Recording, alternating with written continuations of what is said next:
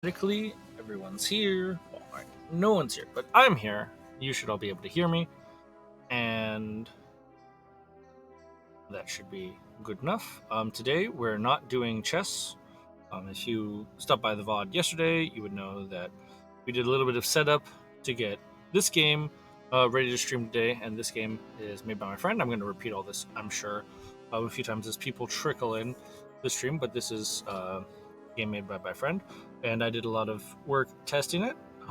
So it's finally here, and we're going to play through all of it on the normal difficulty today on stream, and then tomorrow we'll probably get into more of the normal stuff that this channel was better known for, which is chess streaming. But for today, it's all about the Buggos. So if this game looks cool, definitely go over to Steam and check it out. It's on sale today. I think $15 main price, and it's 12 something to buy it. USD. It all gets converted into your own stuff. So anyways, I'm going to start with a new game here, and it should, yep, excellent, show the different difficulties. So if mostly what you want to do is you just want to romp through the game without too much difficulty, the relaxed difficulty mode should be fine for you. Your bugs having double health, excellent for keeping them alive, and the longer they're alive, the more damage they're doing, so that's great. So that's what I would suggest if you just want things to be very, very easy. If you're more interested in a little bit more of a challenge, then the easy is there. You get extra nutrients, which is how you spawn your bugs. This will help some, but it's definitely not as easy as relaxed. And then standard, this is the difficulty I'm going to be playing on. This is where we've done most of our testing on. And I think this game gives us a little bit of a challenge, especially in the later levels. And then hard and impossible, I'm probably not going to touch unless a lot of people are watching and they're like, oh, please show me hard, please show me hard. And impossible. And hard, as humans have 50% more health, which is a lot. Bug, as I'll mouse over the things in game when we see them, but imagine having the humans having twice as much health. I think it would get to be quite a bit of a slog. And then this one, impossible, double health and 50% more damage. This one is very, very difficult. And I think the thing that it does mostly is it changes your breakpoints a lot for what evolutions are relevant. So I think you have to think out of the box a little bit for doing impossible. But we're just doing standard today.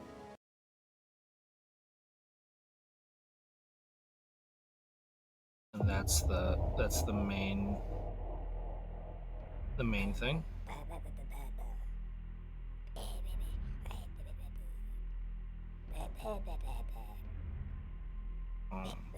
Hopefully the sound's all good here. I did a test stream yesterday to make sure everything was working fine, but hard to tell. Once someone shows up, I'm sure you'll tell me. Nice little opening cinematic there. All right. So here, interesting. So because I have already played the game, it didn't open with the tutorial, but it's okay. I can still explain how everything works. So you start out with this hive. This hive is going to produce buggos. In this case, we have just the swarmer. And when you use this attack pin, you click and hold, left click and hold, and it'll bring up that menu where you have the choice of just this buggo or all of your bugs. And that'll be relevant later. So the bugs try to go to the pin. They're not super good at it, you know. They have their issues being a bug. And eventually, when you feel like you're ready to attack, you put the bug pin in the area of the enemy, and then your bugs wander off towards the pin and they attack things in their way. And when they kill stuff, the humans have red blood, the bugs have green blood, so you can tell sort of what happened in the aftermath. and this happens a lot of time with melee units of similar strength, is they'll actually both attack each other at the same time, and then they both end up killing each other. So not too difficult for the first level. And what do you get when you beat a level? You get yourself an evolution. And your first evolution choice isn't much of a choice. This is your sentience, and you can get all this stuff. And we're not going to look at it too much right now, because right now we only have the one choice. We get Swarmer Guidance, which allows you to direct swarmers with more ease, and they listen to your attack pins better. So that's what we're going for, because we have to. So also, I should have mentioned, all of these things have different difficulty settings. And while you can technically go to any of these in any order you want, you'll find that it's easier to go along the path of from least dangerous to most dangerous. So on this second area, you notice there's lots more people. So if we want to beat this level, we're going to want to build up a bigger force. So how do we do that? So at the start of every game, we have this pin that looks like I guess this icon looks sort of like a ham bone, and all hives produce 25% more nutrients. So if you look up here, top corner, we have your nutrients, and it says Buggos take nutrients to spawn. If you have too few nutrients, the hive will produce less bugs.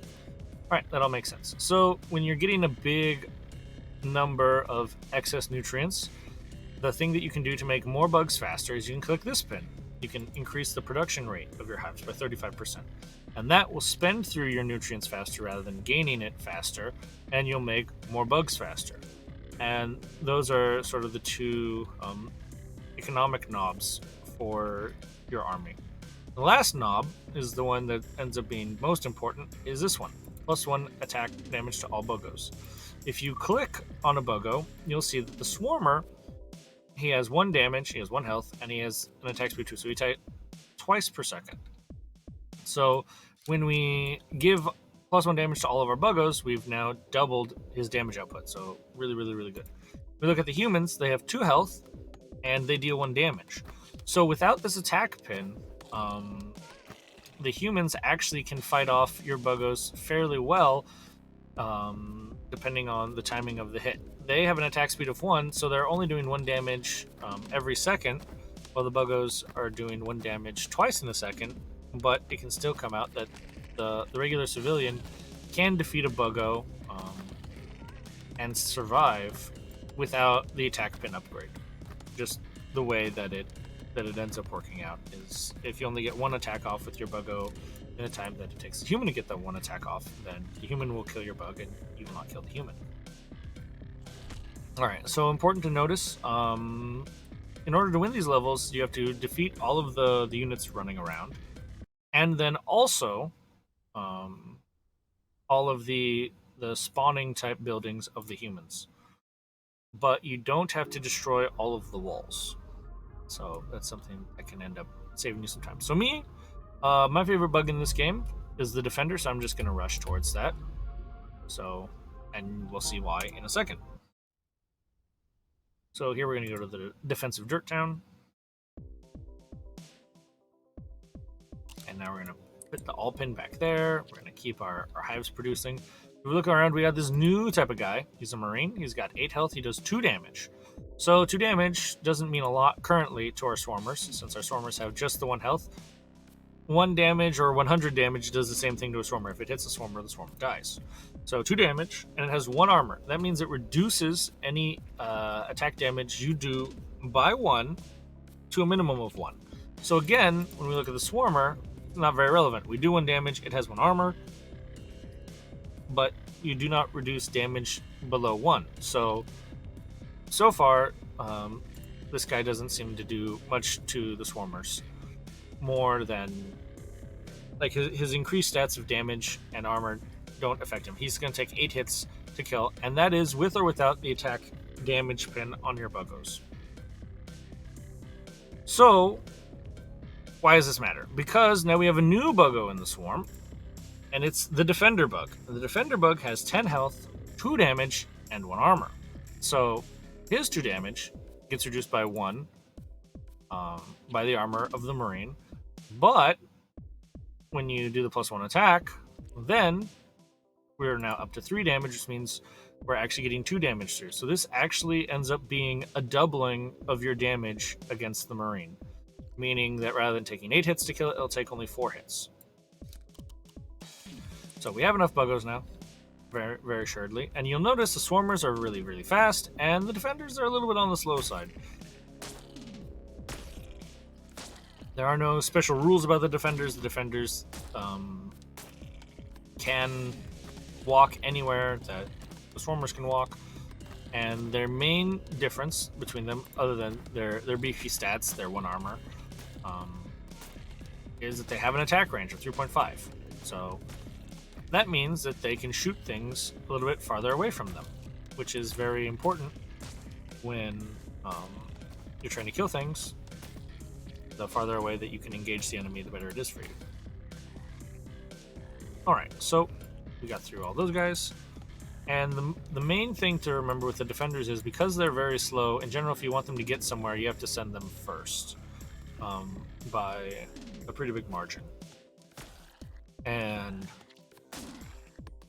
that's something that ends up being a lot more relevant in later levels. In this particular level, we just have an enormous amount of units and endless supply, where the humans have no way of respawning on this level.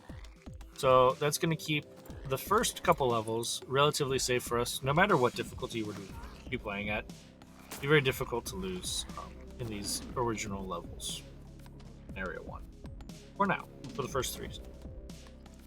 Eventually, the humans are going to end up with the ability to make their own people, and then we'll have a true fight on our hands. Alright, so we got more evolution points, so after every time you beat a level, you come back to your evolution chamber, and you make yourself better. So, what's the best? The best, in my opinion, is +1 range for your bugs is nice, but it's not what we're really here to get. We're really get here for these corrosive chemicals, and this is probably the best Swarmer upgrade in the game, and all bugs killed do damage on the tile that they are on. So this means that if your bugs simply walk up to a guy, all they have to do is die next to someone to start dealing damage to them. And this ends up being very important later, especially, but it's good right away. So this is the path I like to take. I like to go right up to here, and then we also get some very good stuff in that area. It's my favorite part of the tree. There are other ways that you can do the tree, but this one is the one that works for me, and it allows me to get to the Defenders, which, as I've said before, my favorite type of bug. Alright, so here we finally have our first human building, and this is the command center for the humans. It has 40 health. It doesn't do any damage, it doesn't have any armor, and doesn't move or have an attack speed or range. 40 health. So that's a substantial amount, and just like the hive, it produces humans. So here we've got 3 new humans out. So finally, the humans are ready to fight back, but still just with the basic marine and with the civilian. That's all they have so far.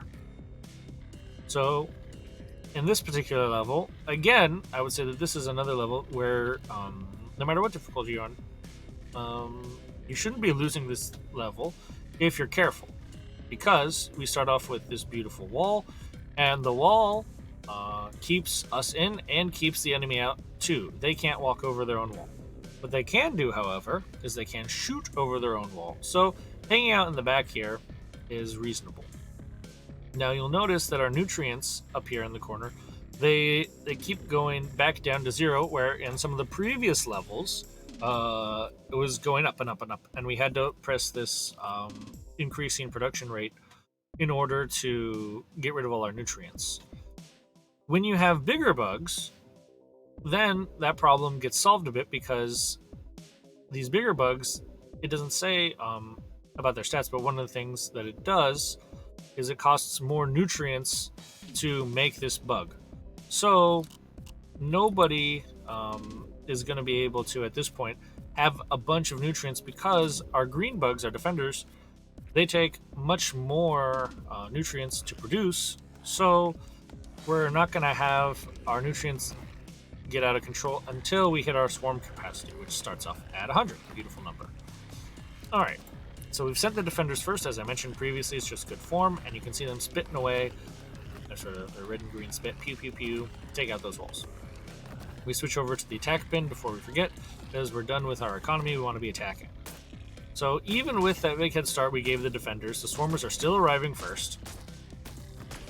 And as you can see, they do a very good job of doing exactly what their name is. They're swarmers, they're swarming, they're allowed to take the same space as their friends, so you can stack up as many swarmers as you want anywhere.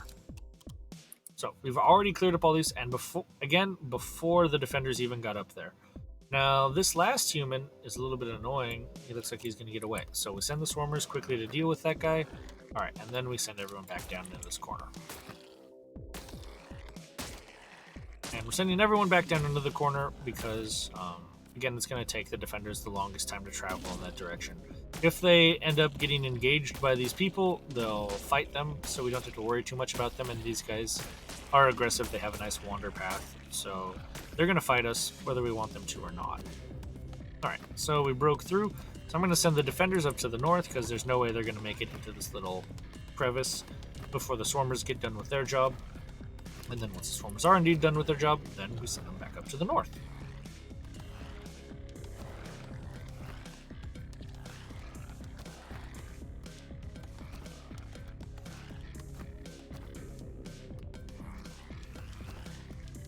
And there, the area is conquered. So 43 human casualties, 77 bug casualties. We're fighting the good fight, but the humans have a little bit better stuff than us. For now. But we have the numbers, we are the swarm. So now we're going to get the thing that's going to help us really defeat the humans much more easily, which is healthy digestion. This is +2 health to all of your bugs, and this suddenly makes all of your swarmers much tankier, tripling their health, and that's going to combine well with some of the things that we get from the warriors here in a moment, where we get some nice +1 armor to all bugs up here. At this point, what you want to pick next is sort of up to you. All of these nearby options are pretty good. I'm going to delay on the warrior though because I want to go over to the builder, mostly just to show you guys what's up with the builders. Well, we don't have them yet. We'll get them next level. So I like to start with all of my troops in the back corner so I can survey the map. And here we have these sort of 3 dudes in what are functionally like watchtowers. They can't get out. They don't have the ability to like diagonally move out of here. They are fully encased. Then we have another full wall, and then we've got the singular command center. And the longer it takes for you to break through all of this, then that's going to be more time that the humans have to spawn. So it's one of those things where the longer you wait, the bigger the problem gets down here, and it's going to be a little bit more difficult to push through. I would say for this level, if you're having difficulty with it, what you should do is potentially reset your evolutions and actually get the builders earlier, because what the builders can do is they can give us a new spawn, and bugs aren't the best at going around corners. So something that if you're having trouble with this level, you could do is have the builders, and then once you clear out these guys who aren't that much trouble, you build a new spawner here, and then it will help you push down there much more easily. So what we're going to do is we're going to send the defenders first, as usual. They're slow, and in this case, you see, we only have the 3 defenders, and it's all just randomness who gets to be pulled out of the spawner cup. But in general, having more nutrients is going to make it more likely to spawn a big bug, because if you don't have enough nutrients to spawn a big bug won't spawn. So early in the game, you're much more likely to spawn a lot of swarmers and less of the defenders, and then once you hit your capacity, your reinforcements are actually much more likely to be of the good bugs than they were previously, because there's now the opportunity for them to become them.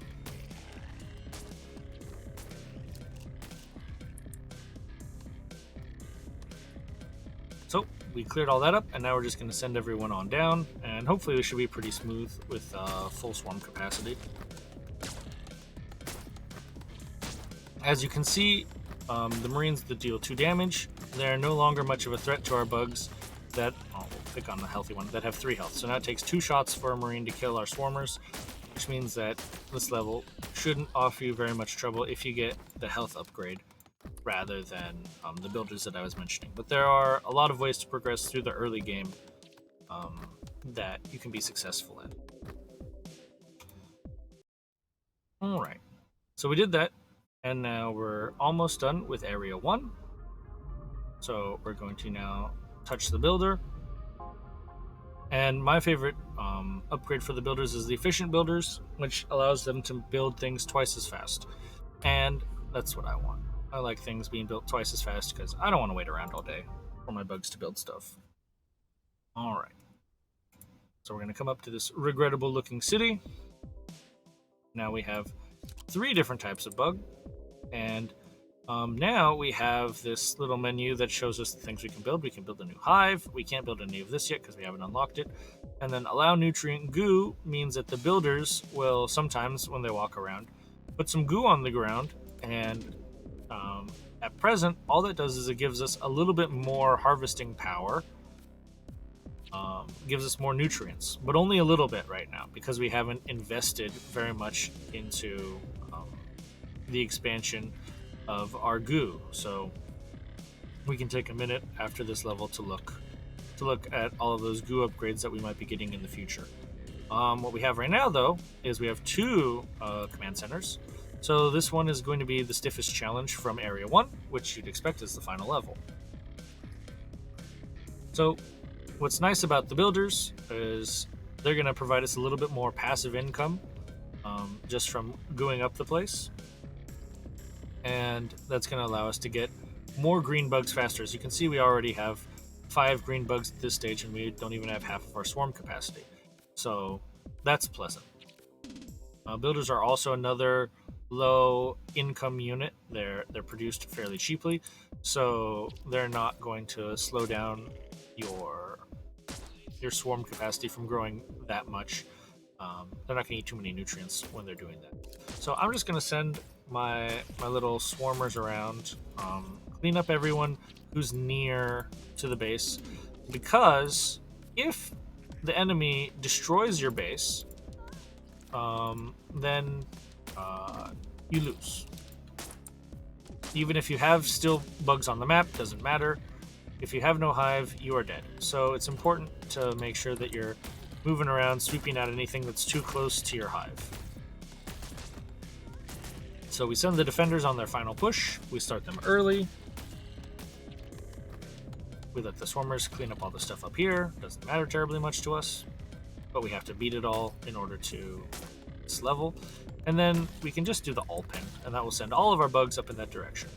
Now, the builders, they're not going to do too much to help the attack at this point, because every time they walk a certain distance, they have a chance to become goo to give us more nutrients.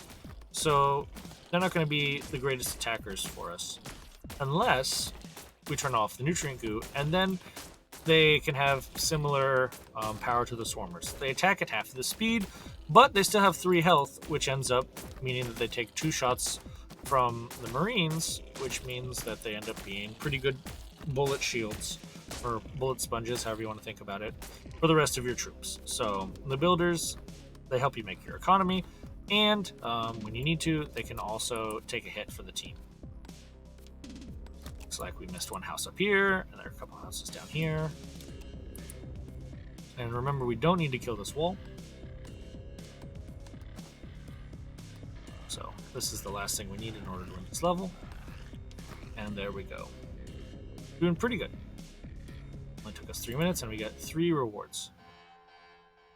And we have got an achievement, defeat Area 1. Nice golden bug for that. Alright, so now we're in Area 2, and we have 3 evolution points to spend. So this is where some big decisions get made, as what on earth are you doing? Some very nice upgrades are up through here, where we have organic nutrient harvest, which gives you nutrients from killing humans, and inorganic, which allows you to get nutrients from destroying buildings. Both of these are going to be big sources of nutrient income if you want to go in that direction. The place that I like to go, very quickly, is I like to go off the builder and let the builder do my economy stuff, and let the other bugs do other stuff. So I like going for nutrient pustules and more pus. And nutrient pustules are basically the farms of this game. You're gonna build these to give you more food, and that's going to help you build more guys, and that's what's going to go on. If you didn't want to actually build with the builders and you just wanted them to make goo and give you economy that way, there are these goo upgrades which are all helpful for that. So now nutrient goo harvests 1 nutrient per 5 patches instead of 6, which is the starting rate, and this brings it down to you get 1 nutrient per 4 patches. And then goo on death gives you a 25% chance for your builder to create goo if they die.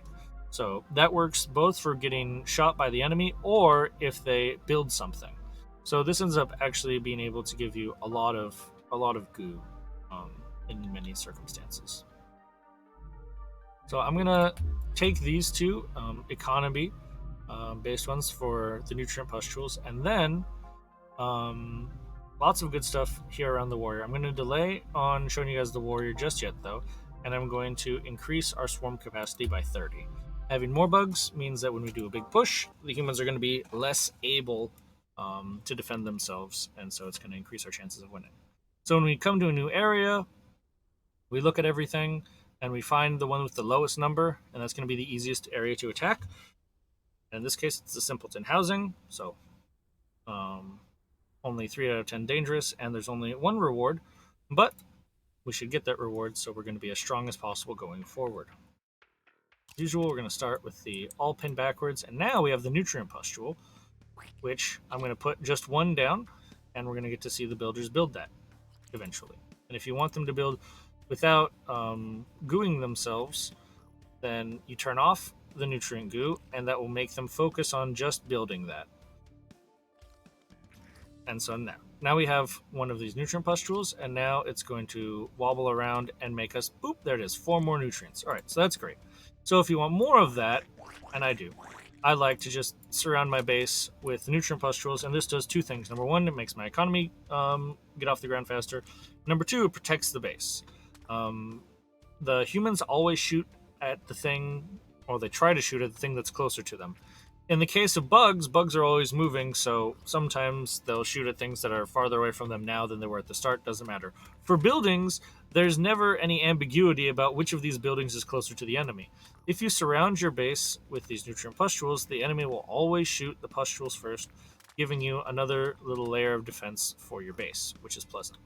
So when we look at this one, we have only civilians, but they've got these brand new human turrets, which are annoying. They have a lot of health. They have 18 health. They do 4 damage.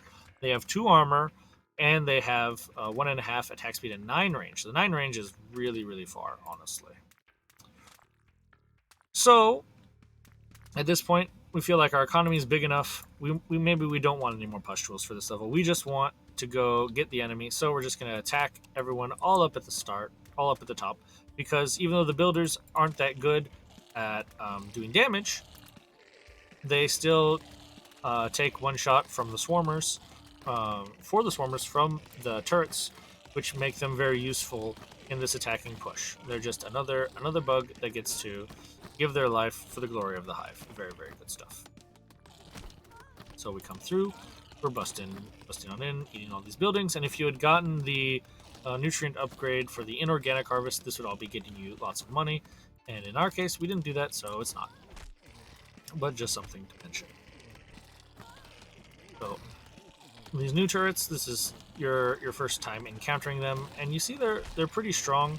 When they shoot at something, it dies for the most part, with the big difference being our defenders can take a few shots from them.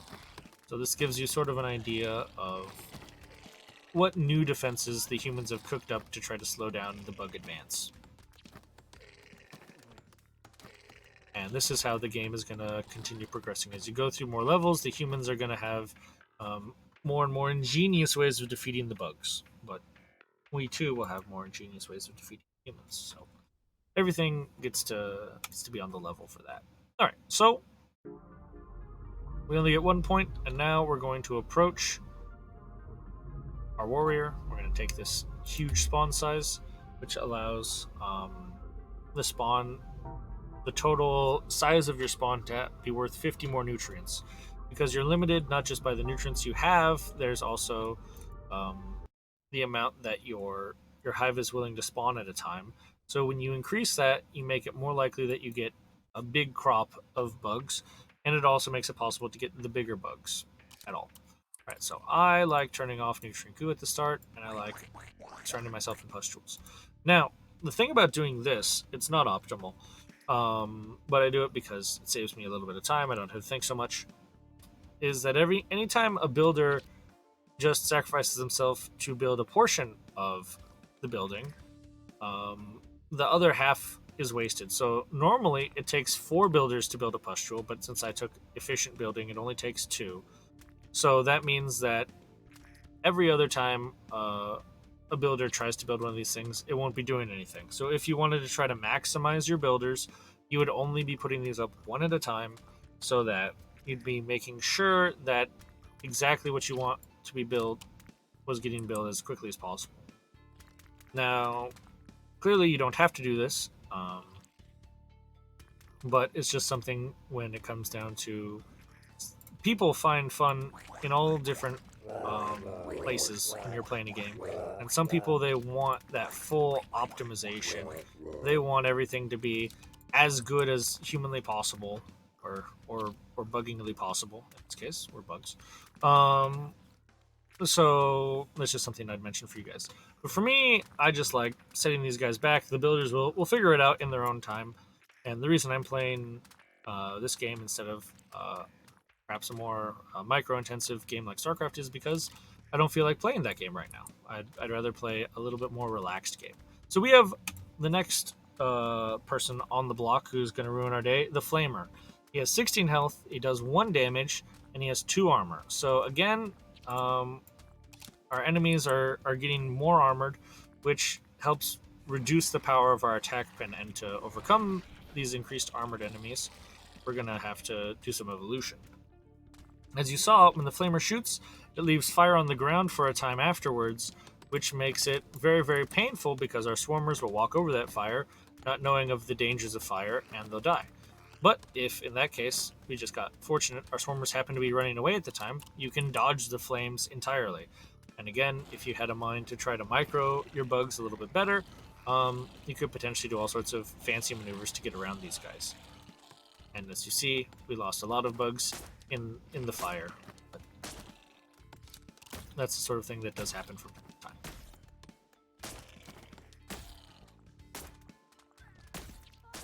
So again, we're just going to try to maneuver all our bugs up into this area, and we're going to attack. And already you see our nutrients, we've made, honestly, way too many nutrient pustules. We've got nutrients to spare. So, especially when our swarm capacity is capped out, how do you spend that? Well, you need to make yourself a new hive. And honestly, this level might be done before we finish making the hive, because once the defenders show up, sometimes they end things fairly quickly. So we're going to send our builders up here to make a new hive, and when they do that, then we'll have a new place to spawn our units from. Also, for everyone who is here in chat, feel free to say hi if you have any questions about this game, or honestly chess too. I'm happy to answer any of them.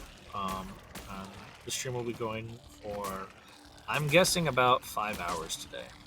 Maybe 5 or 6 hours. So I'll be here for a while.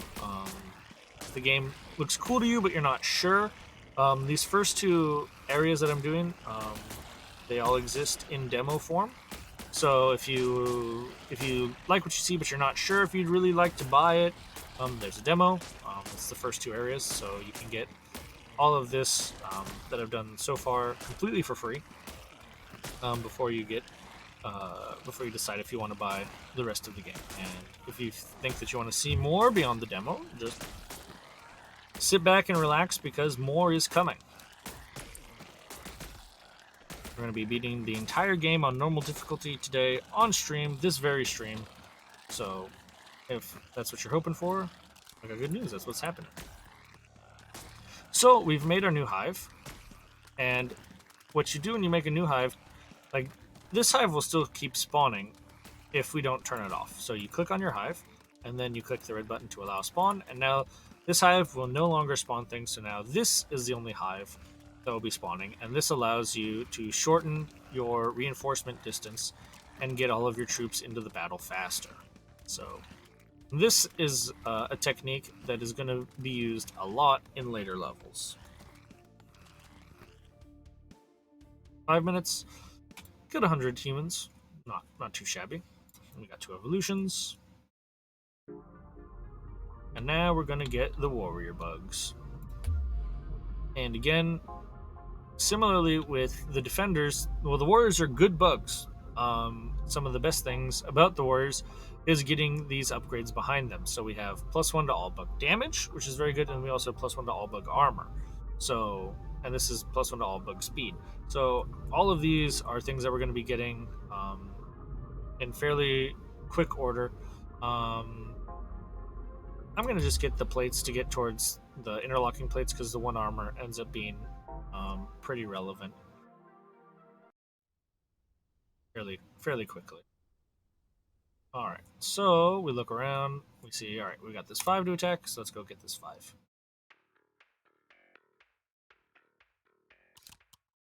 So now we have a new bug on our panel.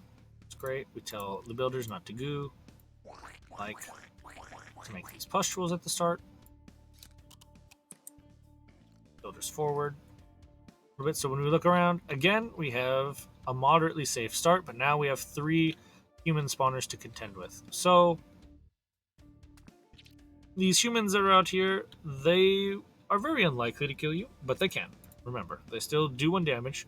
So if you just like decided at the start of the game, I'm going to go, get a drink of water or something, it's possible that you could come back to the civilians having destroyed your hive.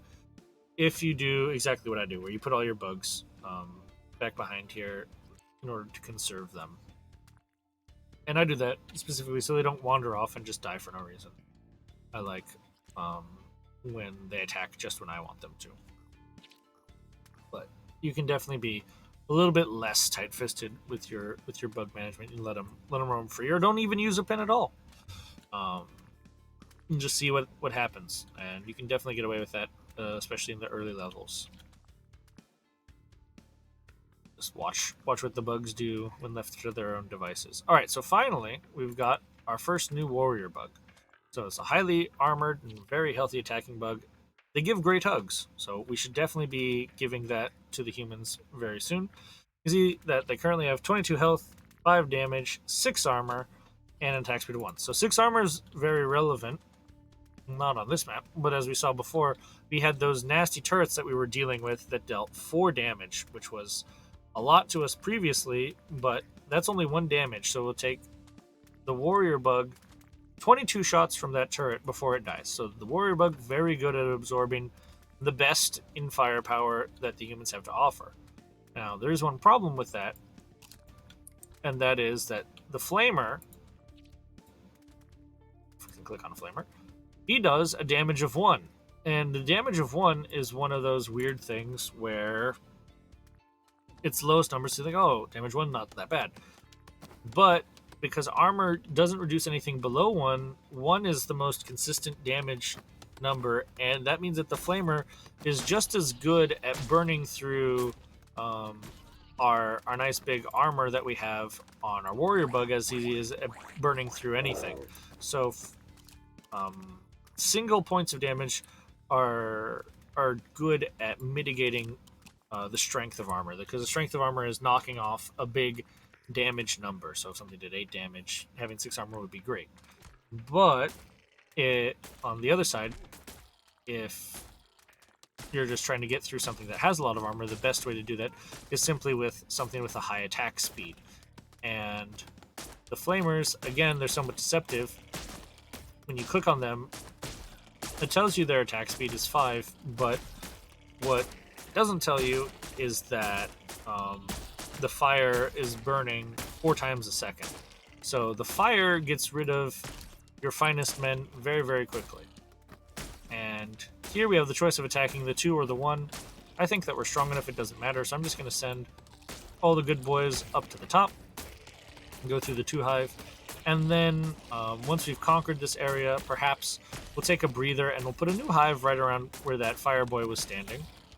And yeah, we're almost done with our little pustule farm in the back, so we can move forward our builders. We'll build a new hive, and this will allow us to finish off these guys if they need a little extra push at the end, or it will help us navigate our units up into this tight little crevice here.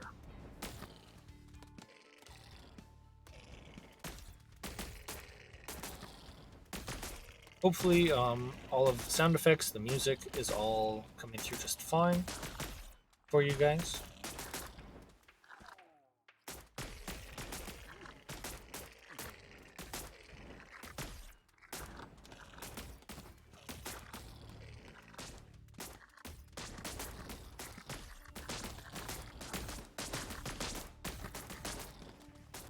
Drink.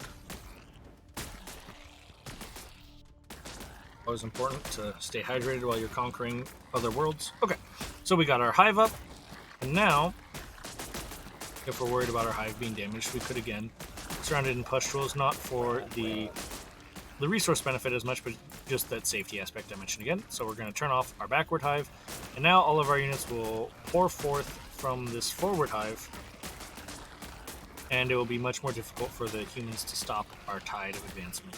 So as you can see, a couple of our pustules were built and already destroyed, and that means that they were necessary, or potentially necessary.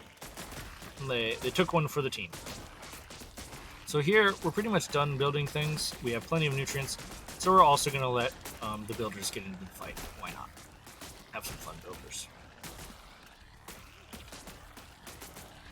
So this is why the defenders are some of my favorite bugs. Is a lot of times your melee bugs will go forth and they'll attack, but the defenders, they stay in the back and they just shoot things.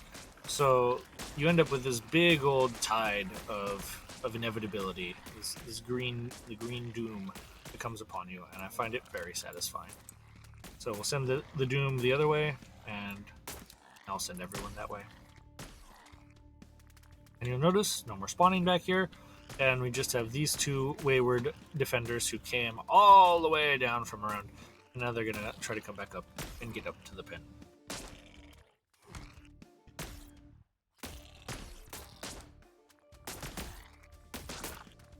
The warrior bug doing a great job tanking shots from the marines, but as you saw, when the flames got on him, he didn't last quite as well as you might hope.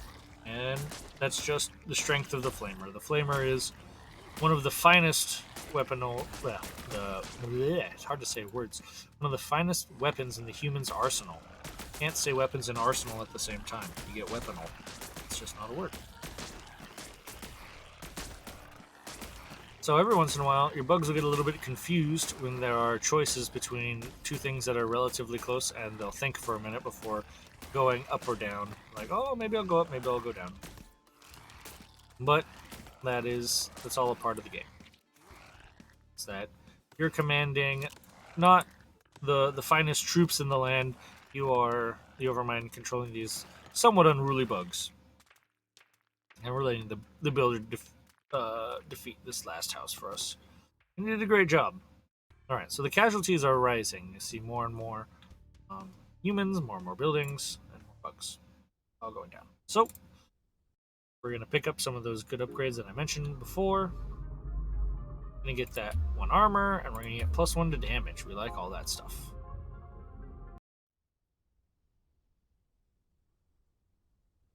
And humorously, that applies to the builders too. They're bugs. So even though they're not supposed to be your finest attacking bugs, we've doubled their damage too. So it's nice. Alright, so we take a look. Alright, so we've got a bunch of these turrets, as I was talking about before, and their damage of 4 is nice, but it does nothing to our glorious warrior bugs. It's reduced all to 1. However, this 4 damage, when you take a look at our swarmer, it still has 3 health and only 1 armor. So even if we're reducing it by 1, we're still going to be taken out in 1 shot by the turret, which we're going to try to fix. Because the Swarmer is your most populous bug. Should have told everyone to hang out back here. Is your most populous bug, so making sure that it's surviving 1 extra shot of pretty much everything is going to be in your interest when you can do it without costing yourself too much. So right now, it's dying in 1 shot to these things. That's annoying. So if we can find a way to either give them 1 more armor or 1 more health, we'll be happy. Spoiler alert, there's a way. There is a way. So yeah, these 2 new defenses for this zone. One of them really is telling you, hey, armor would be good for this, and then one of them is telling you, hey, more health would be good for this. And so the warrior has both. 7 armor now, 22 health. So he's a reasonable solution to pretty much everything that the humans have, but you just can't underestimate those flamers. They are quite nasty. So we wait till we have pretty much full swarm capacity, and then we send forth the defenders. And we send forth the defenders as usual because they're the slowest. Go, defenders, go! They're going to take their time. So against this first wave, there are no flamers hiding back here in this barricade, so then the warrior bugs will be very good at absorbing all of these shots. We delayed a little bit too long and our defenders are getting shot at. Always rough. And the warriors aren't quite as enthusiastic about getting shot up as the swarmers, so the swarmers will go forward and they'll die gloriously for the cause. But then they get in contact with the wall, and with all of their various damage upgrades, their base damage is now 2, which gets increased by 1, which doesn't show up on the tooltip. So they're doing 3 damage every time they attack, and they attack twice a second, so they do a pretty good job. In this case, though, the human turret has 2 armor, so they're pretty well protected from our swarmers at this point in time.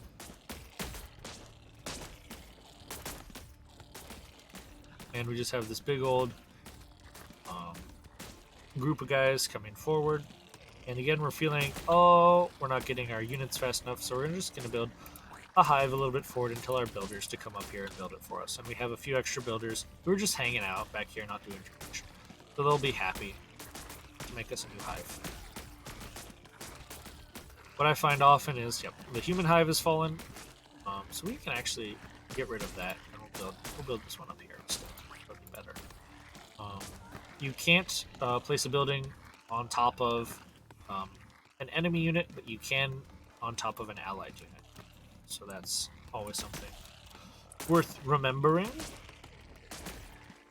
And later in the game, you'll see that when you're trying to get your long-term plan set up, sometimes that can be annoying if a human is walking where you're planning for your next big expansion. But right now we don't have big expansions, we just have new hives, so it's not a big deal to wait for the humans to walk out of the way most of the time. Defenders are all getting up.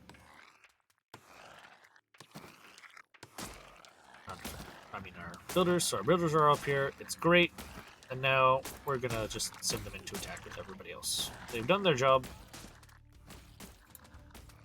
Turn off the spawn in the back so we don't have to make these bugs walk all the way up and all the way around. We're just gonna have them up here.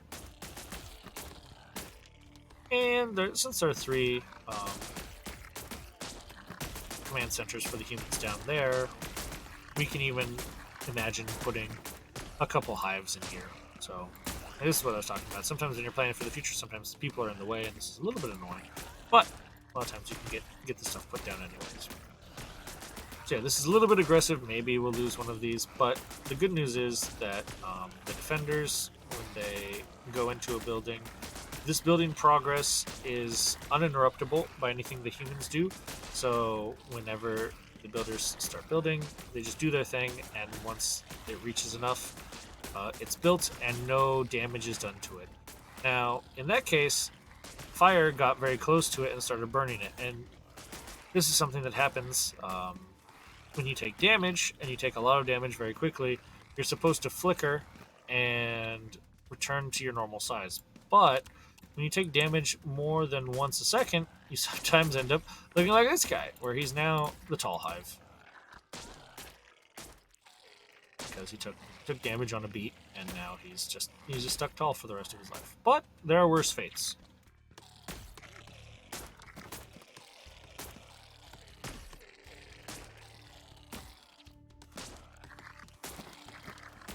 For the most part, most buildings, when they begin to be damaged, they don't get a long life after that. Because most of the time when things are getting damaged, it's because you're the ones damaging it, and it's not because your hive took a little bit of fire, a flamer, or what have you. So, it's a little quirk of the game. It's just funny, so it's fine that it stays in.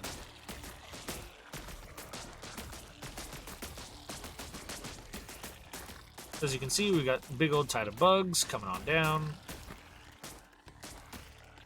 And these turrets really do a good job keeping most units at bay, which is why it's very nice to have the warrior bugs to absorb so many of these shots, because these guys do shoot very quickly, and they pack a lot of punch against your defender bugs and your swarmers, so we're going to want to be getting that extra health upgrade for our swarmers here pretty quickly to help these pushes be slightly less tedious when it comes to defeating the enemy.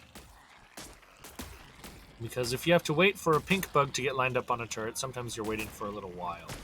Especially when you're just putting the all attack pin in the bottom of the corner. You can see most of the pink bugs are roaming around this right side, not even approaching this turret. So it's difficult to get that lined up.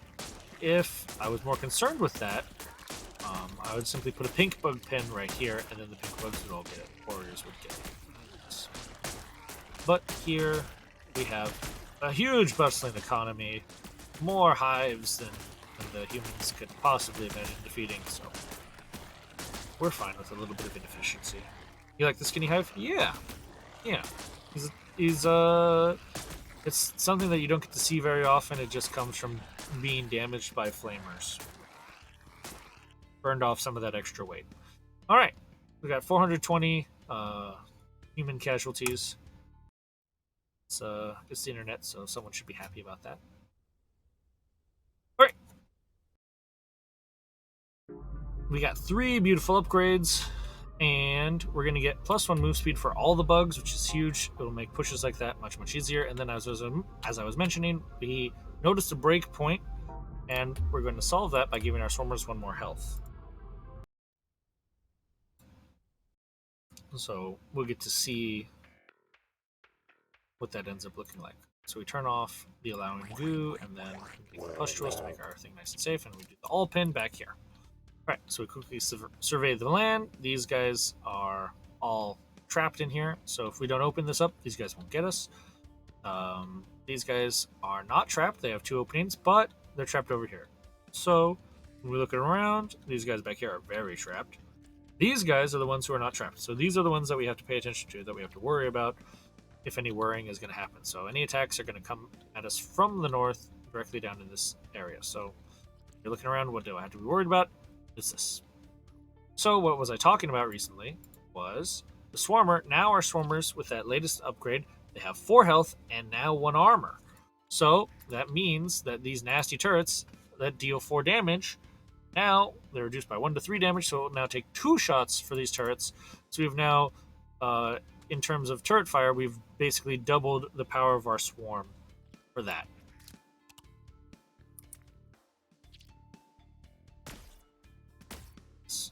Inquisitive Marine came to say hi, and he didn't even kill a singular bug, because for the Marines, all of this power increase is really bad for them. He deals 2 damage, and we have 1 armor. We've had it for a long time, but now that we have 4 glorious health, it takes him 4 shots to kill a Swarmer. And the Swarmer, he's got 3 damage and an attack speed of 2, and so it's only taking the Swarmer also the same 4 shots, but it does it twice as quickly. So the humble marine was quickly outclassed by the evolution of the swarmers on this planet. So, lucky for the humans that they came up with some better technology. Its turrets and the flamer really give us problems because the marines, they're not cutting it. Not at all. So we're still going to be a little bit conservative with our beginning hive, our beginning brood of troops. We've actually this time got kind of a lucky amount of defenders and warrior bugs. And so the flip side of that is when you get lucky with your large bug spawning, that means that you actually have less swarmers to throw around to solve these little problems. Also, we've had relatively few builders by this point. We're at 97, and we haven't completed our initial surroundings yet of our hive, which sometimes get completed very, very quickly. So always a little bit of variance for randomly generated things that will change sort of your gameplay experience. All right, so we've completed our first little pustule farm around our base, and I like to just fill in all the area behind it. So then I just send my builders backwards, and then we're quickly approaching that maximum swarm capacity. Once we get there, we're just going to push on up, destroy these guys, and maybe push through here, or maybe not, seeing how many troops we have left. As usual, green bugs first, pink bugs, and I could wait longer, but we have some friends at the door, so we're going to send the swarmers now.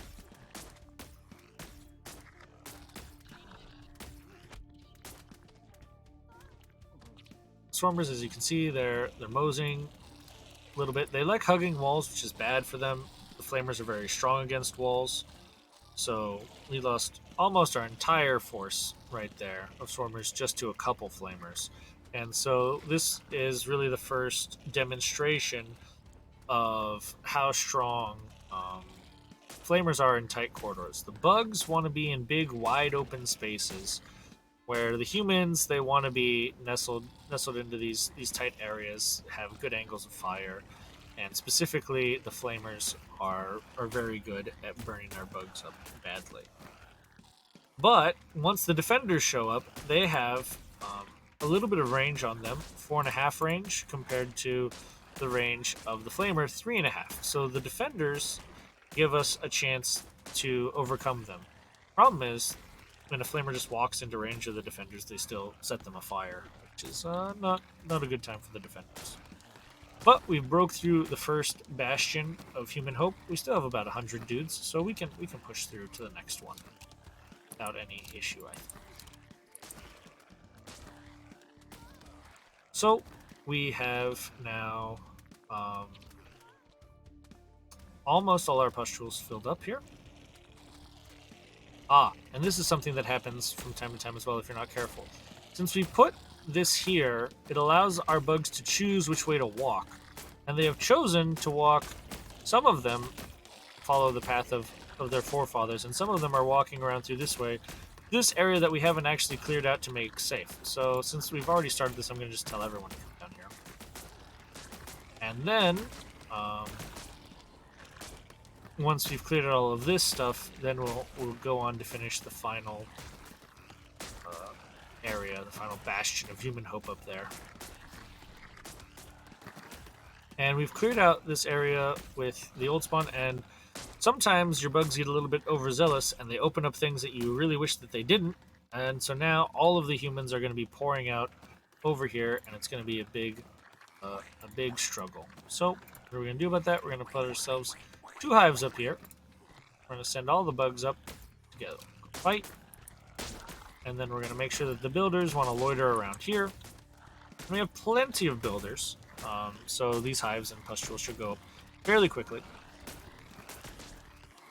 Everything should be fine. And we have plenty of nutrients, so we don't need the pustules again. These are much more of a defensive resource than they are for economy at this point. And we're going to get better things to surround our hives with for defensive purposes a little bit later. But for now, this is what we have. So once our bugs all figure out how to maneuver around the big rocks in the middle, we'll end up with a pretty decent force. But for right now, we're milling about. We've got one of their commensators already destroyed. Oh, two of them even. So even without the forward command center for us, or our forward base of operations, we're already winning. And a lot of that just comes down to the strength of the speed upgrade that we got and the strength of the one more health upgrade for the Swarmer. Because it just means that it's going to be able to live through the fire for one more tick longer, and sometimes it means it gets through the fire, and that's all very important for surviving. And then, of course, the speed, when you're talking about these bugs that have to walk into range to attack, really, really good to have increased speed. All right, so last thing, we've got this group of houses up here, and if you had the ability to harvest buildings, the inorganic nutrient harvest that I haven't picked up yet, little packs like this are a way that if you can send a few bugs early in a level especially, it can give a really big boost to your economy. But for this run through, I'm focusing my economy primarily on the nutrient pustules and not so much on the other methods of making bugs or making nutrients. So I think here we finally get sort of some. I think that so far, once you're at this point, you want some form of economy making, whether it's the goo, whether it's the pustules, whether it's these two harvesting nodes. But now, I think it's time where you could do some stuff. You could give some more damage to your swarmers, but this is getting to the point where you would really like some bigger swarm capacity. So we're going to get 60 more of that in 2 sets of 30. And we're going to take on the rat-like city. Turn off allowing nutrient goo. We send all bugs backwards. We surround our hive with pus. And again, you don't have to do it this way. This is just the way I do it. And then we survey the field. So we've got a whole bunch of command centers. We got 7. And we got all of them on the screen at once. So they all pop up their dudes. So this is going to be tough. The other thing that's very tough about this is these two areas of turrets have really good overlapping fire, and they reach out fairly far. So if your bugs are engaging the humans out here, for instance, a lot of them are going to get cut down by these turrets. So that's one of the reasons why I was so interested in getting that extra health point for the swarmers, is to try to mitigate that, because like you saw right there, it's a long range that these turrets shoot at, and that can really cut into your ability to defend yourself, because the distance between this line that the enemy can shoot at and your hive is fairly small. So you're gonna have to hazard some of your bugs for the defense of your land, because you can't actually just sit and wait and let all of the humans wander up this far. Because if you just let the humans wander up this far, it might be too late, especially if they're a flamer, to stop it from reaching your hive and burning it to the ground. So you have to participate in a little bit of active defense, especially on this level. And that extra point of swarmer health just means that they can survive the danger just a little bit better. All right, and as I mentioned, we've got this problem now of a flamer coming up, and we don't want to engage him up there, but we really don't have a choice. We have to get to him before he gets to our hive. So a lot of brave swarmers going down to make sure that our hive stays intact. What have we been doing in the meantime? We've been building up a nice big economy. And that's only going to be getting better here as the game goes on. And we've been building up a nice group of defenders and warrior bugs. And as previously mentioned, the warrior bugs are really, really good at pushing through these turrets. So we're just using our swarmers, who are our most available resource. They're dealing up with all of the the threats that we have to deal with while we're building up a nice economy of nutrients, and then also a nice stockpile of very strong units. So when we bust through this gap, we're going to be coming through with maybe 50 or so really good bugs.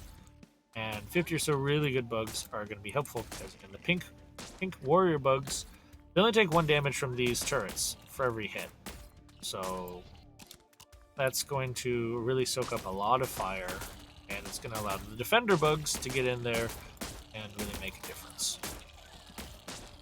So far, the humans have done a good job of putting pressure on us, but if you stay calm on this level, you can handle all that.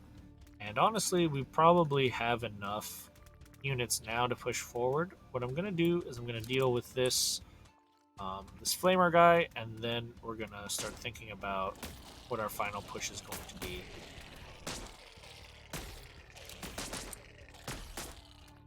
Because the humans are continuing to pressure us, and we don't need to wait for a maxed out supply to start our attack. So with that in mind, we're just going to send the green ones in, pink ones, and then again we're going to send in the swarmers to deal with the flamethrower guys, because we don't really want to fight this with anybody, but if someone has to die, it might as well be the swarmers. They are our most plentiful bug. They come back the most quickly. There we go. So our pink bugs are now engaging the walls. We're switching to attack pin, and there are more turrets behind that, but it's just not going to be enough. The pink bugs are so tanky that really, pretty much, there's nothing that can stop us at this point. And then there's always the green tide of these great defender bugs that come in, and they have the clickety clack of inevitability on their little feet as they push across the land.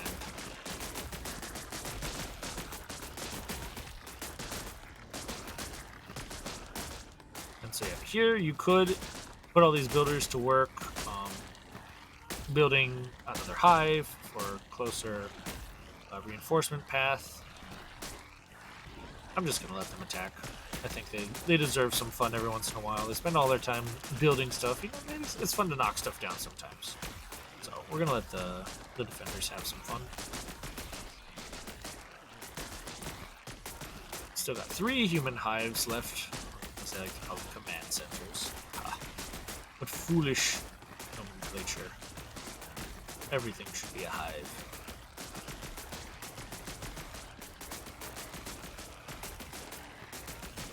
You can see our nutrients are fairly stable, up in the 800s.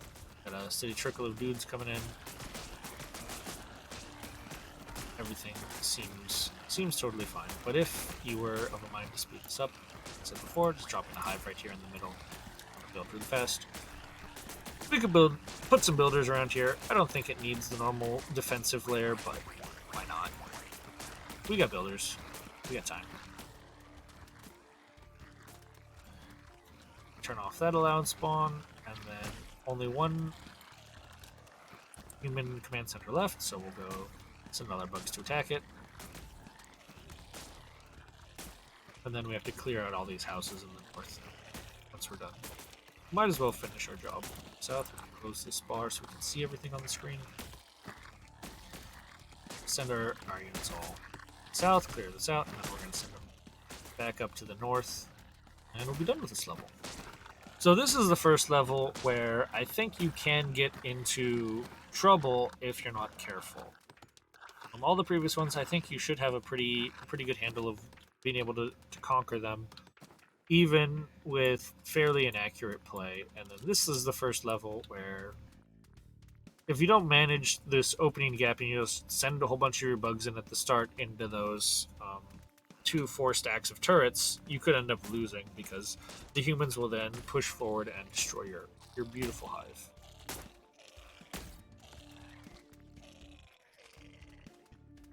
But at this point, the game is fully well in hand, so I'm going to take another drink and stay hydrated.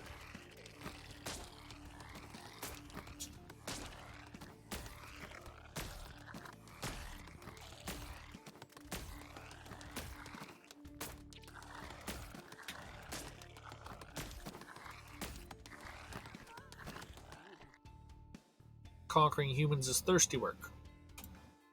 A lot of buildings destroyed there. And we've got our second golden bug, and we've got defeat area 2. So, if you were playing the demo, or you wanted to know what's on the demo, that's it. What you just saw me do, that's all of the demo.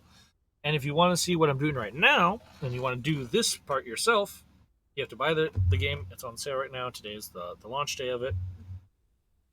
And let's take a look. So, first things first, we can spend those evolution points that we just got. And we can continue to increase our swarm capacity even larger, but I don't think that that's the most relevant thing to do. I think that the more relevant thing to do is to start increasing our starting nutrients, because a faster start is going to lead us to an easier win on the more difficult levels. So we're going to get this organic nutrient harvest, so we get food whenever we eat a person, and then we're going to start with 20 extra nutrients, which is great. A little bit of a bigger bump, and then all the way at the end of the starting nutrients, we have the construction squad, which starts with 20 builders, and that gets your economy going fast, and I like that a lot, so we're going to do that. So I'm going to come to Cockroach Town, and I can only assume that for the Overmind to call this Cockroach Town, they must have gotten picked on by cockroaches when they were a kid. They have a relatively negative memory of them, and as you might notice, there are no cockroaches in the game for us to control, so cockroaches, not our friend. Even though we're Buggos, I mean, we have some standards. So when we take a look around, I'll forgot to do the all pin. Okay. We take a look around. Only the one command center for the humans, but open attack paths. So that's something. This is a theme in the later levels about what makes difficulty, and what makes difficulty is having to defend yourself from multiple areas of attack. So this is obviously sort of the baby's first version of having to deal with that, where the humans have only the one command center, but their units could wander down from basically one of two directions, even though there are technically 4 openings here. We are really only concerned with one of two as far as what we have to think about defending.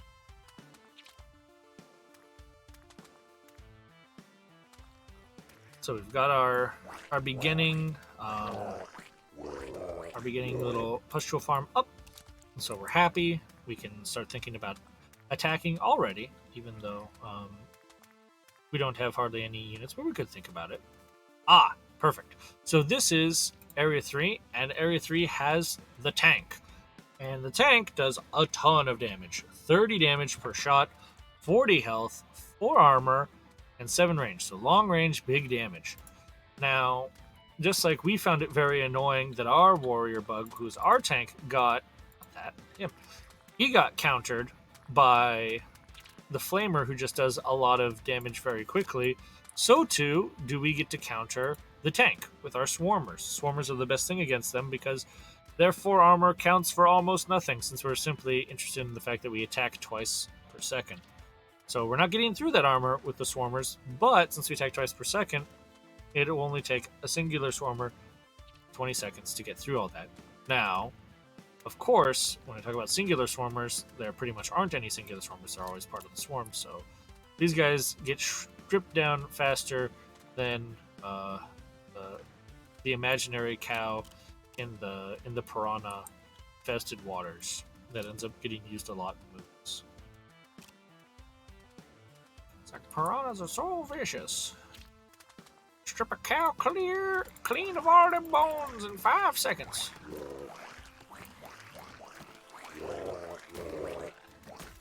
We don't have any piranhas, but we do have swarmers. Give them their +1 attack, even though not terribly relevant against the tanks, it's relevant against everything else. And even though we sent the green bugs up first and the pink bugs second, you can see the swarmers are always well in the lead, pushing through. And here we have our swarm capacities filled, and our nutrients are high. What could we do? What we could do is we could build another hive. And that will help us burn through our nutrients faster, get us closer to max swarm capacity sooner. So that's another thing that we could have done earlier. So now we have 2 hives, and we should be starting to burn through our things faster still. Seems like it's still not enough. So we're going to keep adding it until we see this bar go up and up and up and up, and then we can come back here and look at what's going on. So we want to keep this bar as close to the top as humanly possible. And I'm just going to send in the builders too. Why not? Go get them! We have a lot of builders now. So again, we could build a forward hive, but that's just not necessary on this level. As you can see, the enemy is already fundamentally defeated. But just a couple flamer guys, you know, standing at angles from each other, they can really make it difficult for your bugs to advance. So all things to notice as we're creating out these normal levels, that even when we're winning, a couple flamers is still dangerous. Singular tank alone can really put a hurt in the number of warrior bugs that exist, because even a full health warrior bug, 22 health, 7 armor, not strong enough to survive a singular shot from a tank.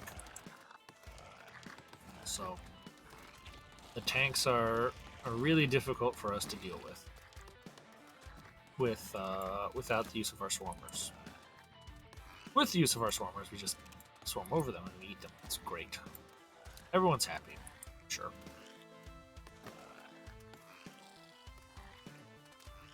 I can't imagine anyone who was unhappy in that story.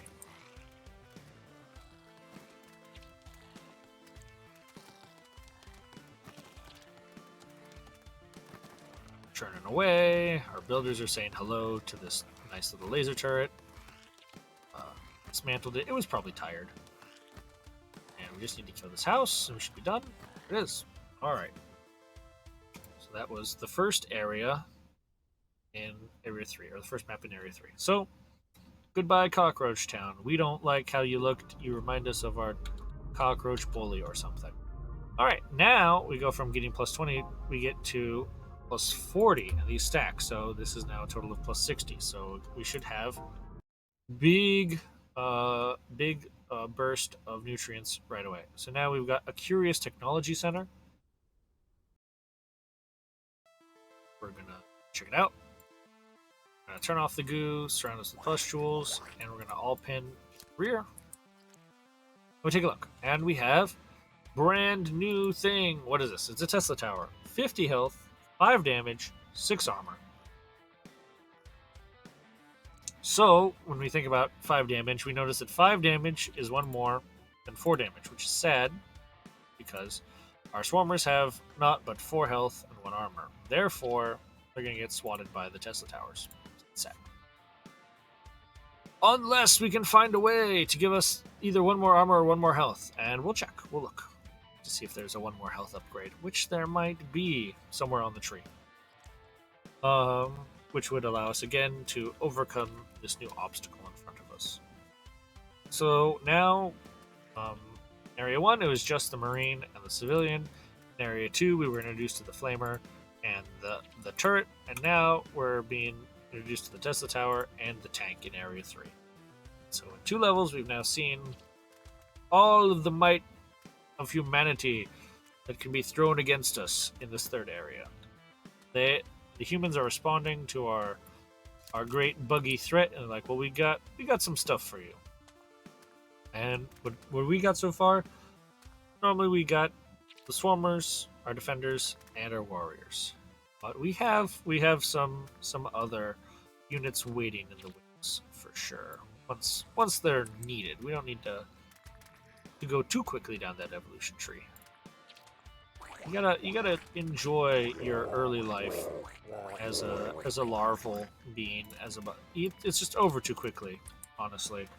So many people are thinking about, oh, what am I gonna metamorphosize into when I grow up? And they should really just enjoy that larval stage a little longer.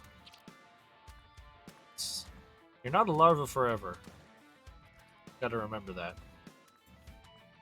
And then once you mutate, you can't go back. Now you could lay your eggs in some unsuspecting host and have larvae of your own, and you would get to relive some of the joy of being a larva, but it's just not quite the same. Got all those bug responsibilities now once you've left that larval stage. It's tough. Anyways, we have almost a full supply of bugs. Our economy's not quite where I like.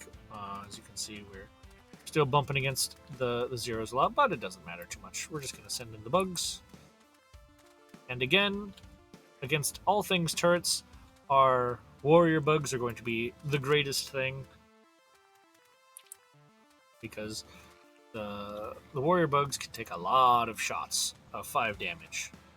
Even though this is a 10 attack speed, it's got to do all 22 of those attacks to our warriors in order to break through. That's a lot of swarmers that live. All right, so I had intended to go through the bottom, but these warriors have different ideas, and you know what? I'm fine with that. You know, we've distracted some of the forces. The classic divide and conquer method. I mean, the instincts of these bugs is uncanny sometimes. I wonder why I'm even trying to tell them where to go in the first place. They'd probably figure it out. And as you can see, we have big nutrient glut, low swarm capacity, so that means we need a new hive. So we got our economy up. Apparently we didn't put a pustule there. That's fine. We will now build a secondary hive. And boom, we get to observe what has become of the humans. And obviously the humans are doing just fine. They lost a few Tesla towers, but the power of big rock in middle of the way and our units 50% going one way and 50% the other, certainly not helpful. That's what I'll say. So, if we wanted to improve our chances, what we could do is we could put a hive over here, tell all of our builders, go over here and build this hive. And then that would ensure that our units would simply come from the south to the north, and it'd lead us to a much swifter victory. And as you can see, our nutrients are actually bumping along against that 0 mark, which means that when your nutrients bump against 0, you need more pustules. So we'll do that too. Have all our builders over here. Everyone become pustules. Make us more economy. And then once you're done with making that economy, everyone go to the north.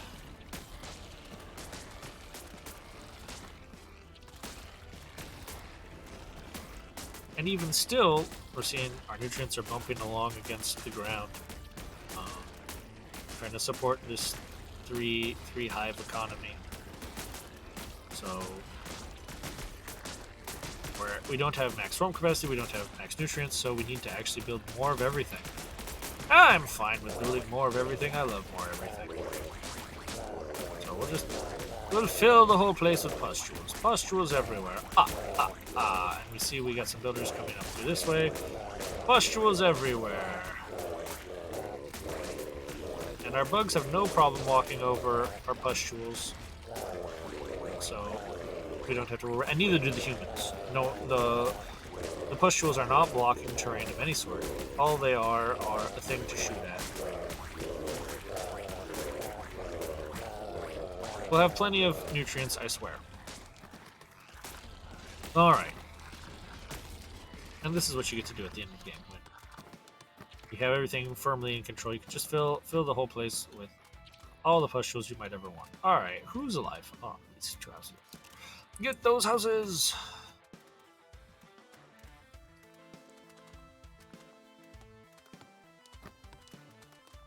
Alright. Very nice. Conquest there. That Curious Technology Center. We're not so curious anymore. We know what's up. It's Tesla towers. And we don't like Tesla towers. So as I mentioned, we're thinking, well, what on earth could be giving us more health? And I can't remember if there There's more health for our lovely warrior, but I can't remember if there's more health for our swarmers hiding anywhere. Not immediately seeing it. We want it though. We do want it. One thing that we can do is defensive goo tactics, which give us +2 armor while on goo, and that would allow us the ability to let our swarmers live on goo longer, but not off of it. That's too bad. All right, nothing special. So what we're just gonna do is we're gonna get more starting nutrients, and we could be moving up towards the swarm mother, but not yet. Not yet. We want our starting nutrients all the way up, and I want to start with this construction squad. It's fun. All right, so that's an 8, that's a 7, that's a 6, and over here, the hidden flea village is a 5. Again, I must assume that we had negative life experiences with fleas, and we're not. Or perhaps, let's take a look before we get too judgy.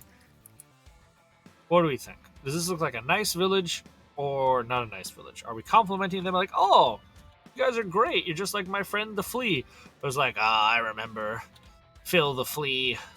It's a coward, always hiding in crevices. It's unclear. Definitely could go either way. It's not like the cockroach town. Cockroach is definitely negative. Like Charlie the cockroach, he was a jerk, and we're happy we're not on the same planet as him anymore. That's for sure. I don't know anyone who would want to hang out with Charlie the cockroach, honestly. Disgraceful.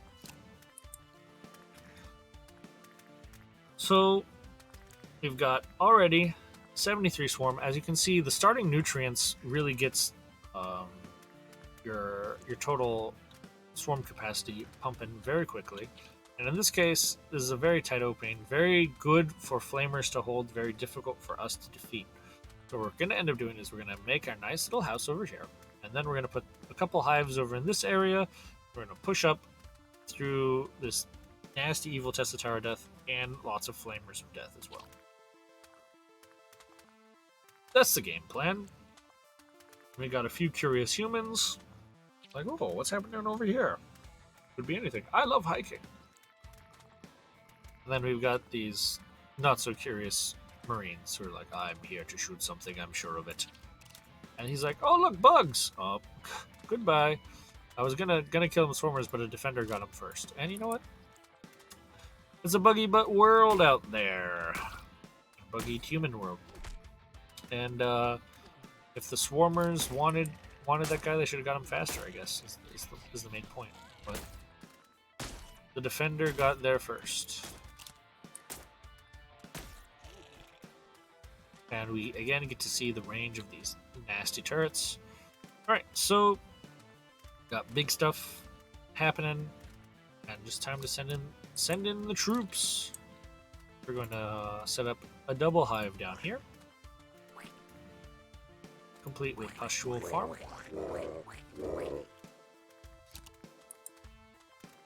And once we see our pink boys getting a little bit closer to the action, we can send in the swarmers, because the swarmers, when they come, they go. And of course, switch to the attack pin, since we're going to attack. And up the middle. And we got through that wall pretty quickly, but the Tesla Tower still stands. You can see the fire making it very difficult to push through. So this is why I mentioned this would be probably a fairly difficult push, requiring some extra reinforcements over here. We'll see how that goes. Coming around corners, very difficult. It's one of the things that the bugs struggle at the most, and it's even harder when those corners are on fire. So this is the sort of thing where coming from this direction, it makes the bugs want to hug the corner, which is the worst possible thing for them to do. So that's why having this extra set of hives will be helpful, because the bugs will be less likely to just walk up the corner. They'll be hugging this side a little more, and then we'll get through.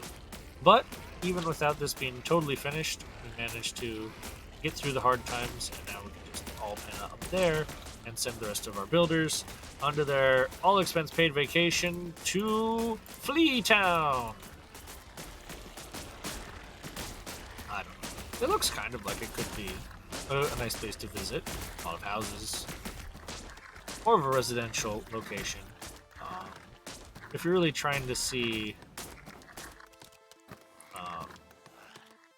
the real side of a city, you don't go to where all the tourist stuff is. You wanna see, how do the people live? How do the people of the Flea Village live?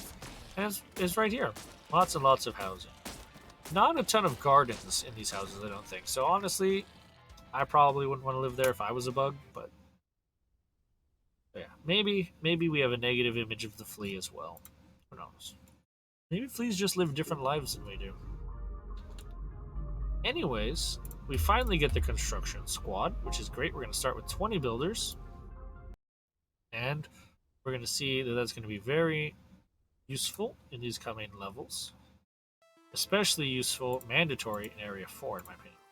So here we have the first and, spoiler alert, only level where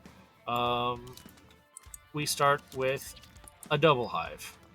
And this is potentially because, as I mentioned before, we're playing with the space of needing to be defended from 2 different areas at once, and also just a lot of starting tanks on the field for our enemies.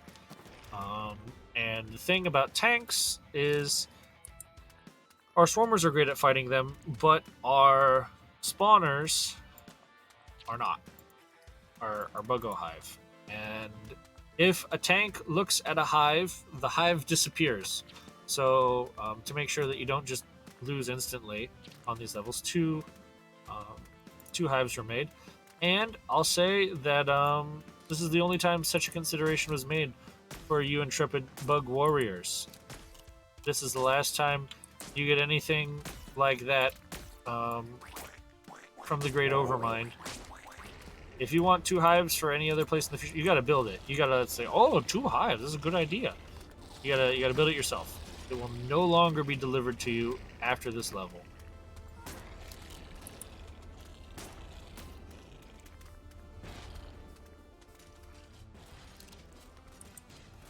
Said lots of tanks on this level. And again, we got some tight corridors that can be difficult to navigate when they're full of fire. Much easier to navigate when they're not full of fire. And then once we leave the corridor, we have beautiful wide open spaces for crushing the humans.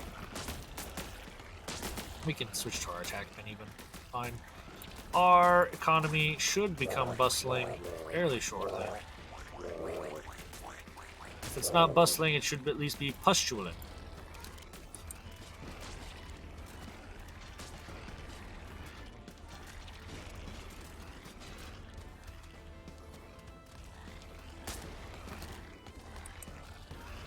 So, finally got our green boys into the engagement.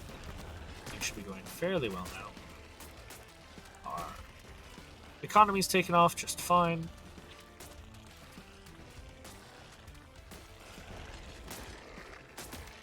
Finally broken through.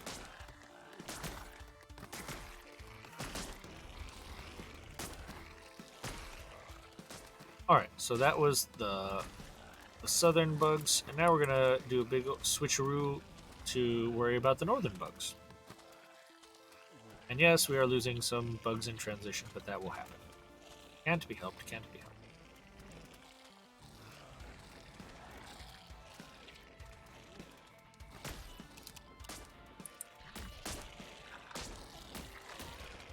So we're just sending everyone up. We don't need the villagers at home anymore. We got plenty of pus. They can go up and do their best Swarmer impersonation as far as I'm concerned. Totally fine by me.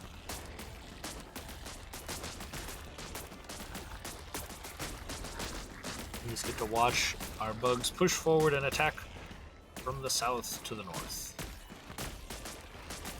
It seems like this defender is really working on opening this wall, which we don't want to have happen. We don't want all these guys to just pour in and blindside us as we're trying to take out these humans, but sometimes the defenders have a different idea about what's important in life.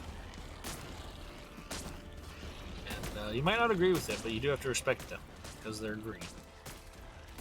So rules about green things. It's like broccoli. You might not like broccoli. You gotta respect it. A lot of good nutrients in broccoli. Whether you're a bug that eats plants or a bug that doesn't eat plants, you gotta respect the broccoli hustle. Does a lot of good work.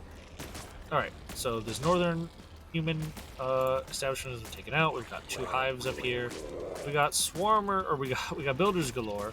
This is what happens when they don't die. They really pile up in a huge way. And he's like, oh my gosh, that's a lot of builders. And so there are 2 ways you can get rid of the builders. My favorite way is just send them to attack. They're like all the other bugs, they like attacking. And a more expedient way to remove them from your supply is to allow them to use the nutrient goo, in which case they will much more quickly goo up the ground. And the reason I'm not doing that currently is because, yeah, they are a little bit worse than the swarmer, but they're not that much worse, so I might as well let them go. And then the other reason is because I don't have any of the upgrades for the goo. So the goo is just goo, and I don't need more nutrients. I got 5,000 in the bank. I made a huge farm back here. So all it would be doing is just killing them faster to give us a better chance for other bugs, which is totally fine. But I like giving them their shot. They're so aggressive. You play with the builders long enough. These guys, they shouldn't be any more aggressive than any other bugs, but somehow they get it into their head that they should be the ones who are doing all the conquering. I say more power to them. So here, it's when you have a level where it takes a long time, what ends up is there's a whole bunch of humans here in the back, and they get this beautiful concave to shoot at you with, and it makes this final push a little bit more difficult, which can lead us into our next couple of bugs that we'll be picking up here very shortly. The bug that helps end these pushes very, very quickly and in fabulous fashion is the boom slug. I think it's almost time that we incorporate him into this battle. And then the other bug that helps these pushes a great amount is the swarm mother. So those are our 2 next upgrades. Oh yeah, I'm looking at the bugs. They're doing a great job.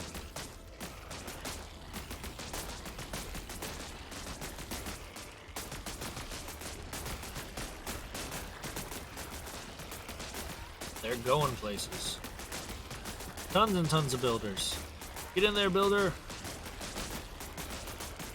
Fight for all you're worth. We're almost there. Where are you? We're in Area 3. I believe this is map 4 of Area 3. The only map where you get 2 starting spawn. That great distinction. Yep. Went through all of the demo content, explained to everyone about the demo, that if they want to play this game and go through just that first 2 areas, first 2 sections, 6 maps in all, they can just pick up the demo and try it out, see if this game's for them before they buy it, or if they see it, they love it, they watch it, they just want it right now, they can do that too, because this game is fully released. Alright, so not too bad, 8 minutes there. 222 buildings destroyed. So yeah, yep, as expected, the Ford Command Center. Yeah, you missed the conversation about cockroaches and fleas, where definitely the demo is not active. Oh my god, I've been lying to people. Ridiculous. Alright, apparently the demo's been taken down. So if you're excited about playing the demo, I'm sorry, you can't do that anymore.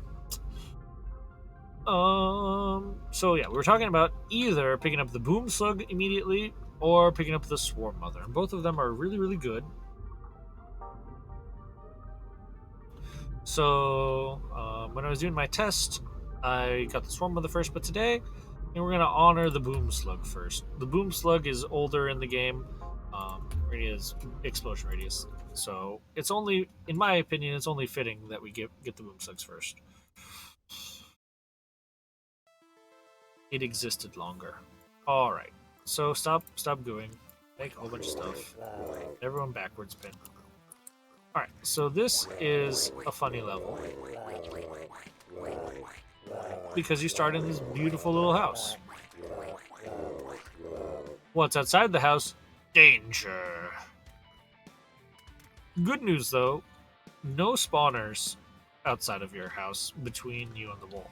So this number of flamers and marines and civilians, that's all you have to contend with until you're ready to fight.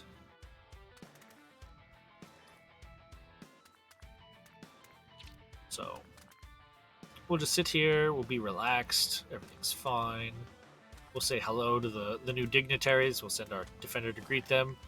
Oh, they don't appear to know the traditional greeting of our people, which is acid spit.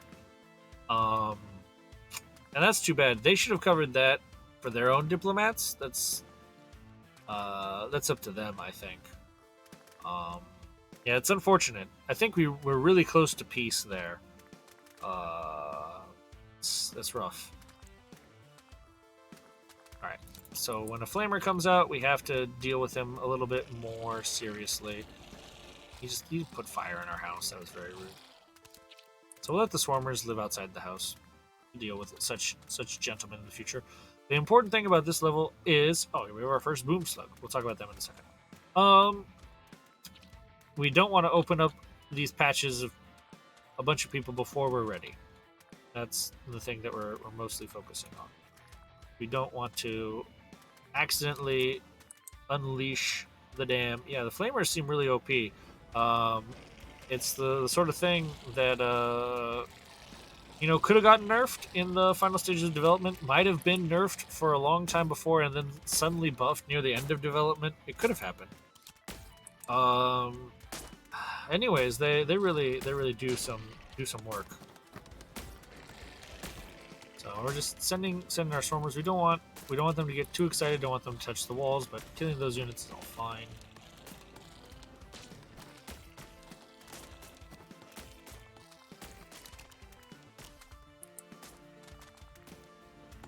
All right. So after our little sorties, we still have 2 flamers we have to be worried about.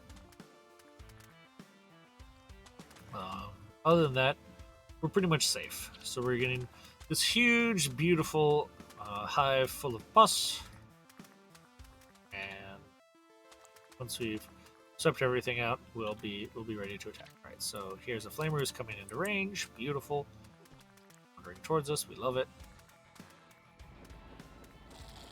He's setting us on fire a little bit. We don't love that.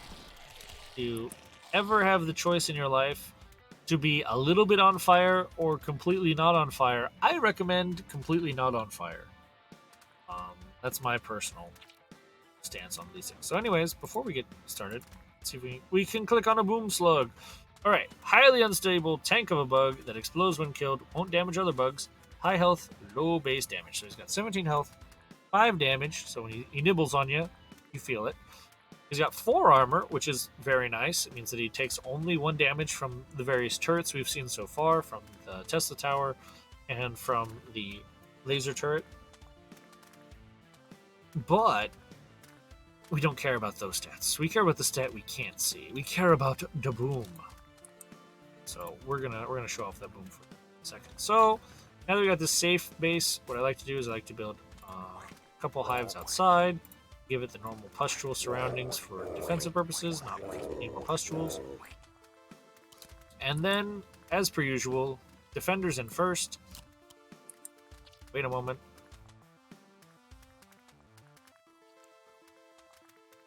Send in the warriors.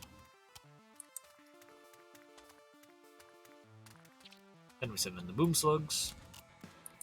And then, at long last, we send in the swarmers. And that gets people in there at roughly the time that I like them. So in this particular case, because I had all these swarmers loitering over there and all these other bugs coming up this other way, the attack is a little bit bifurcated, but it's okay. we're not too unhappy. We'll add +1 attack pin. We're no longer interested in the nutrient side of life.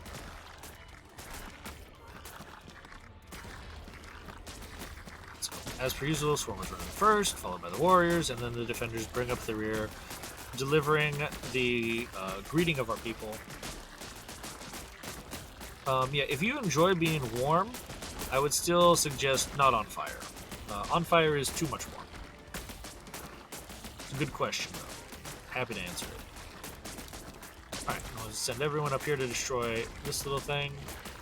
And you can see the boom slugs are kind of chilling out with the defenders. They have a similar sort of lifestyle of movement, and you wouldn't expect the boom slug to be fast. Is this fun?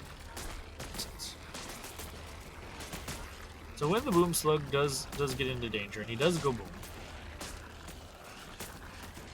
Let's see if he'll go boom. Nope, he won't. Alright, everyone go this way.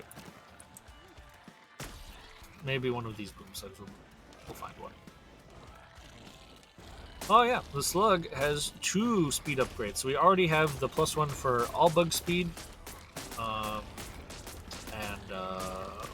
The boom slugs are a bug, so they get that.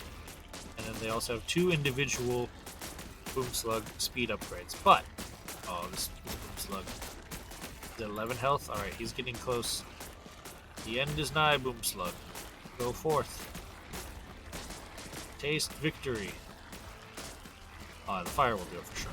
So when he dies, he makes a big explosion, and you might say, I want that explosion to be bigger. And if you said that, you might have been me, because I want that explosion to be bigger. So we've already gotten 1 upgrade to do that, and we can get another, and that's exactly what we're going to do next. But as you can see already, with just 1 upgrade, pretty good radius for the explosion. Certainly not unhappy that the boom slug was there. He did a great job. Alright, so we do a quick check. Everyone's dead. Beautiful. Beautiful. Alright, so we've now got this final threat, the Ford military base. But before we defeat them, we must finish our boom slug upgrade, as I mentioned. We had 1 boom slug explosion radius, and now we have 2. Beautiful. And now we're going to increase our spawn size to insane spawn size. So after this level, we're going to get 3 upgrades. We're going to take the Swarm Mother, and we're going to get starting each level with the Swarm Mother, because this is going to give us a lot of free Swarmers at the start of every level, and that will be very helpful in Area 4. So everything is going according to plan. Don't kill yourself. All right. So we lost some builders to gooing, but such is life. Everyone go back here. Take a look at the final base.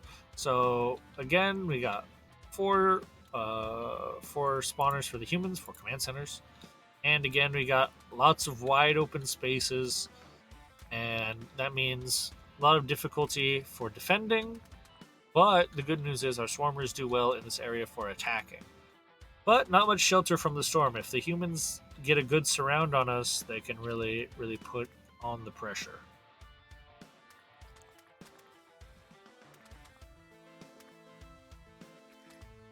Yeah, I mean, the don't kill yourself is, I think, honestly, again, very reasonable advice for everyone. But you must specifically instruct that to the builders who just have great gusto for gooing.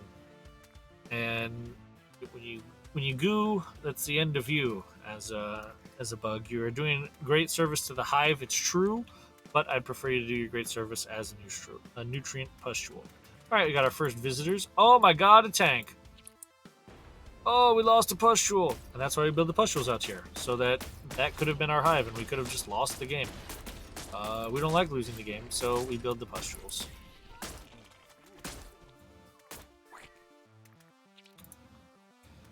And doing it for levels, and everyone didn't know exactly how much it was a serious concern. Oh, he's always surrounding his hive with these things. Does he really need to? Now you have seen with rogue tanks coming, different attack angles. This is there. We can zoom in, but we can't zoom any farther out. So Or the tank moves fast. He's got treads. He's moving. This time he's got friends. So very important to deal with the tank contingency before they reach your hive. That is bug defense 101. Tanks are very bad for your buildings. Yeah, so having to guard from mostly just these two different angles of attack, a little bit difficult, and you do have to worry about a little bit from the third. So again, things are getting more and more complicated as we go through the levels, and more dangerous.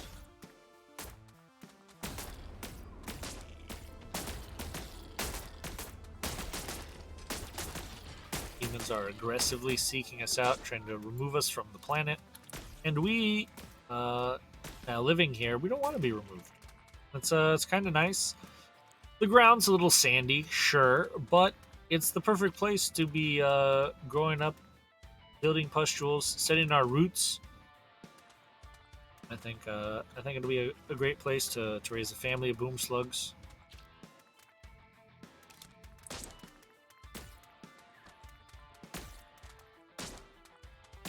We lost another pustule. Again, life is dangerous.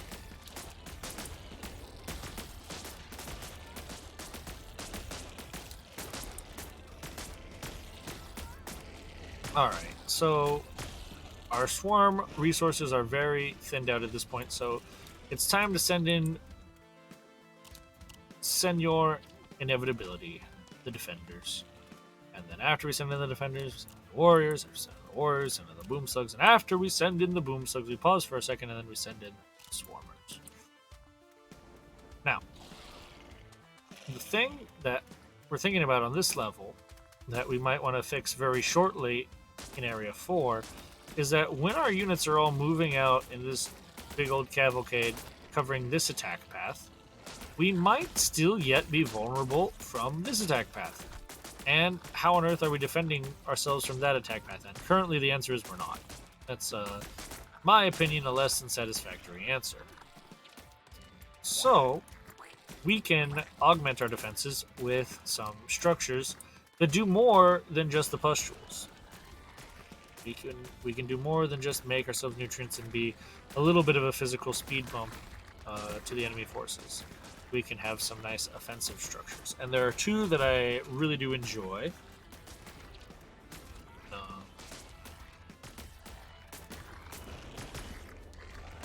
For purposes of defense, and then one that I don't enjoy so much, but I build it sometimes.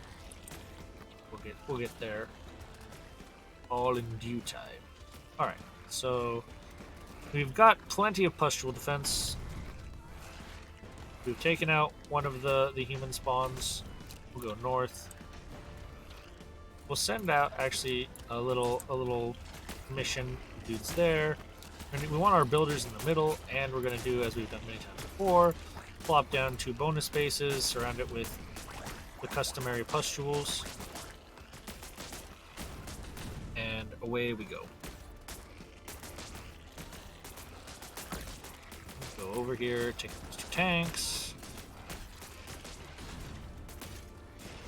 Now come over here, take out this tank.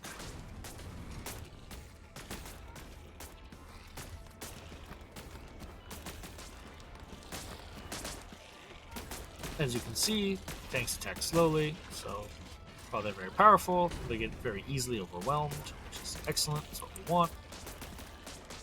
Got these 2 new swarmers built up, so we don't need this old base. That tank was being very rude. Again, attacking from a path that we're no longer paying attention to. So what we can do is we want to try to clean this place up, but we got other people who are more important for the war effort, so we're going to send builders to mop up this. And then we're going to send everyone else up into the north. And we'll see if the builders can handle this.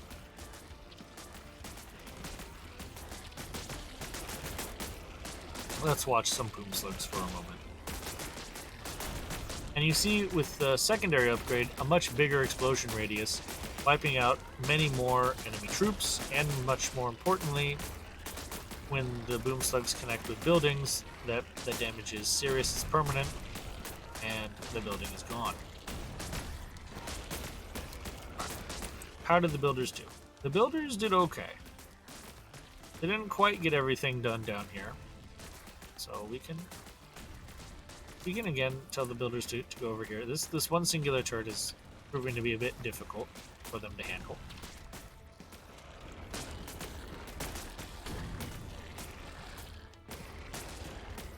This is why we normally don't send the builders to war. They are not our most efficient troop.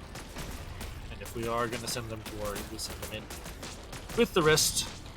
Make sure that we're not... Aha, we forgot to stop this one from spawning. So now this should help us dramatically. Just these two swarmers, or these two hives spawning. And our builders are helping speed up the end of the game by clearing out a bunch of chaff. Let's put a bunch of chaff up here as well. All of it will be eliminated in due time. Alright, we got one spawner, we got the other. Alright, so now these are just loose units that will get picked up, and the builders did their job. They killed that hive, they killed the, or not the hive, they killed the turret, they've killed a bunch of houses. Everything's excellent. So we'll send these boys over here, and then the swarmers are fastest, so we'll send them up into that crevice. Deal with that. And you saw tank versus warrior bug, tank wins. That was a very clear demonstration. So builders are almost done. There's a little bit more to do. Send the boom slugs here too, why not? Alright. Everything's done up here. And the swarmers are almost done up here. This warrior bug is... rather than attacking these buildings, he's doing the ceremonial dance of his people. Very important. And in just under 9 minutes, we've earned our third golden bug. Defeat Area 3. So now things are going to get serious. This is Area 4, and if it looks like it's not that spooky, you're wrong! Look at that, it's spooky and spooky! Ah! Things are scary. Don't worry though, we have a plan, as I mentioned. We got the Swarm Mother, and then we've got the Mother section of the Final Farewell. The Final Farewell, we get 10 Swarmers on her death, which can be useful. If she gets shot by a tank, this is instant revenge. If she gets shot by a Flamer, it's an instant barbecue. So, sometimes really good, sometimes it's like, oh. Alright. So we look around for the easiest one, and again, it is the human garbage village. So we quickly tell them, no gooing allowed. Quick enough. Some goo happened. We backpin everyone. We take a little look at what we have here today. So, we have 2 fully enclosed military encampments, but fully enclosed means we get all the time we want to get ready, which is nice. And we'll need it. Because we have the Commando. He's a human commando. He's fast, he's strong, he's dangerous. Got 20 health, 4 damage, 3 armor. So, 4 damage means that he's just like our bud, the human turret, which means that our swarmers that we got up to 4 health with 1 armor survived 2 shots from him. So, we specifically got those upgrades for the turrets, and it works just as well on the commando. So that's going to be very nice for us.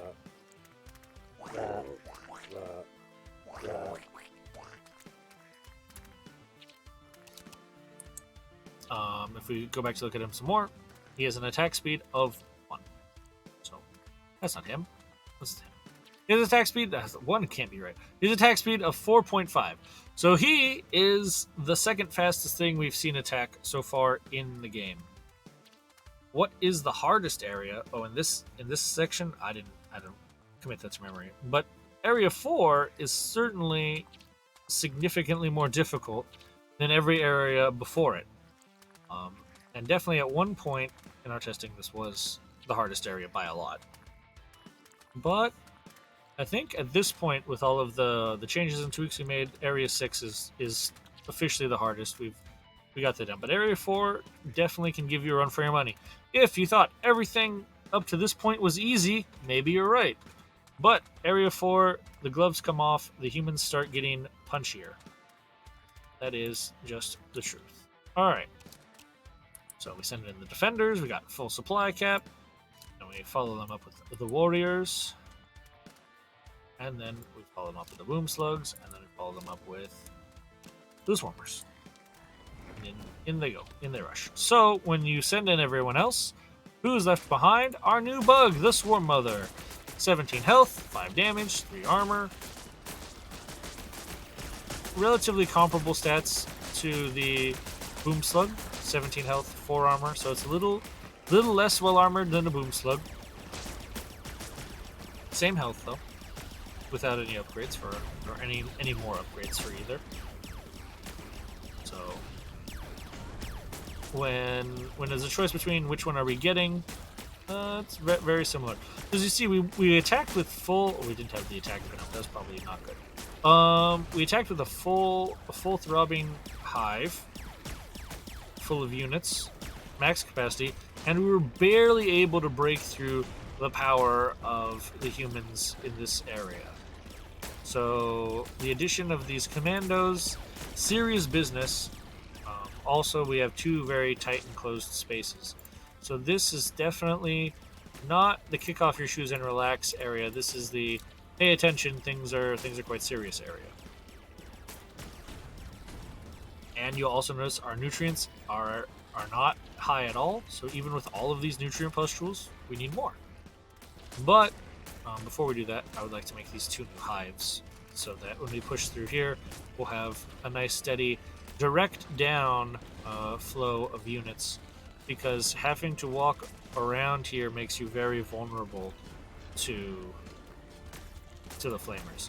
So when we look at commandos, and we're thinking about what's the counter to commando, he does 4 damage. So everyone who does less than be on the screen better. Anything who does less than 7 damage, he's still going to be countered fairly well by the warrior bug, because he's got 22 health. So that means it takes 22 shots to defeat him. So just like the warrior bug was the best thing against laser turrets and Tesla towers, he's still the best thing against the commando, since they have a very similar damage profile. 4 damage, long range, good attack speed, so it's very, very similar. Alright, so we want everyone to retreat for a second. We don't want to attack, because as you see, coming over this ridge, you just die a lot. No damage was done to the enemy there. So we don't like that. So we want to attack from this flat angle, straight down the road from here, where we're not just going to feed ourselves over completely to the fire gods. And then we do the attack all pin. We're just going to, because again, we're at max swarm capacity. We recovered our economy a little bit. I could have waited a touch longer before starting the attack, so that we would have more continuous big wave. And we actually want to turn off this spawn, because again, this angle is just not very good. So as we're doing this, we're making still more and more pustules, trying to get that economy up so we can have it be continuous flow of maximum supply. And here we have our Swarm Mother. Normally, we don't want the Swarm Mother to actually charge the enemy, but she appears to have gotten her head set on it, so she did. So she charged, she died, their 10 Swarmers popped out, everything worked according to plan. Alright, so now we've got a problem of tons and tons of builders. Our nutrients are okay. So it looks like what we should actually do, instead of building all these pustules, is should build another couple of hives, which we can still do. It's a little bit aggressively placed, but you know what, we'll do it.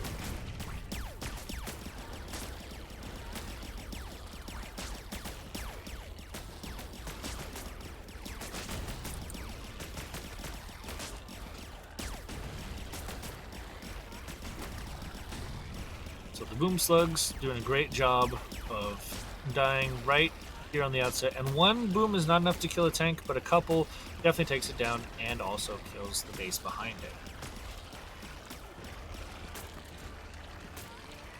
So as you can see, this level, not a pushover. While we were never in terrible danger of dying, It definitely wasn't easy. Our first push was um, staved off a bit just by the units here, and then our second push, we had to be a little bit tactical to push down to make sure that we had a nice crisp victory. All right, 7 minutes, not too shabby. All right, but now this military weapons facility, very difficult. We're going to do that last. So that's the hardest one in this area.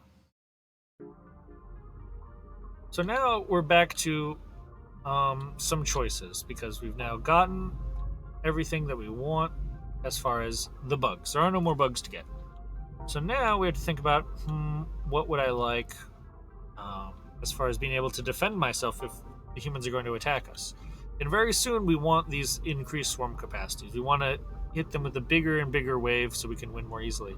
But before that, I like to pick up spore launchers so that we have some nice defensive capabilities because we're going to be pushing out and the humans are going to be pushing us while we're pushing them oftentimes. So having a little bit of defense is nice.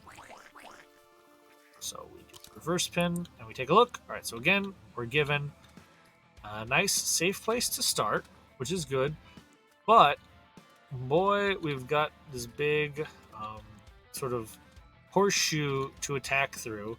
And every time you're horseshoeing, the bugs have this tendency to hug the wall, and it has the flamers the tendency to burn them all. So we don't like it when all of our units get burned. So, question: what's better, quality or quantity? And in the world of bugs, the answer is both are good. Me personally, I'm a big fan of the higher quality bugs, and I have done all of my upgrades in order to get these access to these really big, really good bugs as quickly as possible, and then get the relevant upgrades for them before moving on to the next bug, and try to get all of the stuff to make sure that they function, do their job. But if you were to play this game differently from me, and you're just like, I just want a lot of bugs can be very successful too. If you just go for very big swarm size and you get a lot of swarmer upgrades, I would say you're still going to have trouble with the flamers if you don't get defenders. I think that the defenders are really, really important for getting past just the massacre that is the flamer. But other than that, you could get pretty far with just swarmers and defenders. The best bug is definitely subjective. Me, personally, I'm a big fan of the defender. I like that he's a ranged bug. I like that he's green with those red eyes. He's so cool. Got a nice little walk. He clearly doesn't have the most health, but honestly, with 2 armor, he does a good job of negating all the damage from a marine. Half the damage from a turret. He takes quite a few shots from pretty much everything. 12 health is plenty. So when you're running for like bug of the year, Defender. There are other bugs that do flashier things. Definitely the boom slug is flashier and boomier. But my favorite is definitely the. Speaking of the bugs and my favorites, it's time to attack. We got 1,000 extra nutrients in the bank, so we're plenty ready to go. Now, we still might not have enough nutrient pustules because the reason why we got this high bank is that we are supply capped. So we'll see how well the nutrient supply as we are trying to refill our swarm capacity. And that will let us know a little bit better how we're doing in that regard. So this area I like on this level to make this my home away from home, my second base of operations. And when the builders get up there, just make me 2 new houses, and this will end up making things very easy for me. Because I get to push down here with a lot more speed. Just the distance, it doesn't look like a lot, but it matters a lot for finishing things quickly. And then here, this gap is annoying, and this is exactly why we bought the Spore Launcher. Spore Launchers are these beautiful ranged units that don't move. So they're like the Defender, my favorite unit. and that they're ranged. But unlike my favorite unit, the defender, they don't move.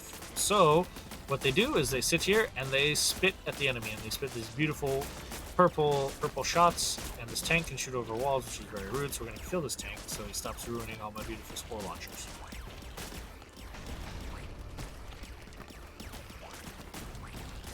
And once we get a couple spore launchers up there, we don't have to worry about pretty much anything anymore, and we can go back to just having the all pin down here.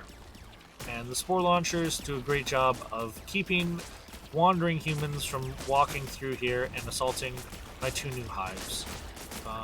We're a little bit low on nutrients, so I'm going to throw up the customary pustules around these guys. Just a little low. Not the end of the world. Don't need a ton more nutrients. We went through one command center. We're going through another. Commandos are trying their best, but now it takes 2 shots for them to kill a swarmer, so really, really important to think about your upgrades for making your bugs being able to do a job. And you could theoretically go through the game without getting all these extra swarmer upgrades that I have, but then you'll have to, I think, rely a lot more on the power of the warrior bug, which is possible. The warrior bug is very strong, so if you want to build your attack planning around just having a lot of warrior bugs, you'll probably be fine. Not necessarily what I would do, but you should be fine. Alright. Oh yes, this should not be spawning anymore. And you see that as we're doing the horseshoe, some of our units are going to be passing through this middle part, and some of them are going to be going around as we intended, and that's totally fine. It's not optimal, but it's totally fine. As you can see, fire guys do a really good job of holding corners, so we don't like that there's a fire guy here holding these corners. But the thing that the fire guys don't like from us is our boom slugs that just take them all out like that. So it's all very good. Boom slugs coming in, really delivering the pain to the enemy. Our Swarm Mother, as you can see, is spitting out extra swarmers, so this reduces the necessity of having additional new hives, because you have a bug that as they're walking is doing that same function. And when you look in the north, there are no more spawners up here, so it really just comes down to destroying this spawner. Then the humans are lacking defenses.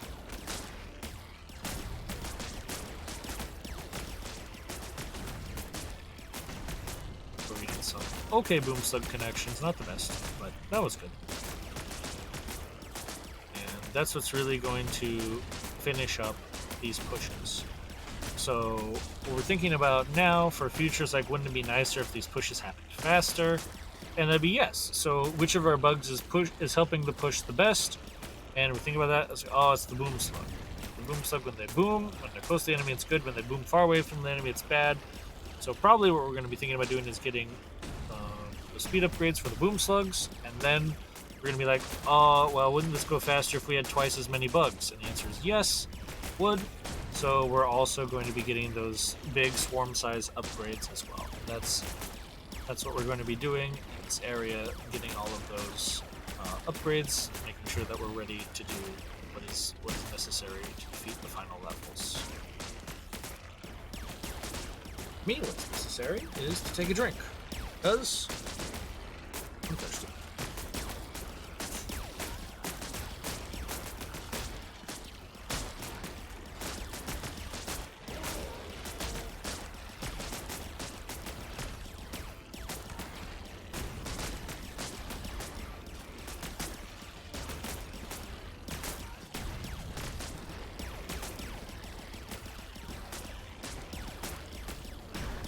Yeah, if you have any questions about this game, what's going on, happy to answer them. This is what we're going to be doing all day. If you're here for chess, I'm sorry, that'll probably be back tomorrow. So if you're interested in a slightly more classical game, that'll be on the menu. And you see here we've sort of stalled out in our attack. So when you notice that you've stalled out in an attack, it's a good time to just put a hive closer. That should solve the problems. But yeah, so if you're interested in something a little bit more classical, should be chess on tomorrow at roughly the same-ish starting time. I'm not gonna commit to a hard time, but somewhere in the afternoon on PST, so maybe around 1 o'clock, something like that. How long is the game? We're gonna find out together. But I would expect, if you're watching this, you've gotten already some of the simpler tips and tricks. So I would imagine that you'd be able to get through all of this. All the normal playthrough in somewhere between 5 and 7 hours, maybe 8, depending on if you fail a level, you have to restart it. Some of the later levels can take a few tries, and they're also a little bit more involved to defeat. So yeah, and that's just for the normal difficulty that I'm playing on. And if you were someone who was interested in beating the whole game on the harder modes, I would imagine that you would take another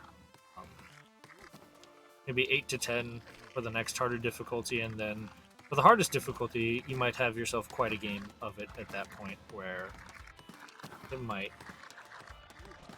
take enough iterations that you might be looking at maybe 20 hours of additional game time for the hardest level of difficulty. But I'm not sure. I haven't played the hardest level of difficulty from start to finish, but there should be plenty of game in there for you. So I'm on the normal difficulty, and that's what we'll be playing through today, all the way through. And that's all I'm going to be planning to play through on stream, unless there's a huge crying out of the people to do more Buggos, and then we'll be back to chess tomorrow, and then probably for the weeks to come.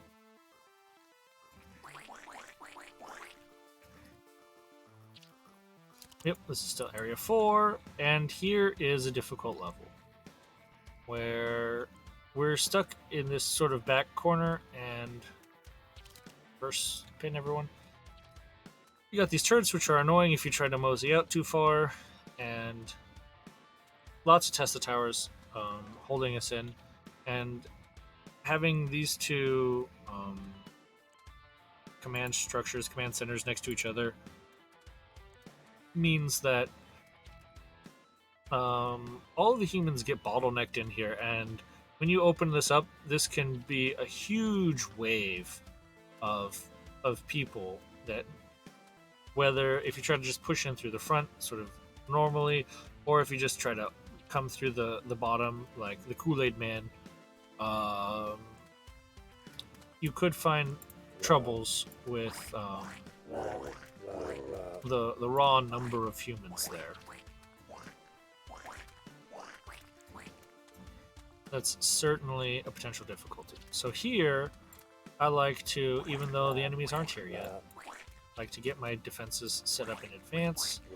Probably didn't need that far back, but it doesn't cost you anything to put down these. This actually might be in range of that, so maybe we'll back that up.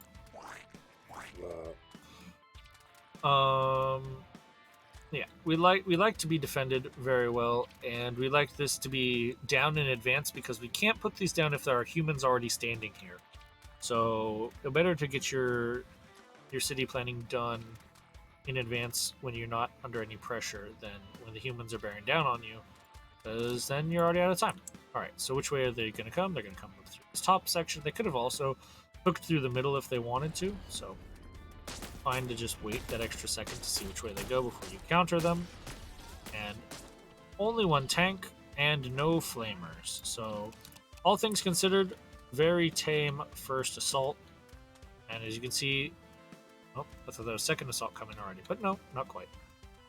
Good. So these guys are all moseying around up here, and everyone up here, honestly, it's like they're dead units to us already. Like, we already got them. That's really great. Alright. So the problem that we're running into is that we are already at full supply. And as you can see, we don't have as many pustules as we like, so we do actually want some of our units to die, but we want them to be meaningful deaths. We don't want to just feed them to this flamethrower guy, for instance. Or even the Tesla turret. We'd rather not.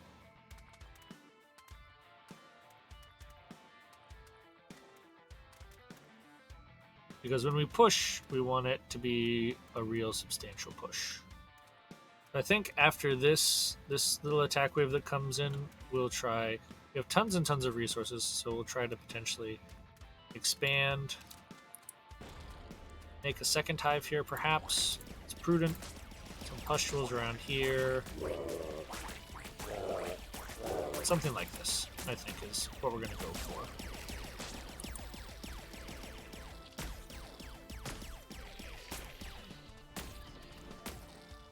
Yeah, I think we're going to just send some extra units over here, take out this little tiny bastion of humanity, and then we're going to slowly move forward our defenders and our warriors to defend the front of the base.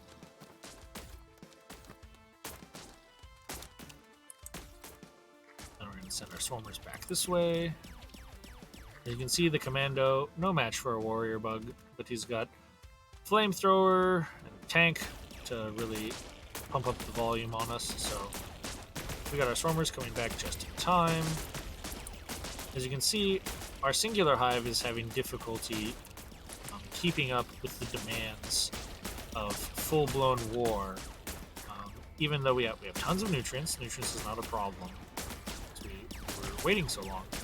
But what is a problem is just our ability to produce faster. We could solve that by switching off of the attack pin and doing faster nutrient production, or we just build another hive. I like building another hive because we don't really want to switch off of the nutrient production because we are in fact attacking, so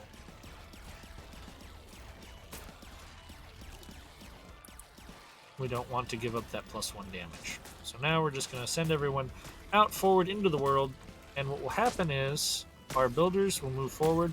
They're going to cover up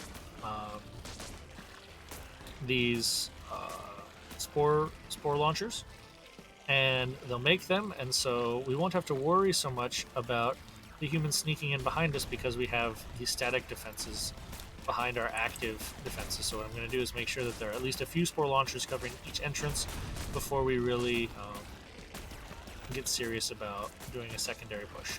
As you see, the boom slugs, with their increased speed, increased radius, they make very short work of these walls, and now we've got this big, wide, open attacking area that makes the flamers much less dangerous, but there's just so many humans in here that they've got a nice shooting gallery on us, so it's still not an easy push, even though we're pretty close to supply cap at all times.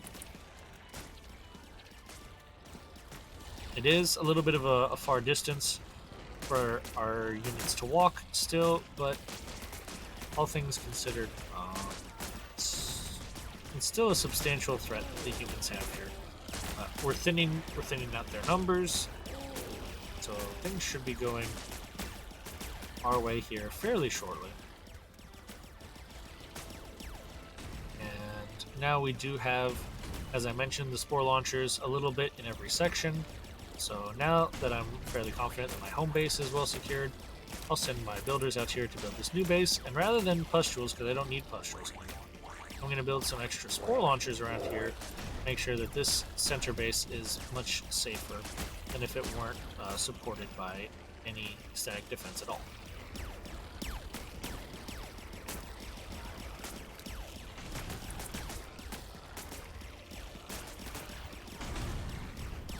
What do I do when I have full supply? Normally, what you do there is you go attack. And if you don't have good enough units yet to attack, then what you would do is, a lot of times what I would do is I would sacrifice some extra swarmers to get rid of the supply of undesirable bugs and just have a greater supply of the really good bugs.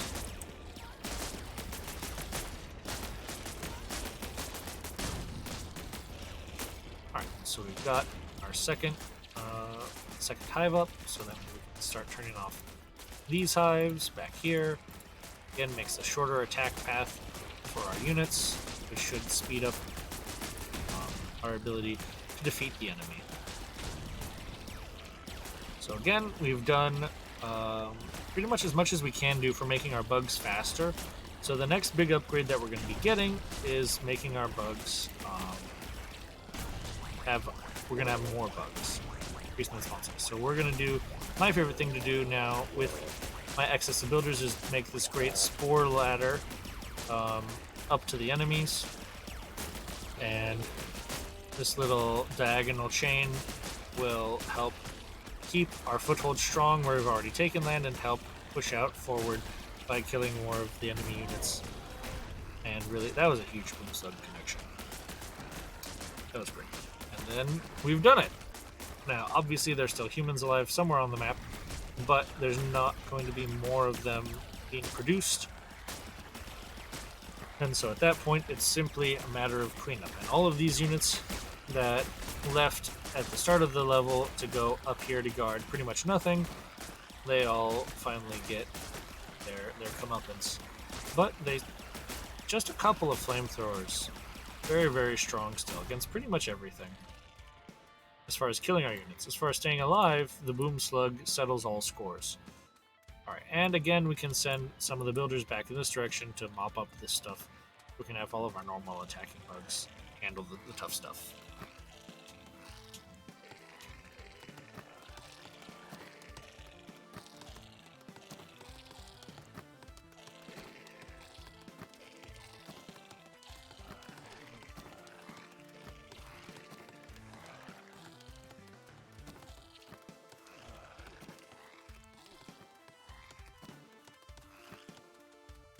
All of our regular bugs have done, which means our builders must be slow. What's up, builders? Ah, we had one person on the run. Let's see. Will he get caught by builders, swarmers, or the spore launchers first? Oh, he's running away from the spore launchers. The builders are closer, but the swarmers are coming in.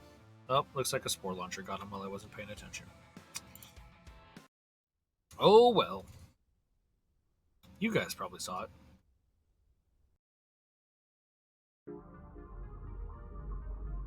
So, we got all of these boom slug speed type things. Now, it's just up to the swarm capacity. And I'm definitely going to be trying to push towards this insane swarm capacity first, and then we're going to start getting all of the other goodies. But we have 4 more things before we get this very difficult fight here, the military weapon facility. So we're definitely going to have full supply, and then we'll get a few nice to have upgrades as well. Alright, so immediately we look at ourselves and we're in the middle of a map this time. The good news is only 3 spawners for the humans. Bad news is 2 of them are open to us, and there's 1 on each side. So this is definitely not the easiest situation to deal with. Not the hardest, though. So I really want to take out these guys because they represent a threat from an angle that I don't really care about. I don't want to be looking back over my shoulder all game. So I'm going to send my swarmers to clean this out fairly quickly, hopefully before we need too much active defense from tanks or flamethrowers from the north.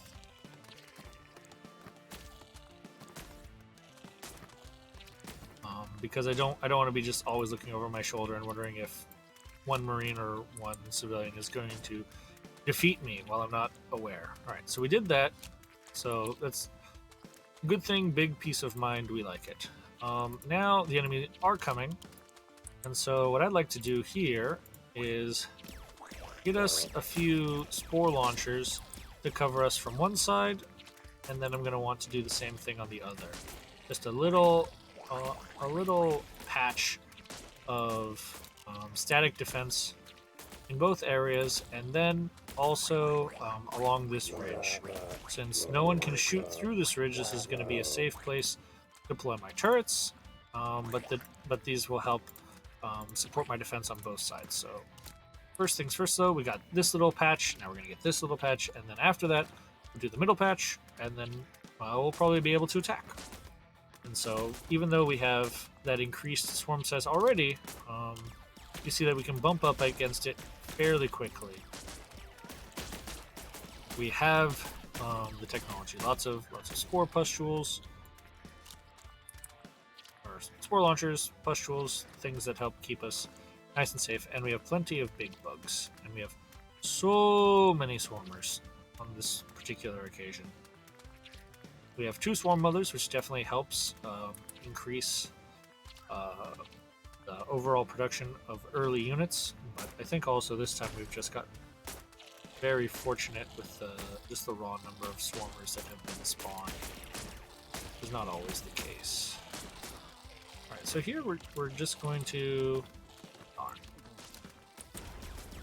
so this is unfortunate. A tank has come through and is blowing up our spore launchers, which is not what we want at all. We're getting a little bit excited because it seemed like the humans were weak on one side, and they were, but this is why I wanted to get these static defenses worked up, so if I got a little bit distracted on one side and the humans pushed through on the other, we wouldn't lose the game.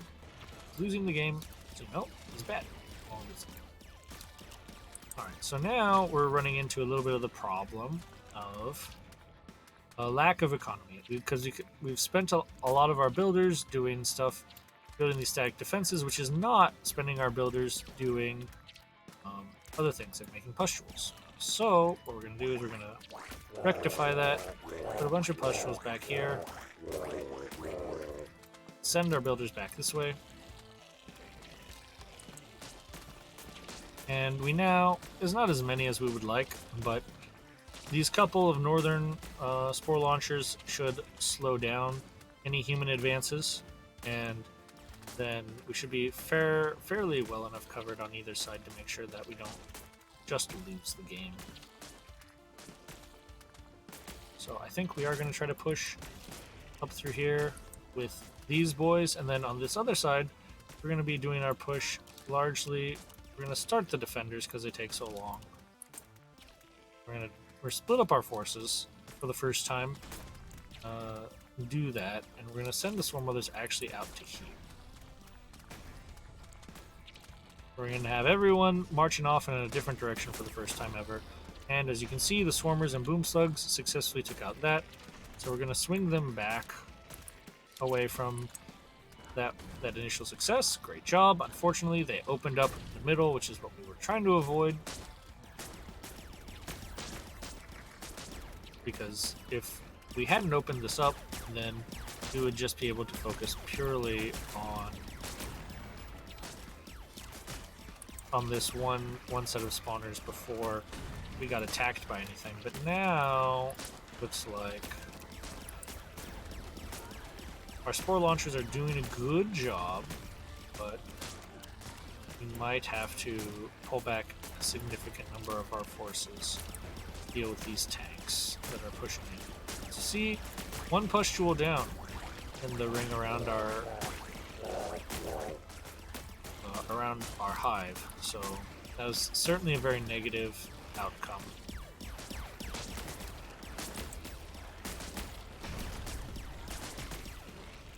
This is the fourth area. Things get messy. You got a plan, but the enemy's got plans too. You're not always gonna get things to go the way that you want. So again, we're in sort of this difficult situation where we're getting pushed on both sides. I think we're gonna swap the attack. I think that we're gonna send the swarmers up to attack, and we're gonna leave the defenders and the warriors to defend, and just try again the swarmer boom slug combo up top, and the defender warrior back in the base. And see how that works for us. Nutrients. Finally, we're starting to make a little bit of headway on getting a little bit of a surplus. So it's a fine time to be thinking about where on earth we're going to be putting our next hive because we don't really want to walk around all this stuff forever. So perhaps we'll put a hive right here. And we'll have plenty of spore launchers over here.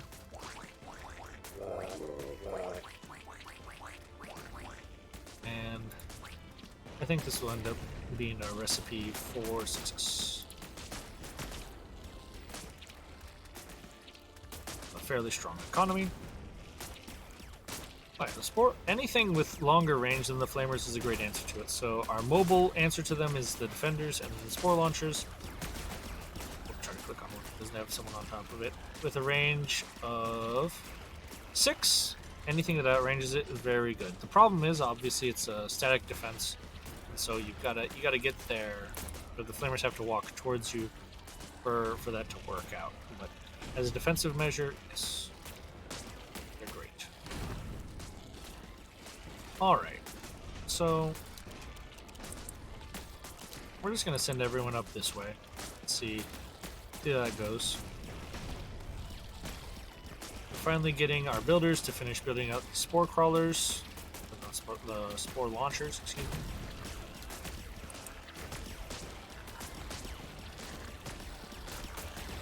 Pushing up through this tight gap. We didn't end up getting this all the way sealed down, so what I'm going to do is, just in case any of my builders choose to walk this way like that one did, I'll have them build this so we have this solid wall of defense in case the humans come through this way as we're pushing up through this gap. And that should buy me enough time to pay attention and redeploy some bugs to the rear if these guys do start pressing forward well.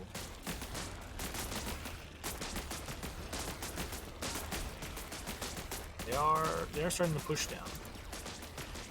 Commando seems pretty well suited to fighting the spore launchers, unfortunately, but it's pretty much the commando and the tank that we really have to fear when it comes to our buildings. Nobody else is terribly good at dealing with the spore launchers. Huge connection with the boom slug, and that's going to allow us to refocus all of our bugs this direction. I think at this point, it's just going to be a matter of doing my beautiful... Oops, that was my beautiful diagonal. Alright, well, this is it. We were going to make a beautiful diagonal line, and then we slipped a little bit. We're not going to get rid of it now, so it's all fine.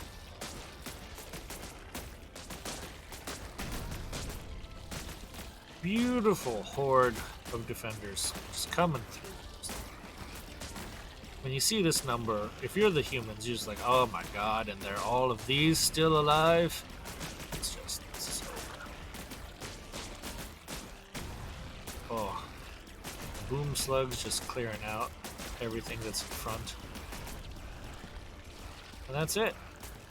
No more hives for the humans. There's this one tank who's like sulking in the corner. Maybe he's not sulking. Maybe he's being tactical, just trying to pick off a unit here or there. Doesn't want to get surrounded. He's got his back to the wall. Maybe he's being just very intelligent. Who knows? Well, he got it. He got his pick off. He's got another one. Now, time has come, Mr. Tank. And who else is alive? One commando with his buddy, his spotter, the Marine. They were thinking about making a buddy cop movie with this guy, Commando and Marine. It's not going to make it though to the cutting room floor because well, it got cut short here. This is where they were filming on set here in space, and well, ran out of tape. I think is the problem. So we're gonna touch up to our extreme and insane swarm capacities, and at this point, I think we're totally ready to fight the military weapon facility. But I'm not going to because we have this military outpost to fight first. And I like going in order. It's just me. Alright, so again, we've got... This is familiar territory for us. We're in a corner. The humans are up here. The difference between this area and a lot of other areas is the map is significantly smaller. So that means that the attacks from the humans are going to come a lot faster. And again, we've got these very annoying turrets who are going to limit our ability to move around with our defenses. So this is something sort of like a similar refrain from Area 3. Now the humans have better units, and it's a smaller map. So, and we have a big swarm capacity now. So it's going to take us a while for us to feel comfortable, have a big attack. They have 3 spawners, lots of turrets, lots of Tesla.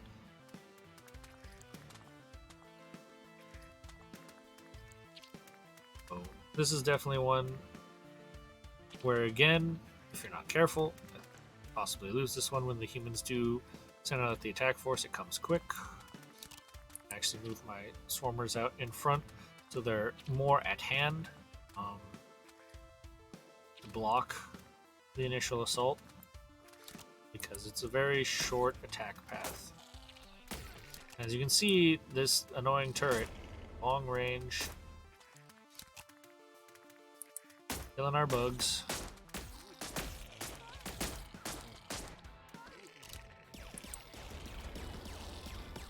We don't necessarily want to just throw away our units. Like to conserve. We're waiting until we're sure that they're pushing forward, and then we're going to swarm them, and then we retreat again.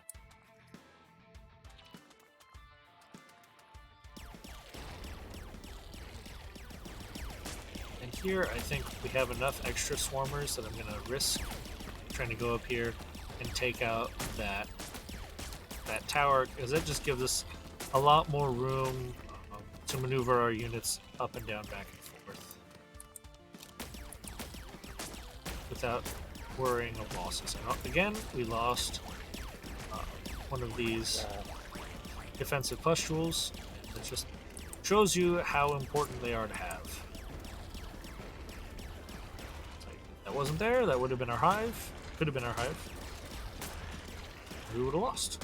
So we don't like that. So already you can see this has not been an easy fight.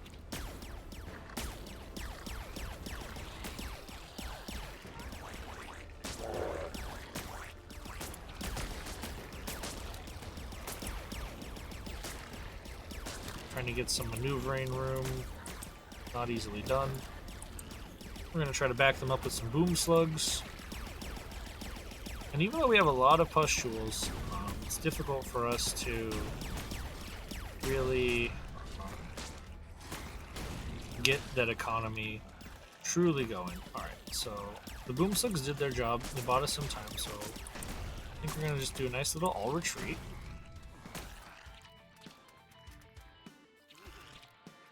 Take a breather, try to let the swarm capacity recover. And already, the enemy are back at it.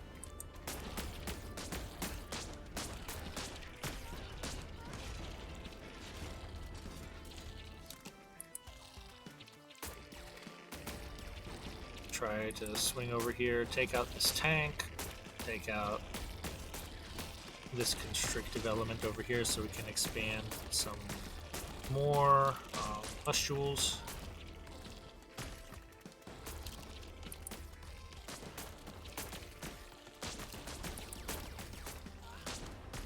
Because again, you can see our supply isn't doing the best, and what we really need is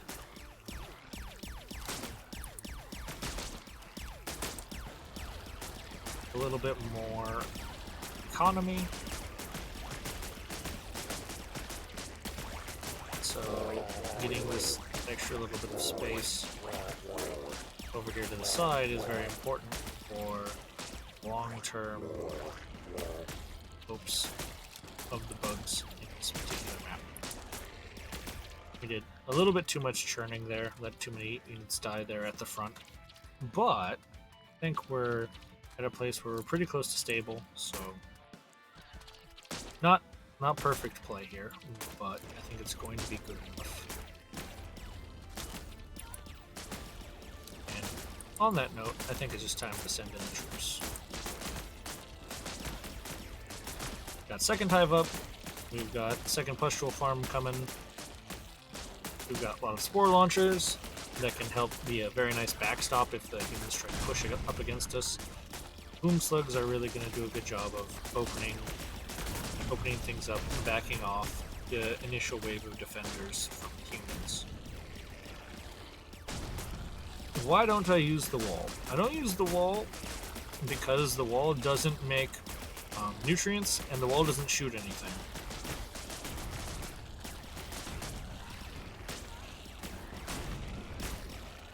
A very good question.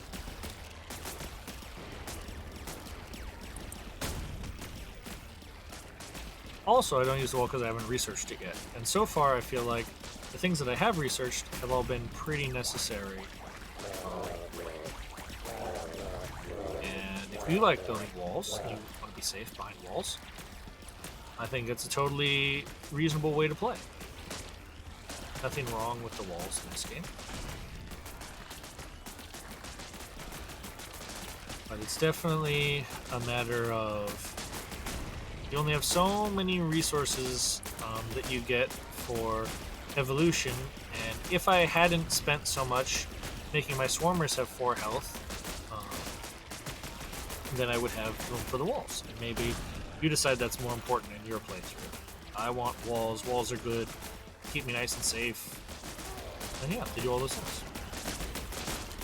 But I went for a slightly more aggressive hive structure where I put almost all of my investments into the bugs early.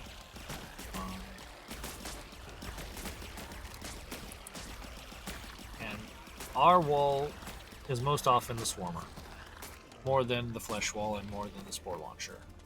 Surely. But we are defending actively with our troops. Alright, so here is a time where I think at this point you can do whatever you want with these 2 points. I think everything else up to this point is what I would call pretty necessary.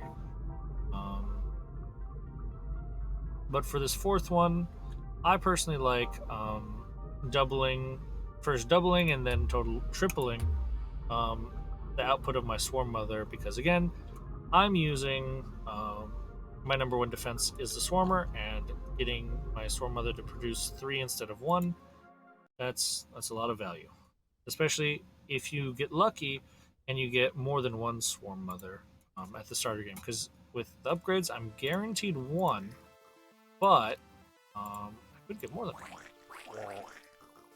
Alright, so here it is, the final level, and we have 3 openings to deal with. We got 5 spawners of humans, and again, very this is a bigger map, but it's still compact as far as having to deal with the attacking patterns that we're going to be seeing from the enemies. So what we like is behind these walls we get some amount of defense, because they can't shoot the walls work great both ways. They can't shoot us, we can't shoot them.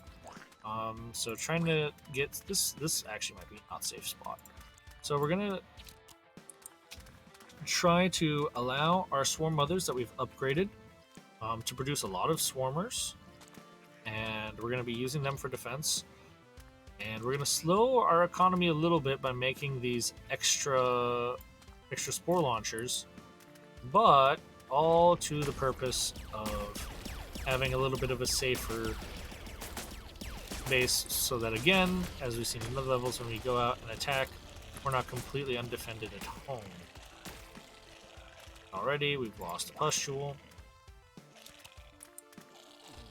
And this is just the way that it is at the start of games. Sometimes things are difficult. But they're quickly rebuilt since we have the efficiency for the builders.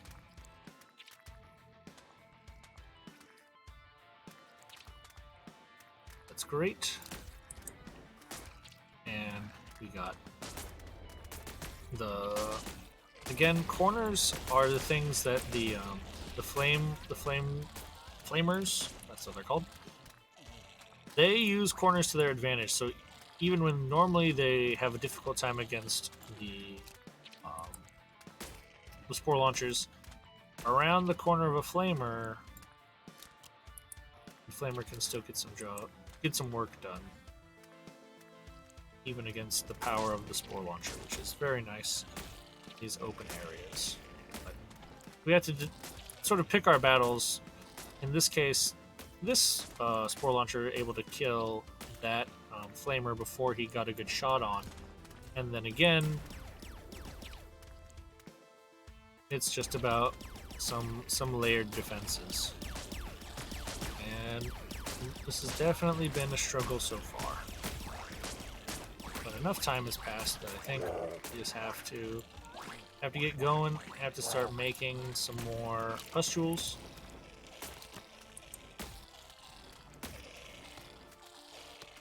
Getting caught in this corridor was awful. Lost a lot of men there.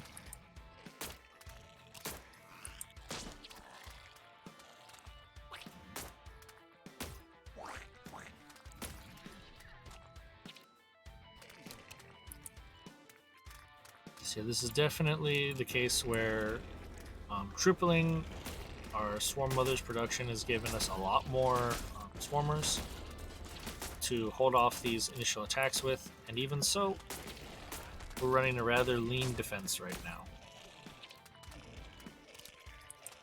But we are building up a very large contingent of the superior bugs, the boom slugs, the defenders, the warriors. So it's not that we're not gaining any ground here at all. It's just that we've lost a lot of our initial gains.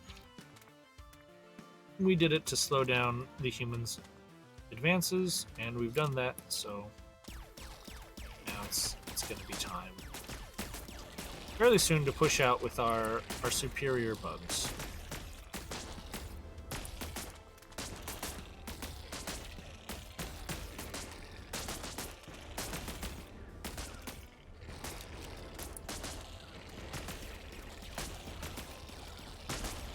Again, these flamers, total nightmare for us, almost always.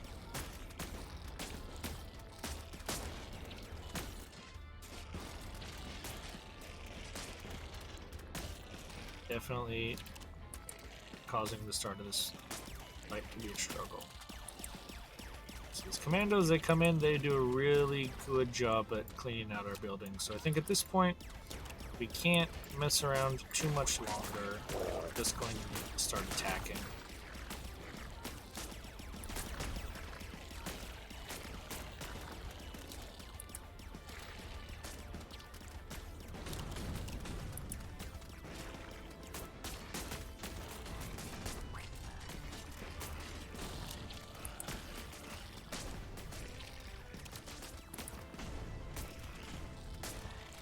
So we get the whole hive on the move. And hopefully we get our economy back here really moving as well.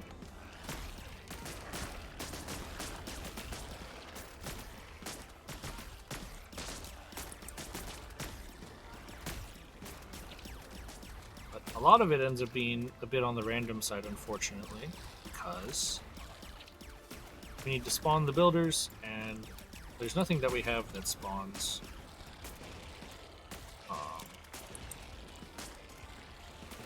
builders faster. The Swarm Mother just spawns. And yes, this is a hard level. It's the final area of level 4, and level 4 is definitely an introduction to how difficult these final levels of the game can be. But looks like with mostly our superior bugs, we're just pushing through one spawn, and once you get through one spawn, that really gives you a good shot at getting through the rest. So we got through one spawn, and now we'll just tell everyone to attack up the middle. Still playing on incredibly low supply. Very unusual. But this is just a level where the humans are constantly attacking, so for a while you're gonna struggle.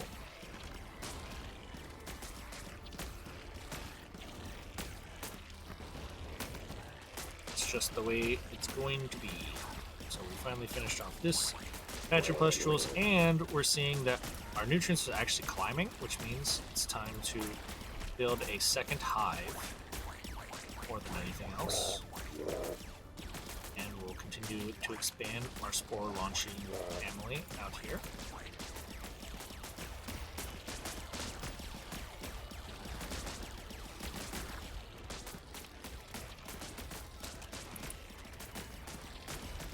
And eventually, this is very difficult to push up through with all of the fire guys. So what we might end up doing actually is leaving that for last and just try a new tactic and push up this direction, which is fortunate because they're attacking us anyways, so we get to use our units as kind of a living shield to protect us from that big push that was coming this way. And now the humans are backed up a little bit. It'll take them a little while to threaten us. And again, we have this nice backstop. So here, 2 hives. You can see our swarm capacity suddenly surges with the second hive, especially with the resources to actually support it.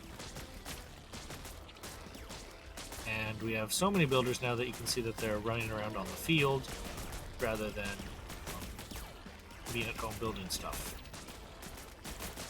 Which means that what we can do is we can tell the builders to come back home and build stuff. We want them to build stuff. We want to be safe. The humans are pushing and they're not stopping. But we did conquer the secondary spawn, so now we just have these middle spawns to worry about. So what we're going to do is we're going to just push up through the middle, and to make sure that our middle push is successful, we'll put 2 hives, maybe 3 even. Yeah, we have room for 3.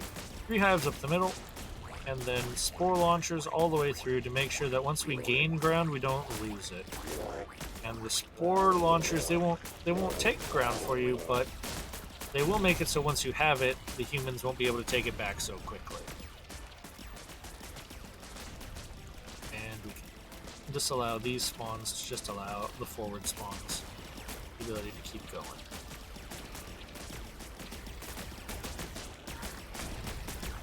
And the boom slugs do what boom slugs do, push on through. In the end, once we got all of our units focused all together, we were able to push through without too much difficulty. I'm not going to say without any difficulty, because I definitely think that there were portions of this game that, even though our hive was never actually touched, we lost some pustules in front of the hive more than once, so it was definitely risky.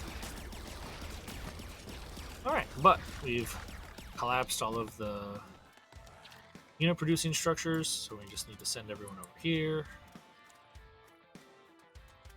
Make sure that we don't miss anything. Yep. Everyone's just over here. A couple commandos, a flamer. Send some swarmers up to clear up the top. Whoa! I don't know if that was easy, but in 10 minutes, we managed to conquer them. A lot of back and forth active defense there. And we earned those 3 evolution points. We got our another golden bug for our achievement.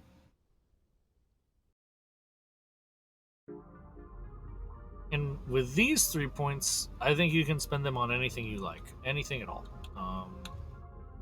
You have just survived through the most dangerous early test of the bugs, and so I'm going to pick up some range. I think I'd like some more health and armor for my good bugs,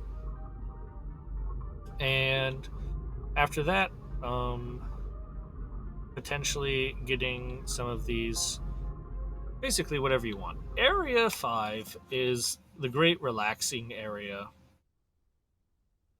You just got through a very difficult section, and now it's time to do a little less difficult one. But a lot of mechanics are going to be introduced here, so that is important. So one of the first things that's new is this laser generator, and it's dead. There's only one of them, so I can't tell you about that anymore. But what it did was it shoots a beam that damages all the bugs continuously while the beam is going. And so it's a very powerful anti-swarmer weapon specifically. And the swarmers are some of our most important bugs as far as dealing with the best things that the humans have to offer. So the humans have tanks, the humans have commandos, and swarmers do a great job of stopping them. And that turret, it cheated a little bit. It shot me through the wall. I noticed it. Now I have it on tape. That particular turret, it's a cheater. It's not doing it anymore now that I called it out, but I saw it. Caught it on tape. Alright, so this is just awful. I'd like to kill these two flamers, and I'm probably throwing away too many bugs to do it. Oh my god, there are more flamers coming. Run away! This is like the stovepipe of death, where the flamers will crush you. So we're gonna use that method that you saw me using in the last level of doing the spore launcher push to secure this, because this is an area where the humans are greatly advantaged. So this is going to take a little bit of doing to get this push going.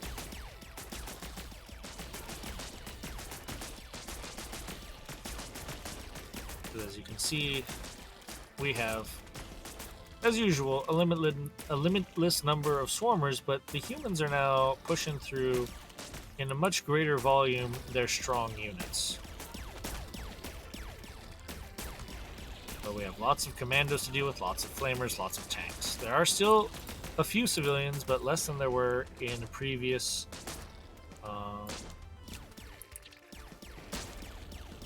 iterations, or in the previous levels. We're now in Area 5, so in Area 4 there were less civilians. Here there are plenty. Alright, so they're really pushing us badly, so we gotta stop them now. Swarmers, not enough. So it's time to send in the good bugs. And of course the best bugs doing this are the boom slugs. The boom slugs can fight in the stovepipe all day, they don't care. So what we're gonna do is we're gonna put a couple hives at the bottom of the stovepipe. We're gonna surround them with pustules. So we'll need that. Because we still don't have enough pustules. This is definitely not enough to do this full levels push. And just send everyone up through the stovepipe. And the builders all come over here to make us a new hive, so we have the direct angle.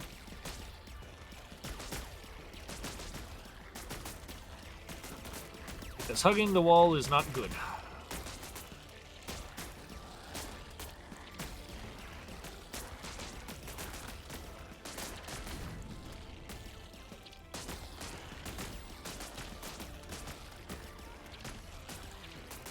So we got all of our builders that we'd want. So what we're going to do, seed to shining sea, pustules.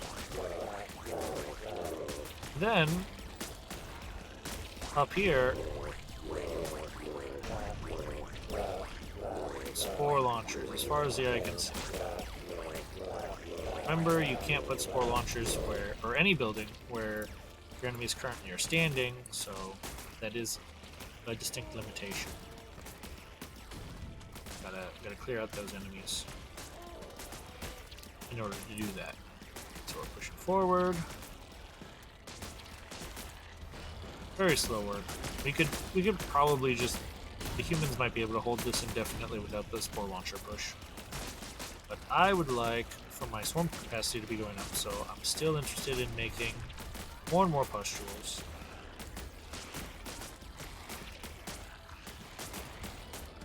Perhaps at this point we're getting an, I think once we do this is enough, and then we can just send everyone up.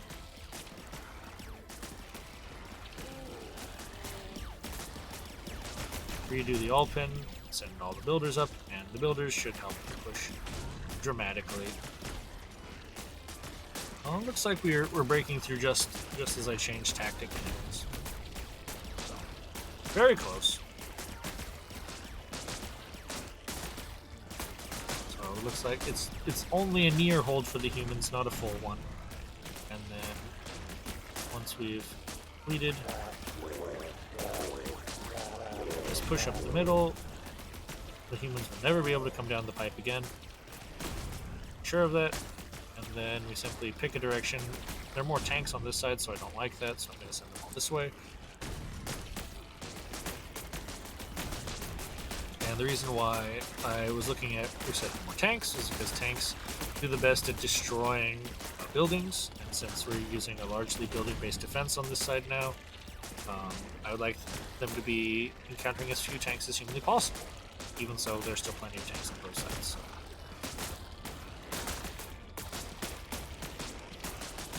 Simply is what it is. And since this is the side that we're conquering, it's the side that's going to have some amount of safety, so we'll put the hive on this side, and it will help us push through much faster.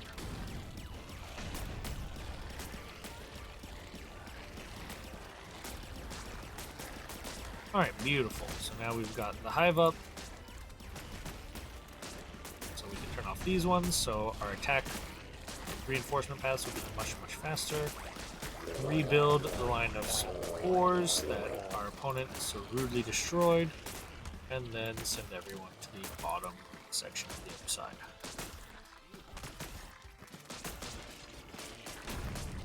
And again, we're having the problem of turning the corner. And we don't really have anything smart for the builders to do now, so we can just do, again, our little diagonal path into the enemy territory as best we can, because again, we can't put the building down where there is currently an enemy. Spam click, sometimes we can sneak them in between moving animations. And the builders will do their best.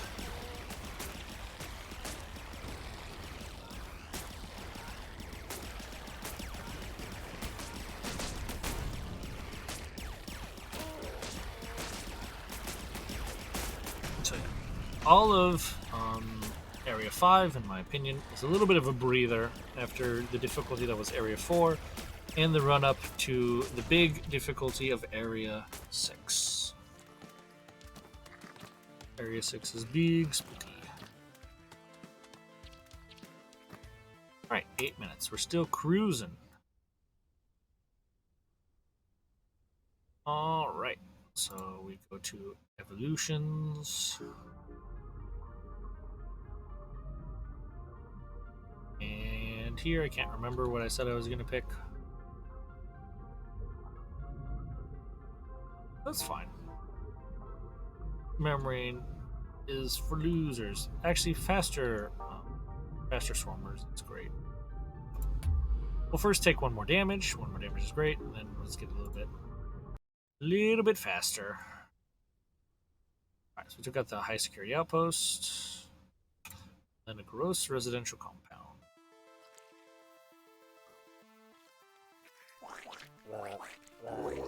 Alright, what do we got here? So this one is not safe. I had to double check. Backward spin. This is a wide enough gap to allow the humans to escape.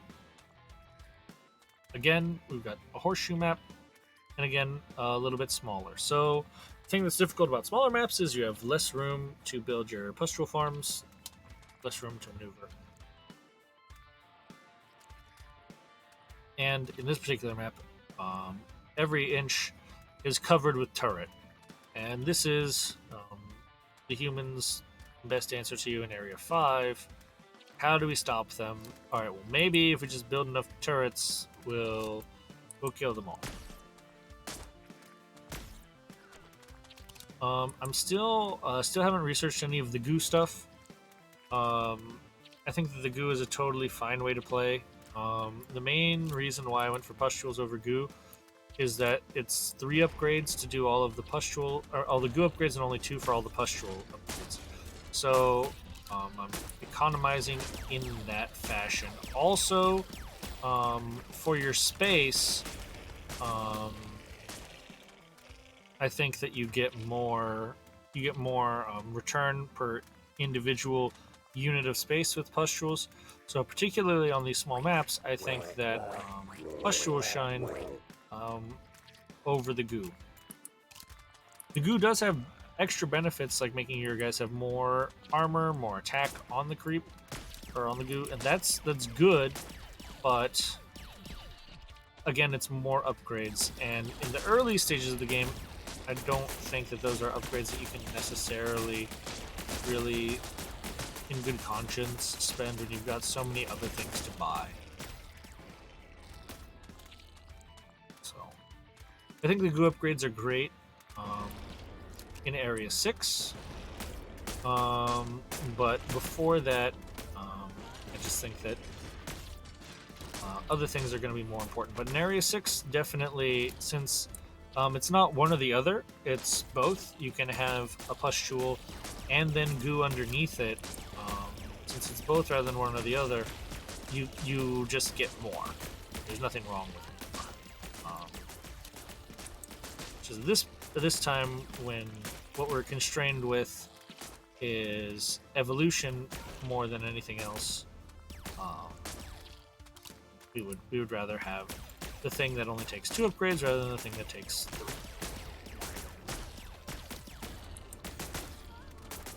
So as I was talking, I was moving my swarmers up and down, trying to attack the enemies as possible. I saw that my nutrients was getting high, so I built a second hive. And at this point, I think we're just ready to send in the clowns.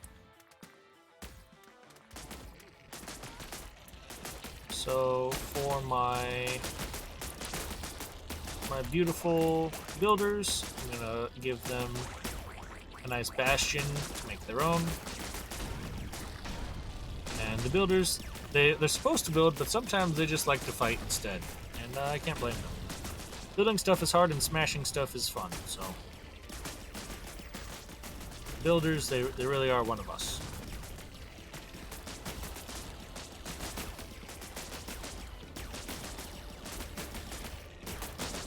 Alright, so we send forth the great line of pew pew pew.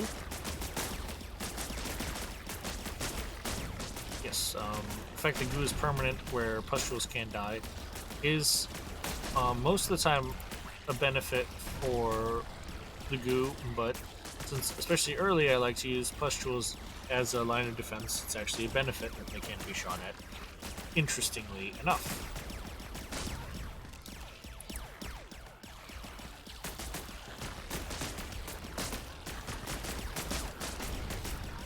Alright, so as I said before, Area 5 is a little bit of a breather compared to other areas, Area 4 and Area 6, which it's sandwiched by, where these levels are a little bit less taxing on you mentally.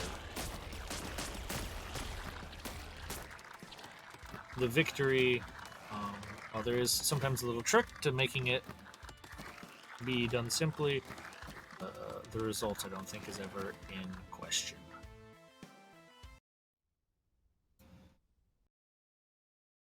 Alright, so I said I wanted my speed hooks, so I'll get that, and then we can start working on our Area 6 upgrades. Because already we're done with a third of Area 5, and it's time to be looking forward to what's happening in the future. Important to note that at any time, if you feel like your upgrades are not helping you out, you can reset all of them and just change up what you're doing. So you're not, if you feel like you made a bad choice, you don't like it, whatever, you can completely change your entire tech tree. In between any map, try a map, 3 different ways, figure out what works for you. So here, we're completely defended, which is nice, which means we can just take a minute to answer questions from chat. But if you're by yourself, what you can do is just set up your pustule farm, and you'll be ready for any enemies, or for any amount of economy building that you need. Second thing is, if you want to attack with a really big horde of good bugs, you can send your swarmers to loiter in the path of these turrets. Oh, and last time we saw the turrets, we killed them too fast, so we can talk about them. These things have 40 health, they do 20 damage, and they have 5 armor. So these things are substantial. And they have a weakness where when they're turned off, they're not defending themselves at all. So these 3 turrets that are behind them really help cover off that weakness, because they then shoot if you only have a small group of stragglers. And if you have a big group, then probably the laser turrets are removing you. Laser generators, excuse me. So you find this immediately at the start of the level, and then, as you can see, it's a long, S-shaped level, and then again you have this set up again. However, the second time you face this, it's not just 3 turrets.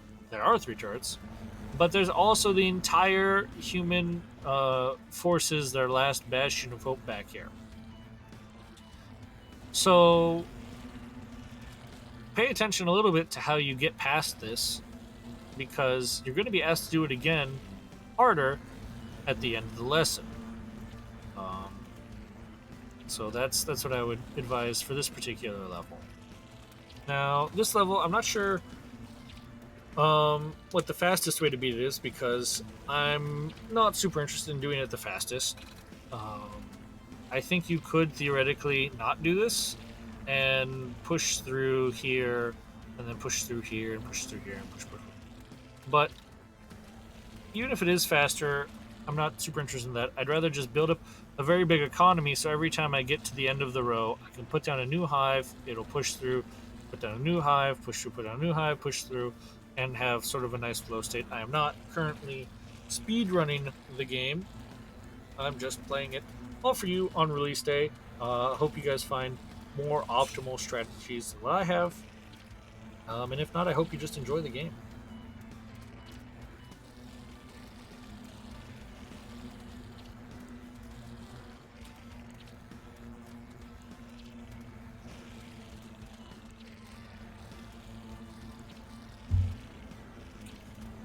Yeah, the swarmers are getting the short end of the stick here for sure. But our economy, when we look at it, it's still hanging around in the bumping into 0 when we spawn. So it's still not time to attack. Now, what will happen eventually is our capacity will fill up, and then we can't send any more swarmers because we actually have literally no swarmers. Now, the amount of time it takes for literally no swarmers to exist is really, really long, and it won't ever hit real 0 because we have quite a few swarm mothers who are also spitting out swarmers. So it'll be very difficult to get literal 0 because I think they just get replaced too quickly in the cycles. So here, finally, our food is trickling up towards positive. So now we can send forth the swarmers. So pay attention, what's going on, how the swarmers get through. The way that they get through most easily is you pick a side, you send up your units up through one side, and as you can see, these bugs are hiding on the side, and they didn't quite make it. But that's the general plan, is you hope that some of your swarmers, they get smart, they hang out over here where the laser's not going, and then at the end of the laser they come in and they poke and distract. So right now we've done 27 damage to him, and boom, just that quickly a few more swarmers come through, and we've broken through. So excellent. And then once you break through one side, then you move through the other because they have no sideways defense. They're all a singular angle of attack. And then we send everyone up here.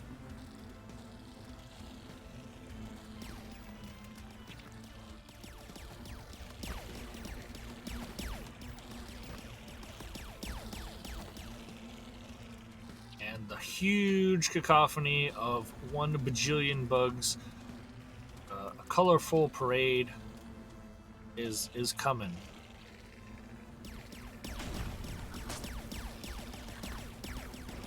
personally, I'm already thinking about putting my hive somewhere here. I wonder if I can actually sneak it in here for maximum bad manner. Oh, they're still here. Not as much. Oh well, we'll put it up eventually. There it is. Humans are gone. Actually, it's not actually even that good here because there's a ledge to walk around. We'll put it over. Alright, and then already send them on down. And we can do this because we have just such a ridiculous number, not just of bugs, but of superior bugs. Because we sacrificed all those swarmers, we have a much greater density of strong bugs here than normal.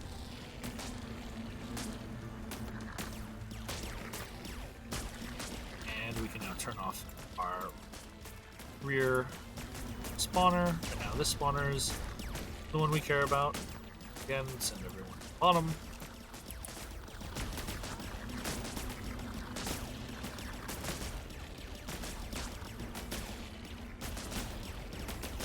And ideally, we'd get... I guess we have to put one down here. I don't really want to put one down here, because I'm just going to put another one over here, but it's a little dangerous to do this without cleaning it out first, so... we will do what must be done. So the builders are getting feisty, doing their best swarmer impersonation, charging on forward, dying in the fire, sadly. It is what it is. Potentially we can make their movements not quite as bad by moving the pin over in this direction, try to keep them from hugging this wall.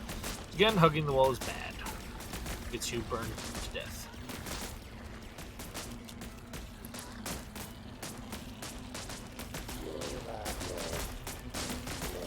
You don't like being burned to death. And still, the defenders have not even brought their power to bear.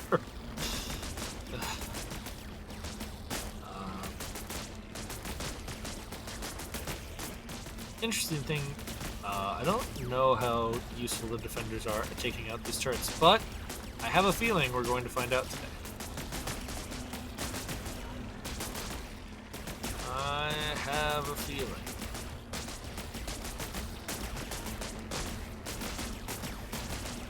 Well, they are getting thinned out a little bit. It's a firefight, but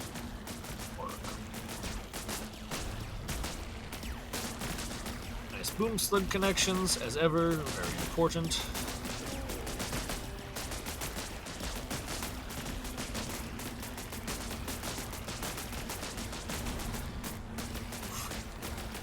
That was a big hit.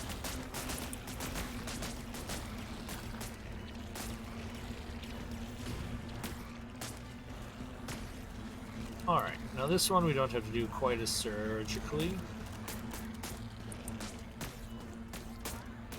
These guys don't respawn.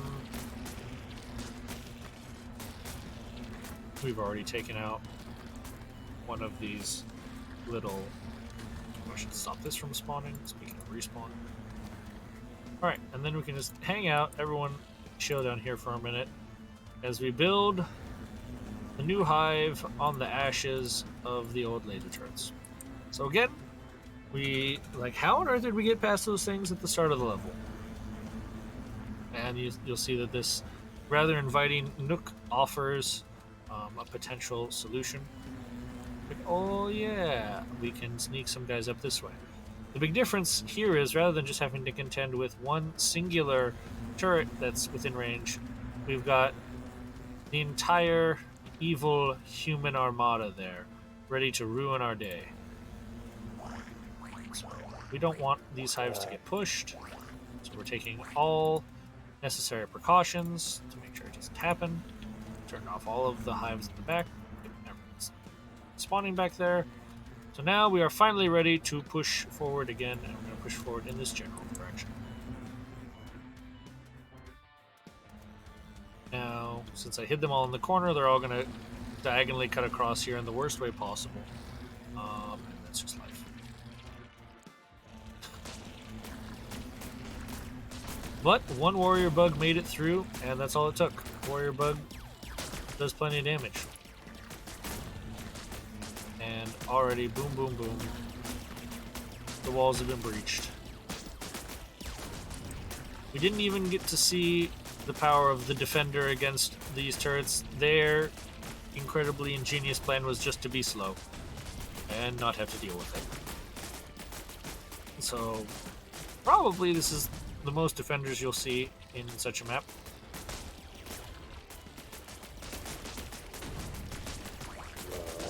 And we'll just build this nice little 3x3 Spitty boys up the middle.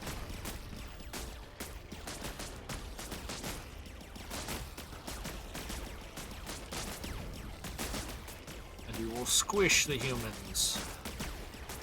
The humans aren't necessarily the real swarm, but they are certainly prolific.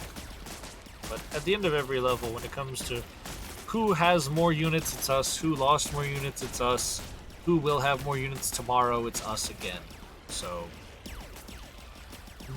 they're very swarmy, but they're honestly second-rate swarmers.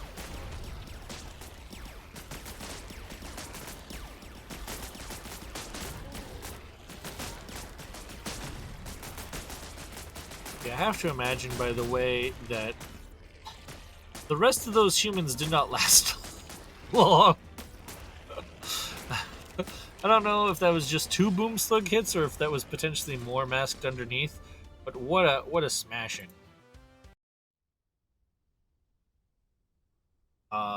Yeah. So we're down to 2.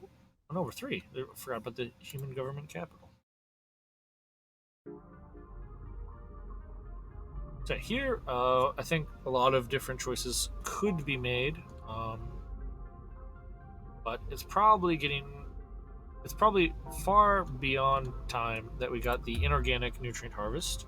Allowing us to harvest nutrients from buildings should help us out starting a little bit quickly, and then +1 damage for all defenders. They're my favorite bug, so I should treat them right. All right, so halfway done with Area 5.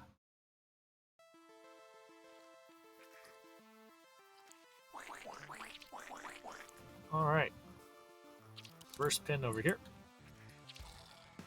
So, again, we're talking about space, difficulties when we lack it. And we have, this time, we're trapped in here with the humans, or maybe they're trapped in here with us. We don't know. Lots of bad guys in the back, but at the start, our main concern is we have to contend with the full human complement troops. And we have just this much room and this much time to get set up in a way that will set us up for the rest of the level. And again, we don't like the flamers, but we'd prefer to fight them in the open field.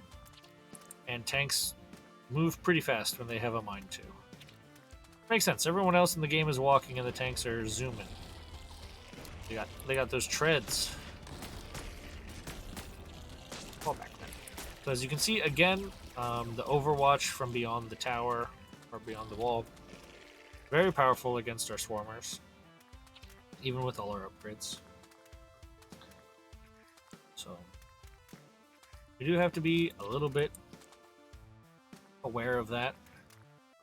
Right now, it looks like we have just the singular swarm mother, so we don't have a completely infinite supply of swarmers. I think 2 makes you feel really good at the start of the game, and if you have 4, you feel very close to invincible. You're not invincible, but you feel that way. It's a lot of swarmers if you have 4 fully upgraded swarm mothers at the start. You can handle a lot.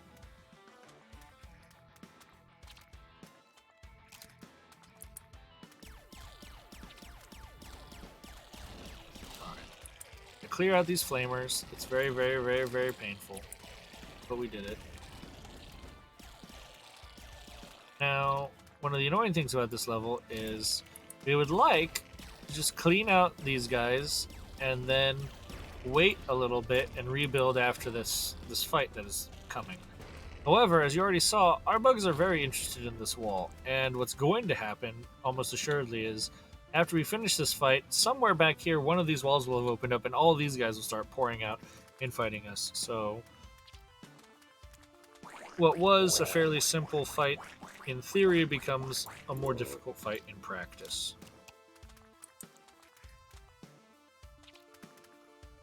And we're approaching the... Actually, there aren't that many humans here. We'll just finish this off, see if we can actually get what I want to have happen for once.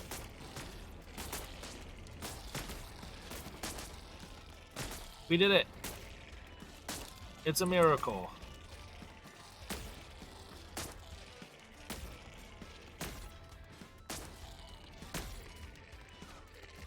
Alright.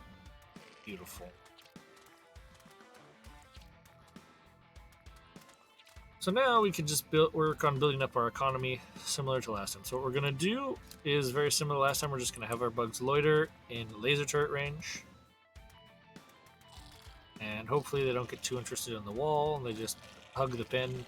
And if they do, they got some guys to defend it. So we can chip away at our swarmer count. Take a look how we're doing back here. Looks like we have a couple swarm mothers now. So that's pleasant.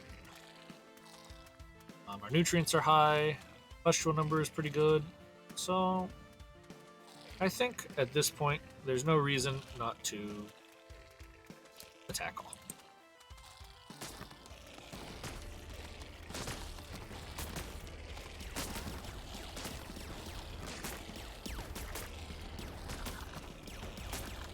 That was very smooth.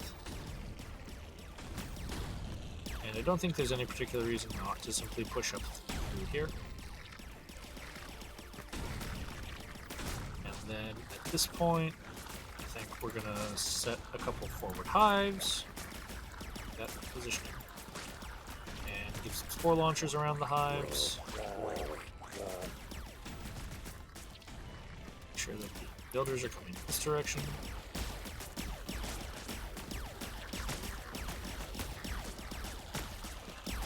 Nice, easy pickup. Now to the left.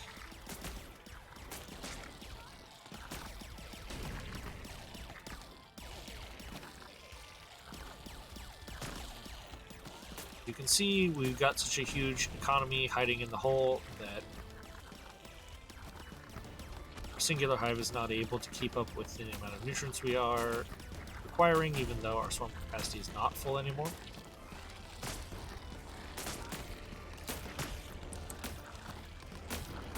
Part of that is the huge economy, and the second thing is that we're finally getting money from eating all these buildings, which it can add up for sure.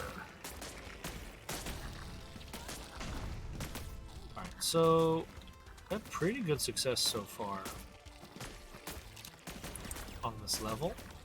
I would say normally this one I would expect to give you a little bit more trouble than this. I think we've gotten fairly fortunate.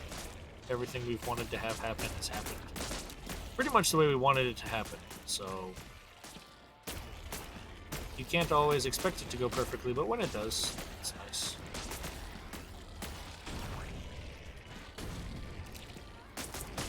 So we'll build up another hive up there. We will stop allowing you to spawn.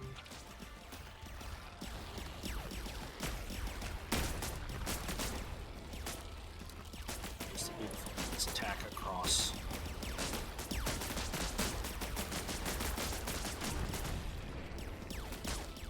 When the people are packed in so tight, the boom slugs really do a good job. Half my bugs are going the other way because I was impatient, so that's life.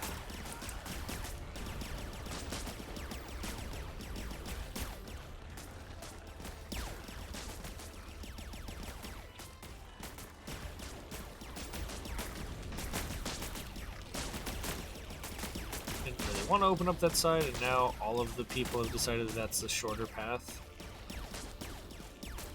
Kind of annoying. It was all going so well. Perhaps this will repair. The builders will solve the problem on their own.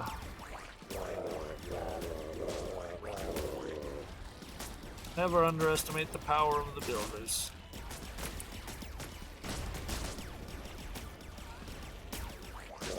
They will simply spore push for victory. While everyone else is completely confused, they're fine. They know what's going on. They got the memo. Now, for the first time in Buggos history, I'm employing the pincer maneuver. It only took 5 levels in order to get that done, but we've done it.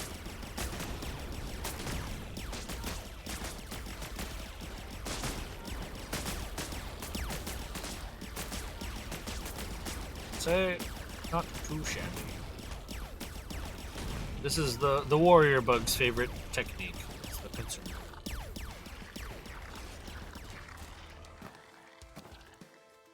He's taking a little bit of damage. But he survived. Alright, what did I miss? Who's alive? One house.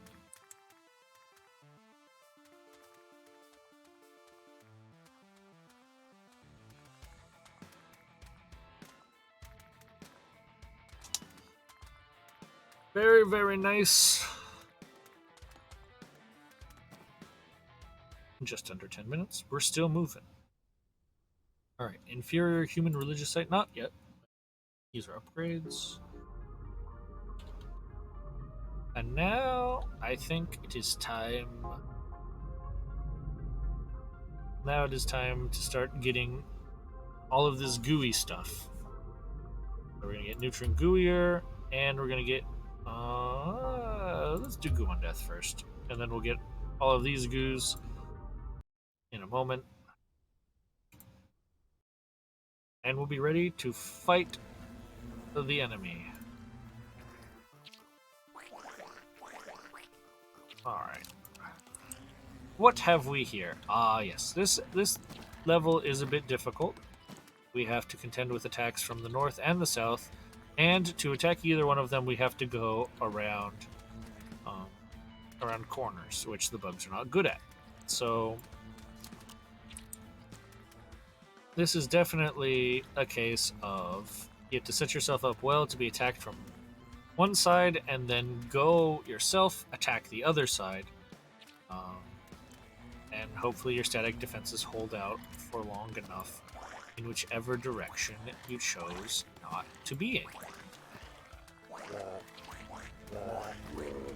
So I haven't decided which way I'm going to be doing my moving just yet.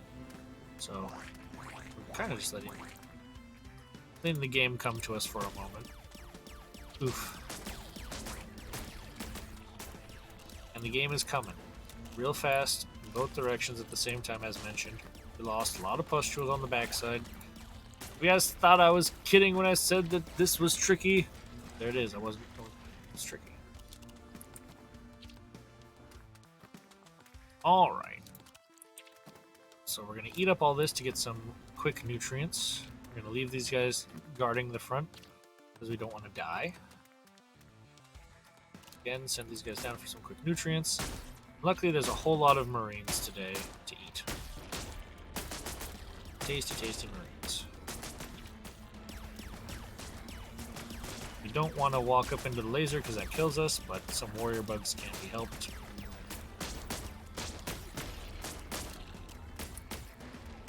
Sending the swarmers in.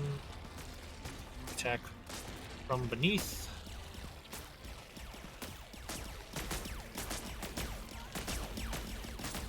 Lots and lots of casualties, but we're holding on.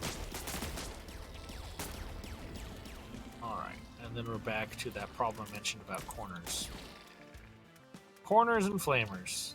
Difficult stuff.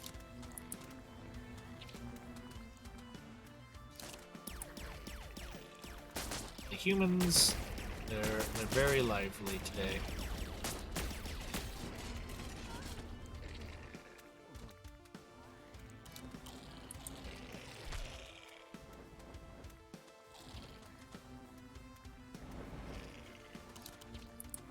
We're trying to build up a nice bit of economy back at home while keeping the human forces at bay. Not the easiest.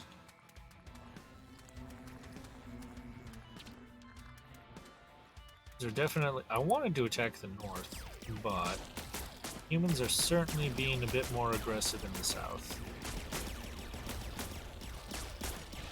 That's how it feels to me anyways.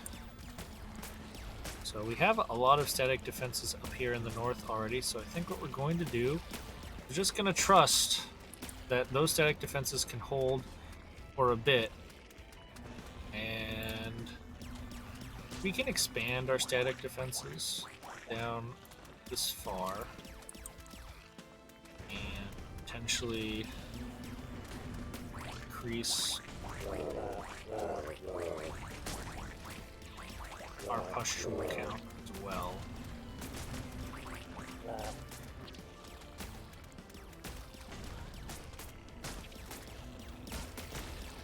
How are we doing turning the corner? We've got some stuff, it's tough. How are we doing holding the backside? It's not necessarily looking the best.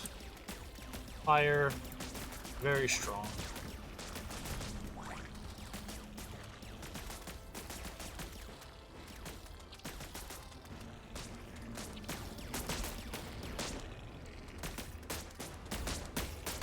Trying to get a decent push in here, but there are a lot of humans. And our economy is not perfect yet. So, not really. Well, we're just crossing the point where we could build another hive to help support our attacking efforts.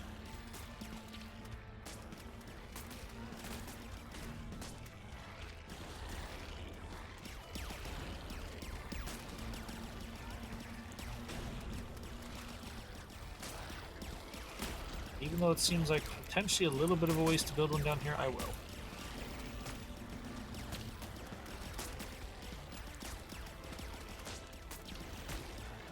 I would like this all full and well cleaned out before I go around to attack the top.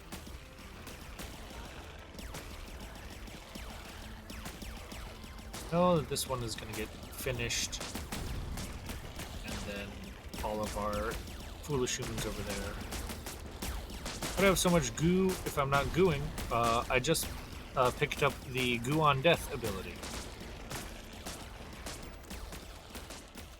And so whenever a swarmer tries to build something, there's a chance that he also makes goo underneath the thing he just built.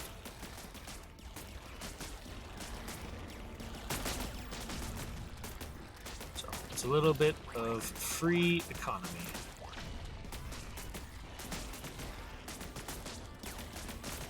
Because the death counts not just for being shot at, but also for building.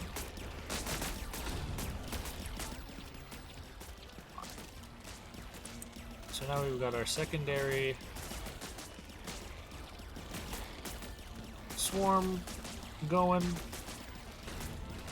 People coming around the bend, and hopefully this is going to be good enough.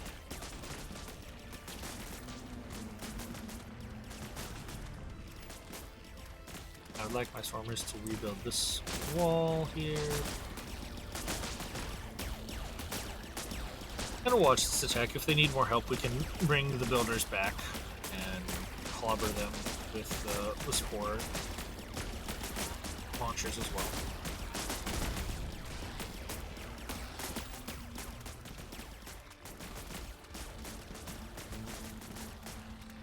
So our builders are doing a good job rebuilding all of these. We'll make this line. This line pleases me, so we'll do it. Alright, looks like we're making some progress here in the bottom. Nice boom slug connection. Shouldn't take too many more of those to finish it up.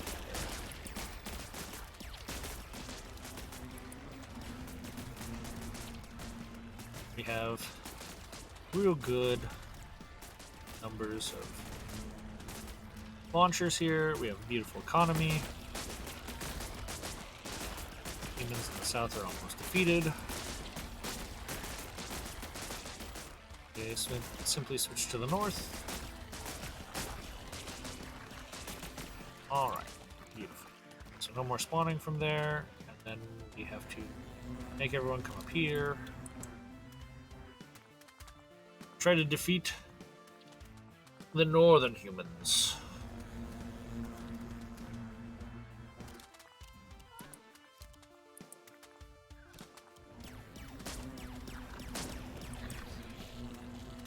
See if we can sneak up into this corner and get around the lasers.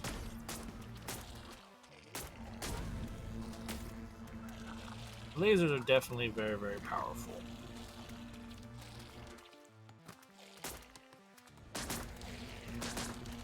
The bugs aren't super interested in sneaking, because whenever they find anything within their range to attack, they attack it, so they're not the #1 stealth operatives.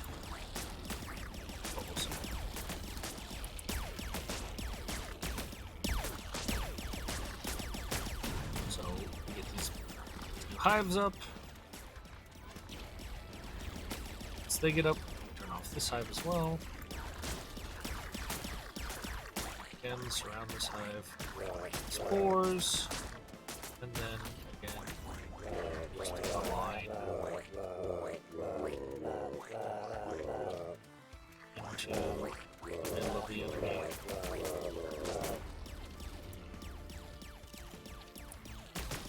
And that should be sufficient.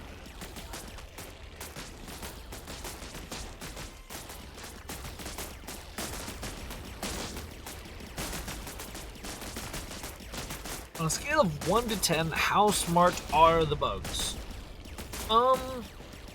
As far as going to the pin, I would say they're about a 7 smart. When it comes to staying out of the fire, they're about a 1 smart. When it comes to biting next to them, they're about a 9. Then, but every once in a while, they choose not to bite the thing that's next to them, so that makes them a 9. So if you're to add those 3 numbers up, you get 17, and divide that by 3. I think that's a fair enough estimation on a scale of 1 to 10 how smart the bugs are overall. So just a little bit under a 6. 5 2/3 out of 10. A final answer.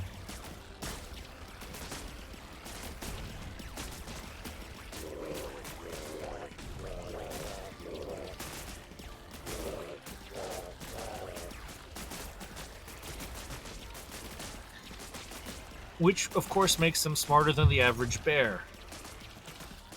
So, take that as you will.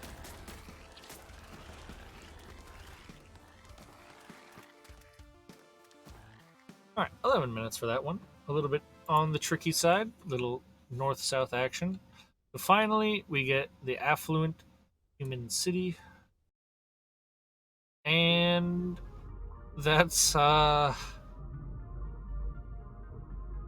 it's going to be a tough one. We want greater goo, and we get defensive goo tactics, and we'll get offensive goo after this. And then we'll be on to the big, difficult stuff. Oh, I definitely want carnivorous floor traps. You might miss offensive goo tactics for the floor traps. The floor traps, that I haven't used them yet, but they were one of the original buildings in the game, and they're great. Reverse spins so they don't all march to their death. What do we got here? For the final level, we have huge, wide open spaces, but with some choke points, and again, very, very, very aggressive humans. The map itself does not look that difficult, but the aspect that is difficult is the humans really are tired of your shit at this point, and they want you gone. So don't underestimate that when you look at this level, like, oh, this looks pretty simple. Sure, it looks simple, but in fact, the humans have only murder in their hearts at this point for us very friendly bugs. And even though, unlike last time, we only have to defend from the singular area of attack. Oh, that's not the right bugs. These are the right bugs. Make no mistake, the humans are up to the task of absolutely ending you if you do not respect them. Because they are tired of you. They want you to leave this planet. This is their colony. They got here first. And no bugs allowed.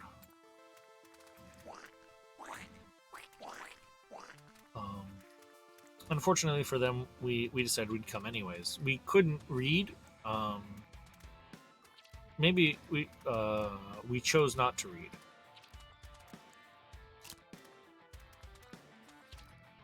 Yeah, floor traps might be necessary on the harder levels of difficulty, because floor traps eat things.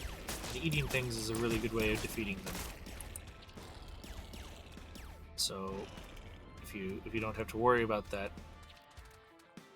it's good.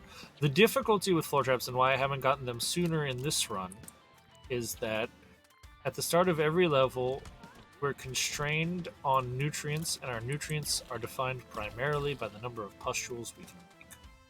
And that is defined by the number of builders that we have, so spending a single builder to do anything fun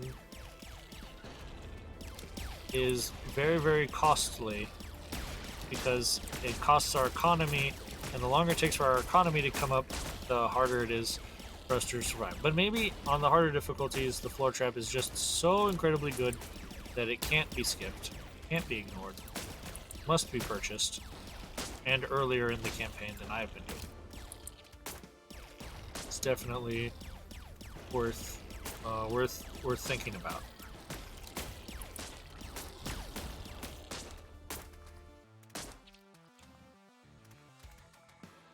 Yes, absolutely. If anyone wants to clip anything at all, share it with your friends, please do. The more notice this game gets on its first day, the better, as far as I'm concerned. I hope a lot of people enjoy playing it. I know that I have while I've been doing a lot of testing for this game, and I've had a lot of fun over my time playing it, and I'm doing this as a way to spread awareness about the game's existence, and also potentially for people who struggle, this VOD will be up, or however long VODs stay up, like 2 months. For people who are like, how do you beat that? This is how. At least on the normal level of difficulty. If you end up playing on a harder level of difficulty, and you're like, well, how do you beat that on hard? Like, well, I would imagine you do it the same way you did it on not hard, but better. That's my official answer for that. If you're playing on hard, the my poor boys. The assumption is that you've probably already beaten it on easy, and so you don't need quite as much hand-holding. But yeah, I definitely think that this game, on its harder difficulties settings, would be a decent challenge, even for more experienced RTS gamers. This is definitely more light than your average RTS, a little lighter than StarCraft, for example. I still think that there's plenty of room for complexity, for difficulty, for build orders, for evolution choices. Lots to play with, lots to learn, lots to figure out. So we're just gonna push through. We're done waiting for the human stuff.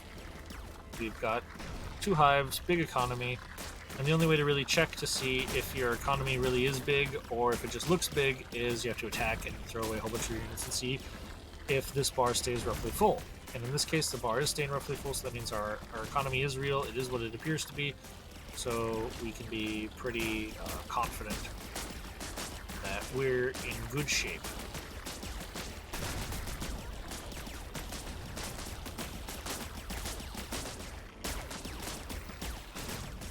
Our nutrients continues to stay above the 1,600 mark, which was the last time I noticed it at.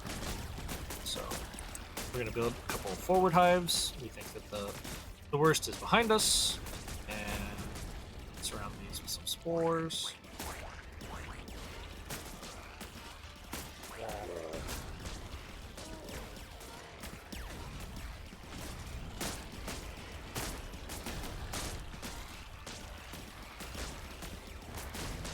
the secondary type of defenders is always amusing. It seems like your attack is slowed a little bit, and then the defenders show up. Oh my gosh, we weren't doing the +1 attack this whole time. Oh my god.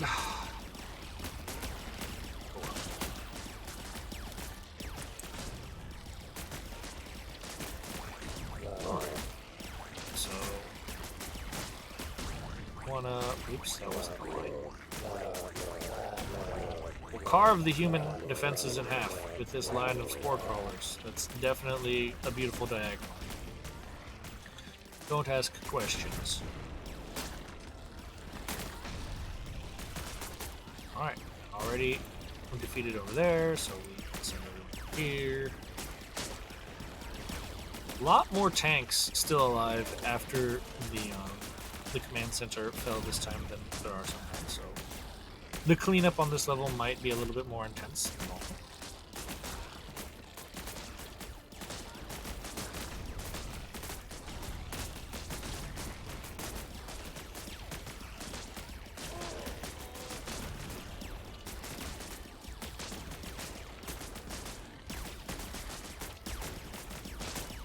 Alright, and then the last one.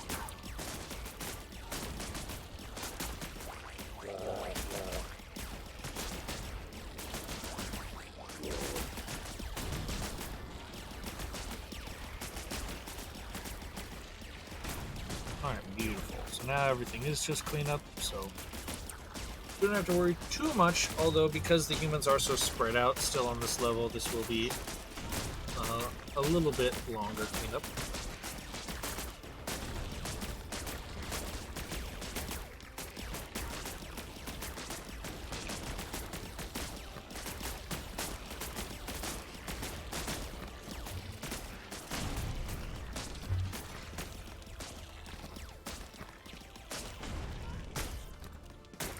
The good news is swarmers make very quick work of pretty much everything. And when the humans aren't getting fresh resupplies of troops, even their finest units don't pose much threat. Still some, like these tanks, are annoying.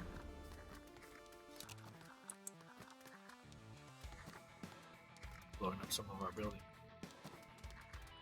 Got to tell everyone. All this beautiful houses hiding down here. No.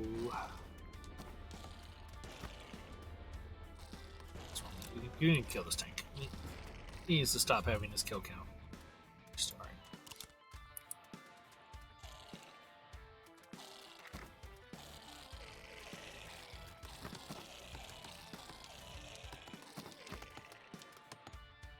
Alright, 9 minutes. Not too shabby. Alright, and we've earned our next golden bug, which is great. And we're into Area 6. Area 6 is this is the final area of the campaign, and it is definitely difficult. That's what I'll say.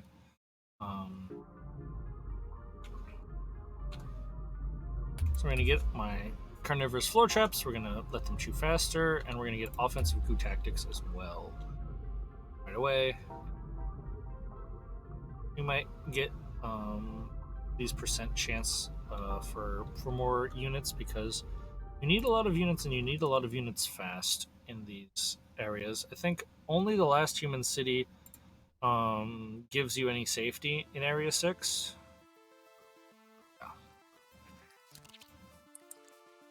So, this is the only area where you are walled off from your enemy, if memory serves. And we have a brand new enemy to look at. It's the missile launcher.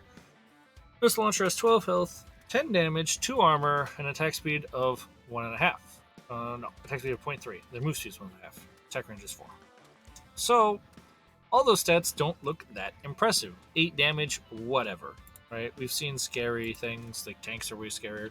The thing that the missile launcher has that other things don't is they do area of effect. So, building up, we're going to do what we did in the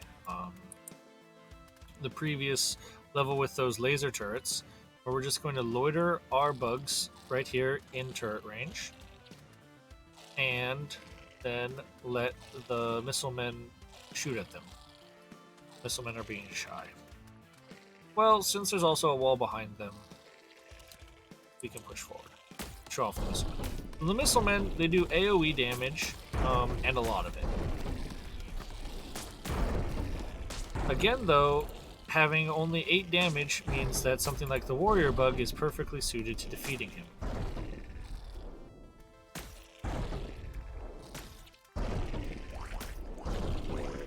So, I have given myself like, I don't know, 5 extra seconds later by doing this now this way. Because basically the missile launcher men, they shoot slow enough that they will never really advance much against the swarmers, and eventually I will kill them, because if the swarmers just reaches them, they die eventually due to the acid that happens whenever units die. So I managed to speed up this a little bit by sending the swarmers early, but again, all of this is to decrease the swarmer count so that we're making more builders, actually. At the start of the level, all you really want are builders, and all of the other bugs are nice, they'll be useful later. They're not actually what you're doing it for. The other thing that is new are these human mines that have 10 health and they do 40 damage. So, if you want to collect these for nutrients, you would send your defenders, and every other bug does not get any nutrients for exploding the mine. So that's something to consider if you're looking at these mines as potential sources of nutrients with your inorganic unit harvesting. And at this point, we do not want to push any closer to this, because we don't want to let all these people out. A lot of them are scary, until we have our economy going properly. Yeah, normally I would have spent a few more minutes, probably, building up the economy. But as it was, we were able to push through rather quickly. The loitering mechanic is a very strong way to get rid of your less stellar bugs. A lot of flamers here, something to look at. As it is, I think what we're going to be planning on doing is a hive here and a hive here. Probably need 12 range. I don't think so.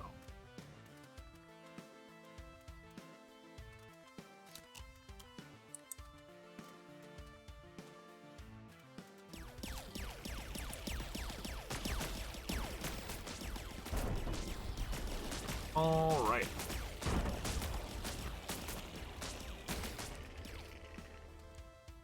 So we got rid of all of our swarmers. We've opened the gates, and now we're going to be coming through with all of the good bugs, as we've been doing a few times previously.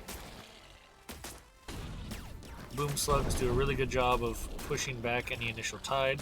The boom slugs, with all their speed upgrades, are now faster than the warrior bugs, so they really soften up the joint for the warrior bugs to come in and deliver some hard hits, and the second wave of swarmers then follows in at that point. So everything moving in very, very smoothly at this point.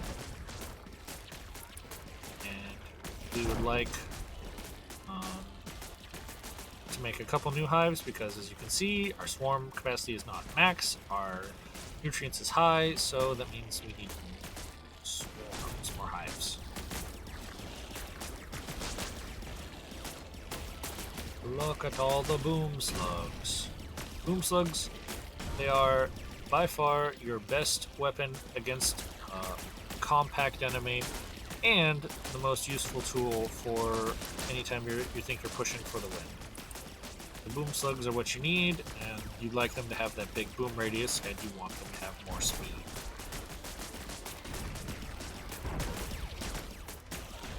You can win without these things, but having these things make it much, much, much faster.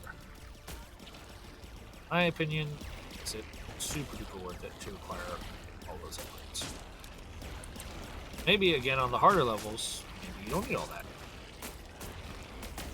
Maybe you don't need all of those speed upgrades, even though they would be nice.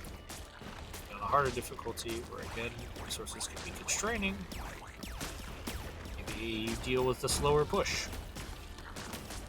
Who knows?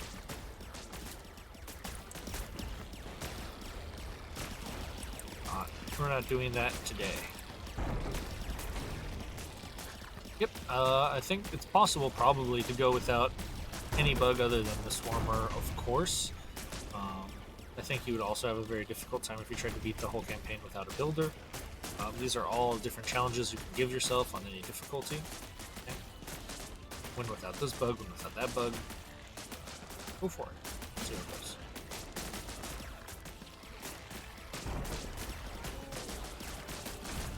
I find that all the bugs seem to have a purpose, and in general they do the purpose pretty well, so I'm happy to have them in general.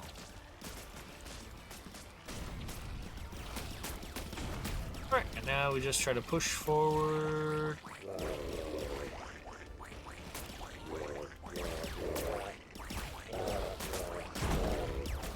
Big old patch of spore pushers, spore launchers, they're great.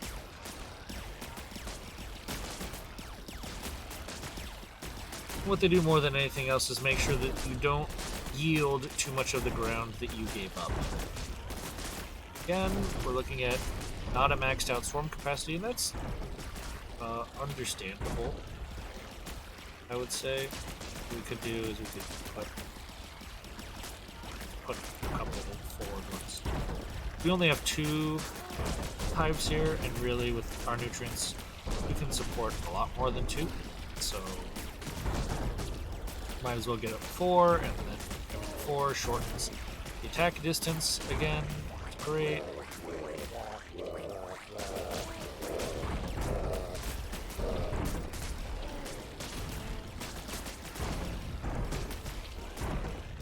You do get a ton of builders in the end game,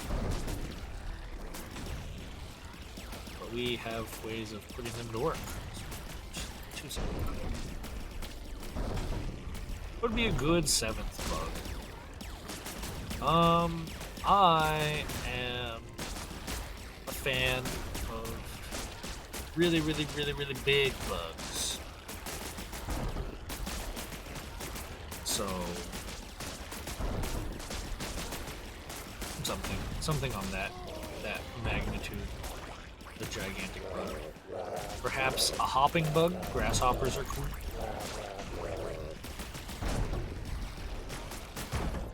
It's a different way of moving quickly.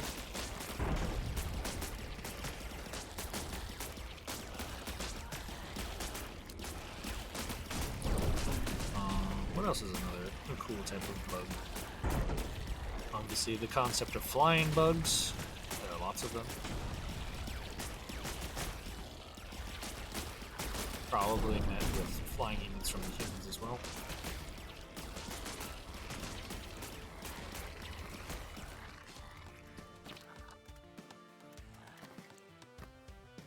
Alright, only 9 minutes. Not too shabby. Pushed the pace on that one by killing the missile launchers faster. Alright. So I think we've gotten everything that's absolutely essential. I don't really want the Swarm Mothers to move faster, and as far as influence goes, it will make them more responsive to the pins, but I think they're fine. So we've got potential for flesh walls, which are my least favorite building. So I think we'll just take these twins to give you a chance to double your dudes. So this is a 2, this is a 7, so you don't want to go to the 7 next, you want to go to the 3 next. Confused.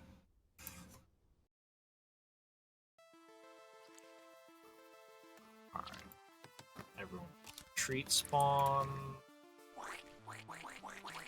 Alright, so here we have big scary group of men in the middle, but they're stuck, which is good. However, we have in the other three corners. And in this corner, we have a bunch of missile lads already. Again, um, there's lots of difficulties. These turrets really restrict the amount of space that you can reserve for yourself, which again means that we're probably going to be doing most of our defending with our swarmers, and our swarmers are going to die horrible deaths to these turrets every time that they actually move out to defend themselves.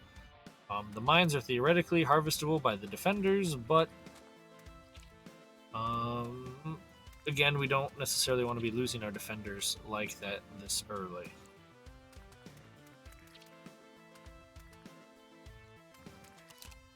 Alright, so here come the commandos, and here come a missile lad. The missile lads are really scary because they do a bunch of damage, and they deal it in an area of effect. So you need to keep your warriors at hand for this level, and not do that.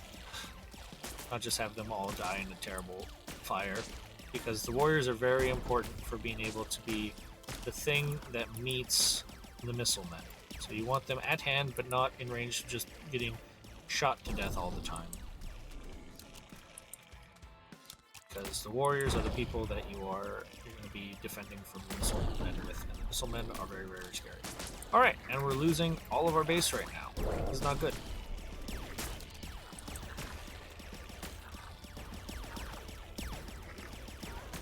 So what we're going to do is we're going to have our defenders loiter in the front. This is a big enough pack that we'll send a boom slug for. We really don't want to let the missile men touch our buildings, because damage on the hive is damage that does not come back.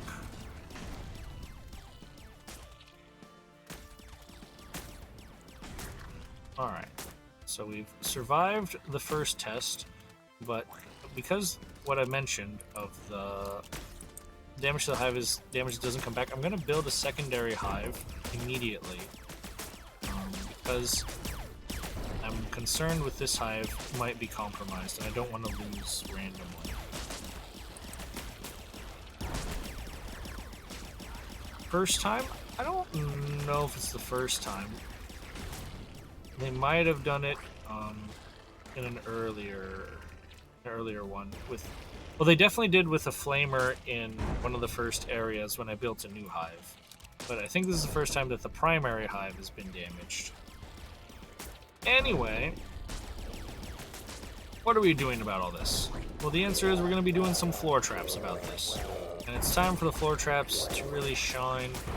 We've been defending most of our stuff with spore launchers previously, but at this point, the thing about spore launchers is they take a couple builders to build. The floor traps take only one, and one is going to be exactly the number of builders I want to spend on these defenses, and they're going to fully kill anything, including a tank that walks over it, and provide us the resource from killing them. So on simply a raw resource investment, floor traps are the best resource investment you can make, defensively speaking. If they eat something, you make your money back 100% of the time.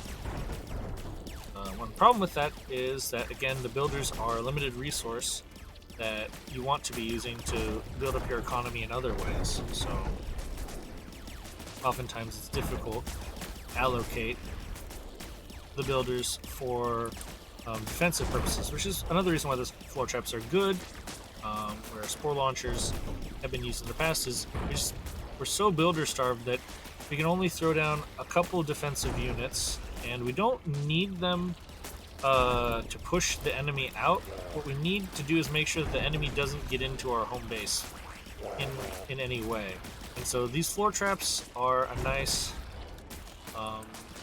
way to make sure that no one actually gets through while we leave our base, because we have to leave our base to go fight the humans. You know, there's tons of them in the south, there's tons of them over here, and spore launchers, you may or may not have noticed in previous levels, have come close to getting beaten by by just tank pushes and things like that. And that's the sort of thing that we simply can't allow to have happen on this level. We can't let anyone cross the line. So that's what makes the floor traps good, because they guaranteed at least kill one person, and if there are two people, one person will stop then to shoot the floor trap that's eaten somebody, and hopefully the floor trap will then sink back into the ground before it actually dies and potentially eat that person who's just shooting it. That is not at all guaranteed to happen. Alright, so as far as our economy's going, our economy's humming, not quite perfectly, but that's okay. Could have a few more floor traps in the base, but we are approaching a nice time. They're attacking from the south again. Approaching a nice time to potentially get up another hive. Actually, they're looking a little soft in the south, so we're going to actually switch. It's hard to push in here, especially angles around corners. I mentioned a lot. Bugs aren't good at it, so we're going to try to take it to the bugs again. We're pushing through a little tight and close space, not the best. So what we're going to do to help our push everywhere is we're going to make a nice little 4-stack of dudes in the middle. And we're not super concerned with losing the game anymore. We've gone beyond that. And we're going to just plant our builders in the center of the map. And you get to see the way that the floor traps defend us. These guys are doing a push, but 2 floor traps held off quite a few dudes. And this the spore was eventually overcome, but it helped slow down the enemy and really get us some valuable time for us to finish our attack. So again, if these guys are going to advance, they're going to end up getting eaten, and that causes their friends to, hey, what's that? I want to shoot that. But he's done digesting, he can't be shot anymore, and now if they try to move towards that one, they're going to get eaten again. And there he's eaten again. So he stops, he moves forward, he's killing him, and now there's a lot of people coming, so we're actually going to pay attention for a second, because this number of people can overcome a floor trap parade, but that when so many people are getting eaten, you can notice that, and you can do something about it. So it buys us some time, it kills some high value units.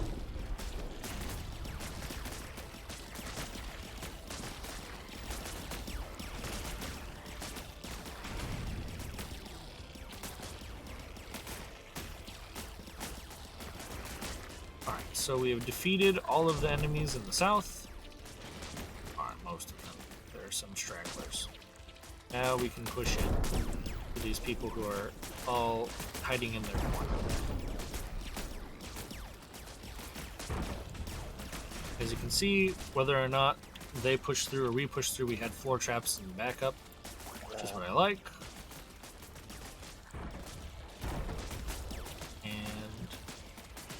Don't think we need these to spawn anymore. They've done their job. Let's have these central spawners spawn, and we have 4 of them, so that should be sufficient. Remember to click the attack pin. Boom slugs are doing great work.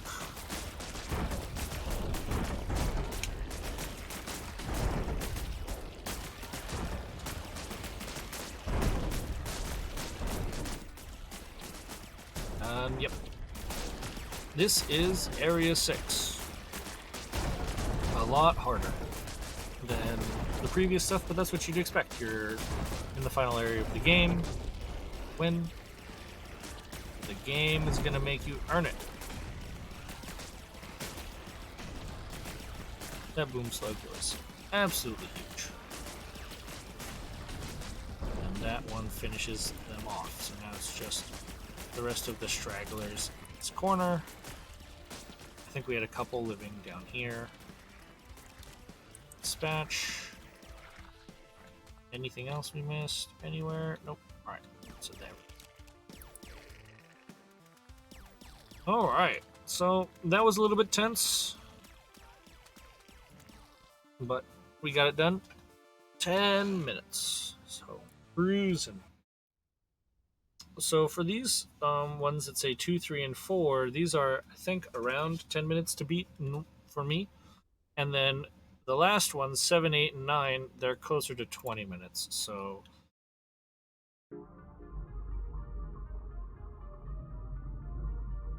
it's time to grab a sandwich if you don't have one yet, I guess is what I'm saying. Like aggressive fertilization and large spawn size allow us to get bigger, better groups of big people. Got this quivering human bastion, and this is the last of the easier levels of Area 6. Get into the harder areas of level 6. So here we've got attack paths, again, 2 fundamental directions, lots of humans, and so we floor trap.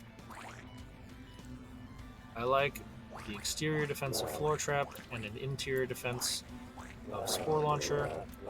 Makes sense to me. And already the enemies are coming.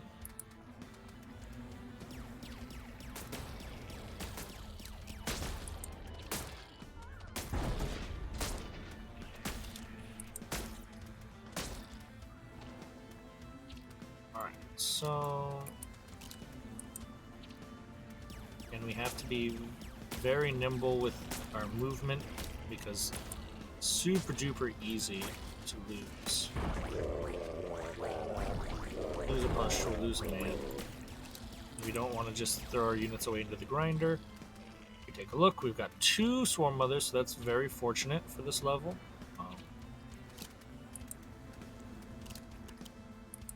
Boom, a tank got taken out, which is really, really good for us. And it also completely freezes this push.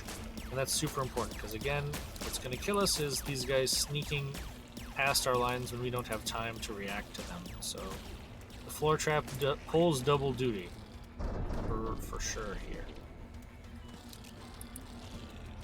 Kill tanks. Again, the most dangerous things to us don't.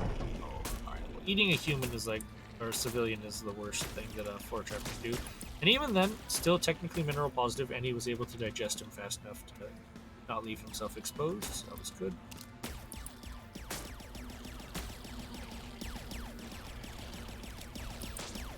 I think we're going to allow the defenders to loiter slightly farther forward to make sure that we have slightly better defenses here. Again, humans are pushing hard through the north, so it was super important that we had some floor traps here. Power them.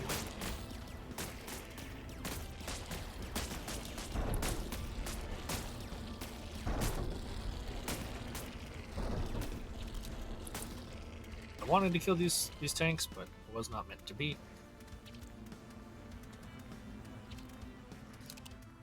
Also like to get a little bit activity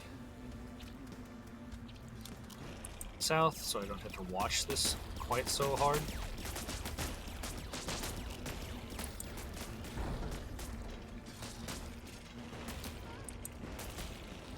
The big push coming from the north.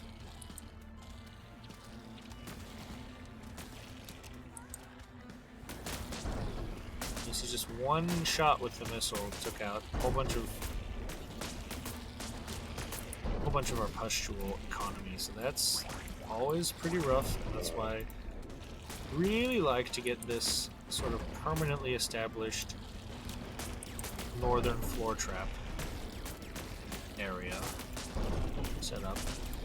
It's now time to dot the back sides of the defense with these spore launchers, because they really do help if anyone gets through. See, sometimes people get through. Here, this is a big enough pack that we're just going to send boom slugs in. Boom slugs now moves snappily enough that we trust them to hold this.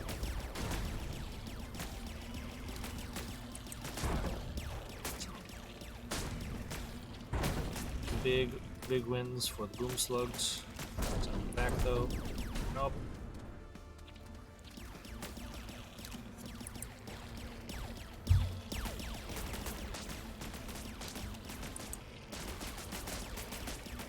And yep, this is the last of the easy levels of Area 6. So, definitely some tense beginnings here.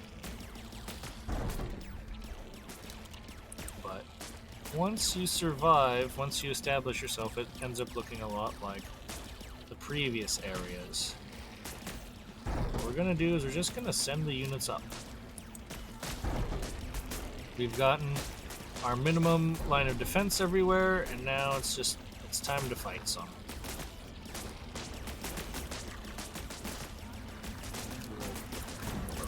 To get them off the wall.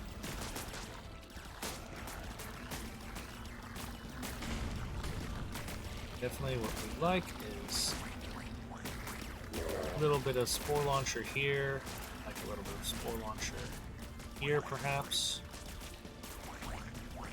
Something like this, I think, is a nice looking defensive structure, and then we like some hives right up here.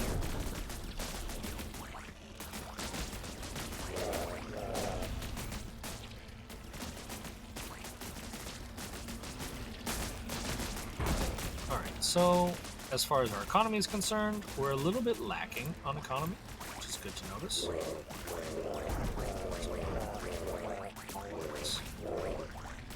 Build a few more push streaks.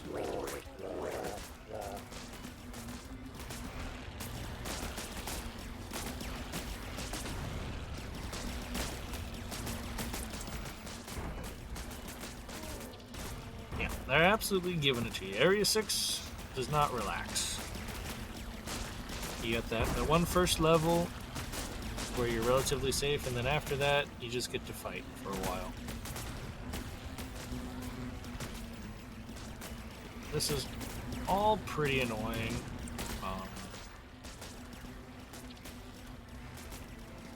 We didn't finish our rear defenses here. So everything is still a bit of a struggle, even as we're trying to push forward for the win. What we might actually do is forget about the north for a second and push down through the south, since we have this nice backstop, and this is actually just going to be a little bit of a meat grinder for a moment.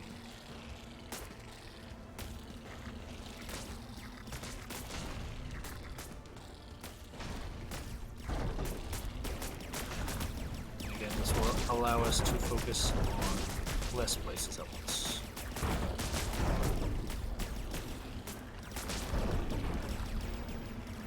Theoretically, we could actually forsake this and try to push up through this narrower corridor, although I love it. It's because it's a narrow corridor. So, not my favorite thing to push up through. Also, we're going to call back the builders because we need plus troops. Currently on a 3 hive economy, and we're not keeping up with it. So the defenders are coming through, doing their great ranged push, but there it is. The boom slugs get the job done there. I think after we get this all sorted, we'll be happy. So, you look, we've already lost some of our defenders up here in the north, but this base isn't super important to us anymore. So I think I do want to commit to attacking around this way. But again, it's all just another thing that's keeping our main bases safe. Our main base, I should say, since we only have one. As we're trying to push through down here in the south.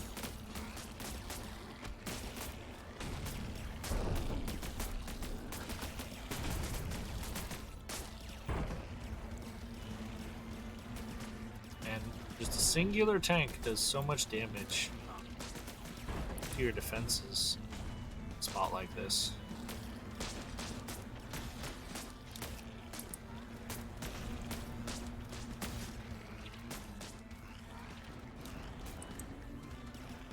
Very frustrating. But we finally got our economy up, so that's pleasant. I think what we're going to do is we're going to send these guys back here. build up this backstop again, and then beyond... Actually, you know what? We're just gonna make it. I was thinking about making this all floor trap, but I think I like it better like this.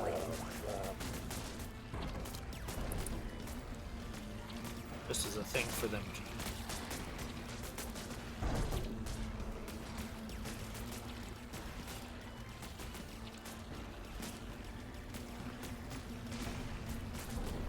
Perhaps with enough of these, we'll be able to even push back tanks. I don't know. This is an untried strategy.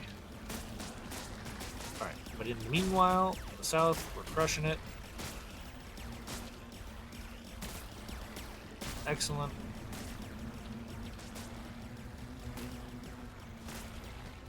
I like crushing it. It is the enemy. So here, and then try some hive push.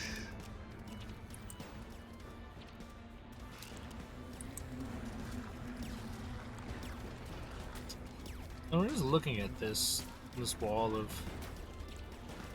beautiful speedy boys. It does look like we are having some troubles.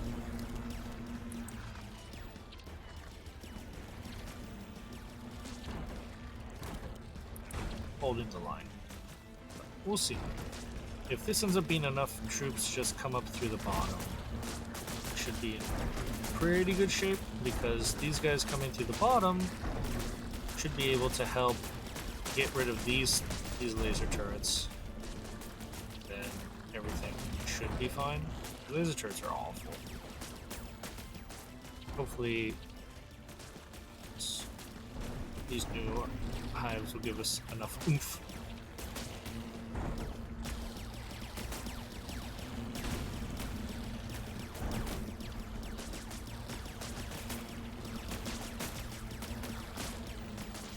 We got the hives up, excellent.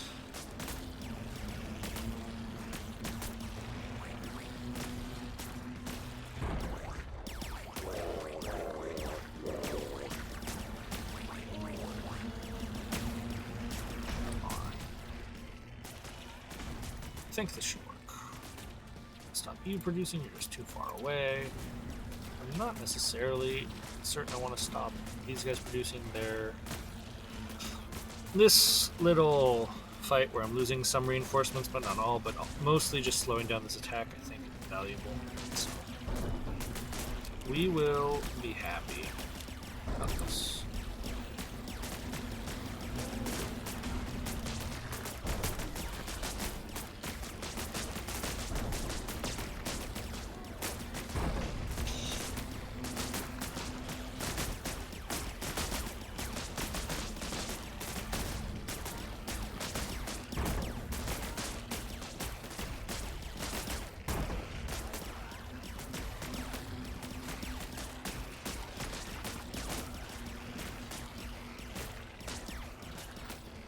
Got the forward one built, so I'm going to turn off the back ones. Yep. Let's try to keep on pushing up through the north. Not an easy job, but some boom slugs got to do it.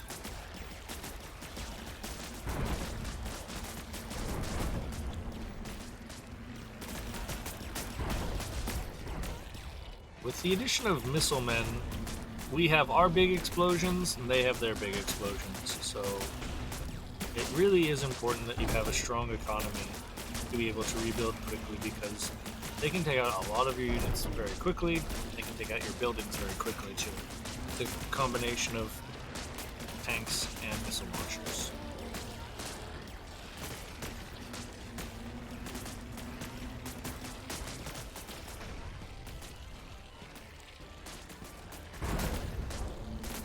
But eventually their forces do thin out. As long as you have a good economy, the same won't be said of you.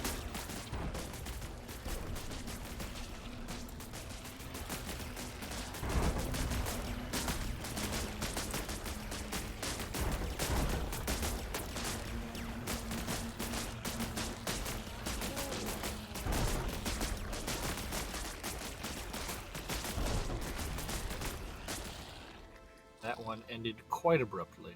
14 minutes. Alright. So that is the end of the easy levels in Area 6. Now for the hard stuff. You thought that was hard? Well, I mean, you're a little bit right, but could have been harder. So we have 7, 8, and 9. So we have 7. This one is annoying. Number.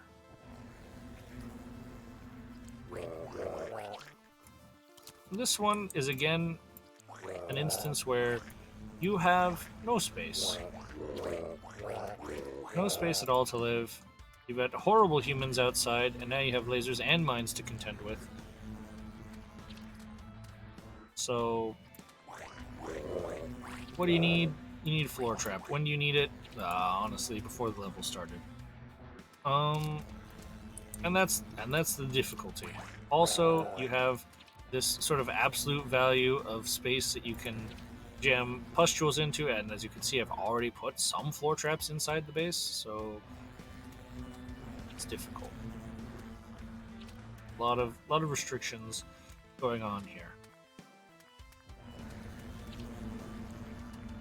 Mostly, what we're worried about is missile men. Anyone who's not a missile man, he's going to get the swarmer treatment. Send the swarmers forward, the swarmers kill them. That's it.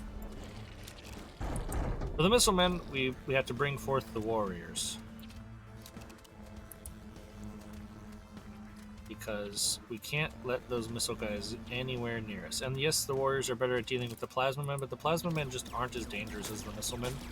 We only have so many warriors, and we have to choose our battles here very carefully. And if we're not careful, that happens. Alright, so we've allowed the defenders to loiter too far forward, which is not good. You can see we have some number of pustules, we have some number of floor traps, and a missile man. Alright, the defender actually managed to defeat the missile man, which is great. But as you can see, we are already running short on defenders, we're running short on warriors. Back them up both by a touch. We don't want them to leave for their time.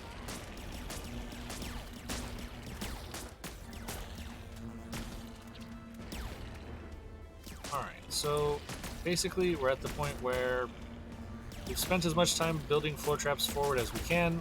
This is some number of floor traps.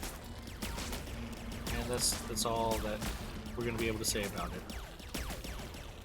The rest has to be into economy and nutrients, and we need to do it quickly.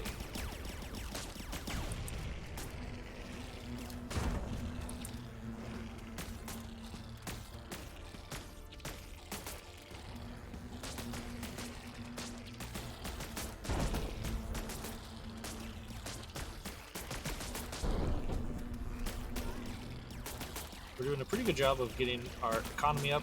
Unfortunately, we have only one swarm mother, which means that our continuous rate of swarmers is going to be low. So the economy's up, the economy's struggling, but we need more space, so it's time to push out. And we would like to have delayed this push for as long as possible, but as long as possible is here.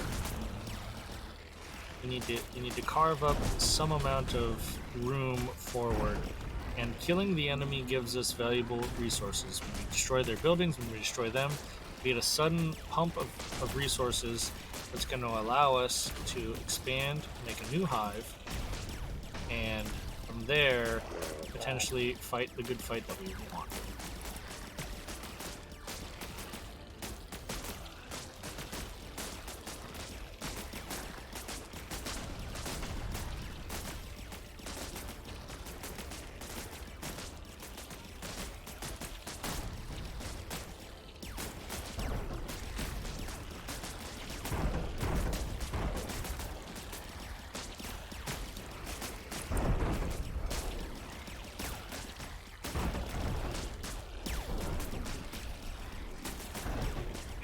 Definitely not a certain thing that we've wanted.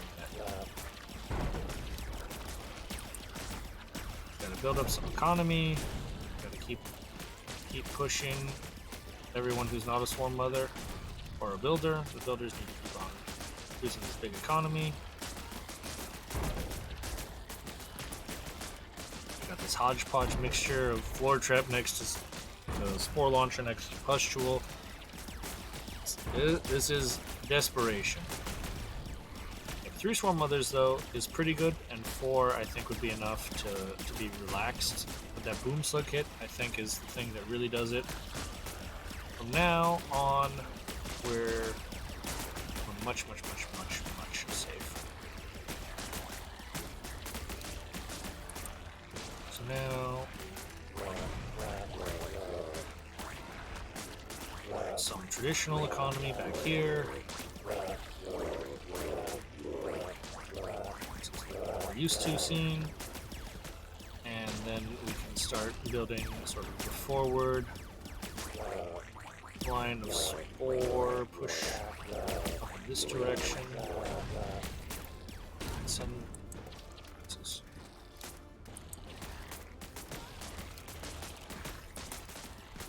all right. So we're going to stop spawning things in here because it just gets them stuck for a while.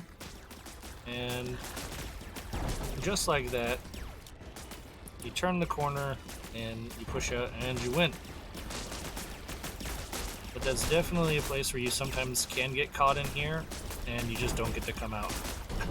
And you lose. So let me say that was fortunate for us. They were able to come out, and we have a bit of an economy now. And perhaps forgo this hive altogether, actually. Let's build one up here. Might be more sensible.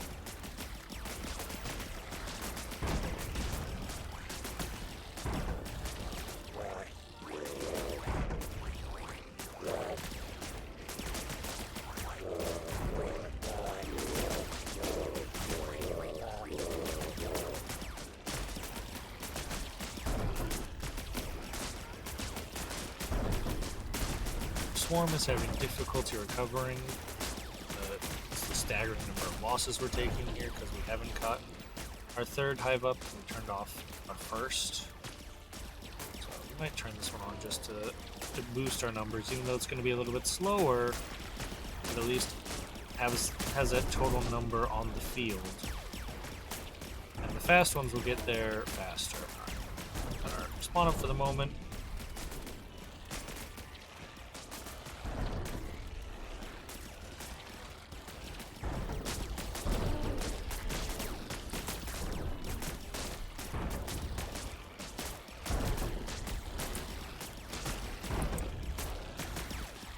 Humans are not interested in giving a singular inch here.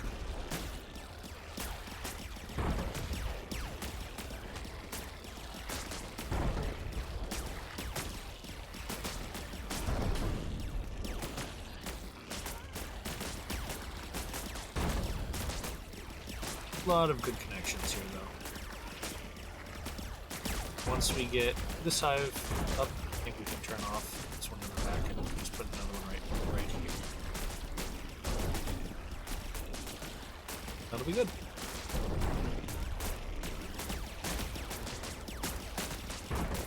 I would like this one.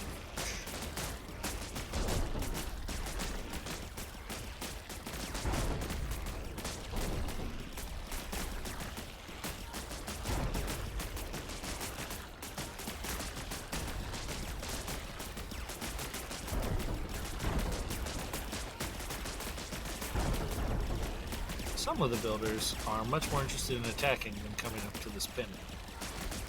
It has something to do with running around corners that makes all the bugs go crazy.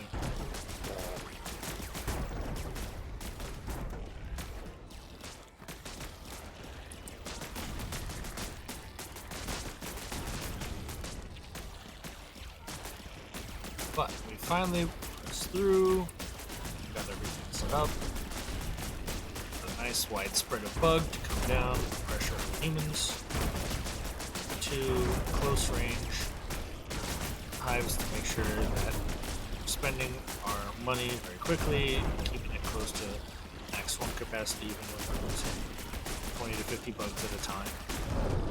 So, all good.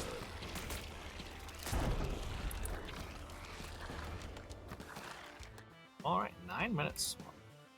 That one definitely went better than it sometimes does.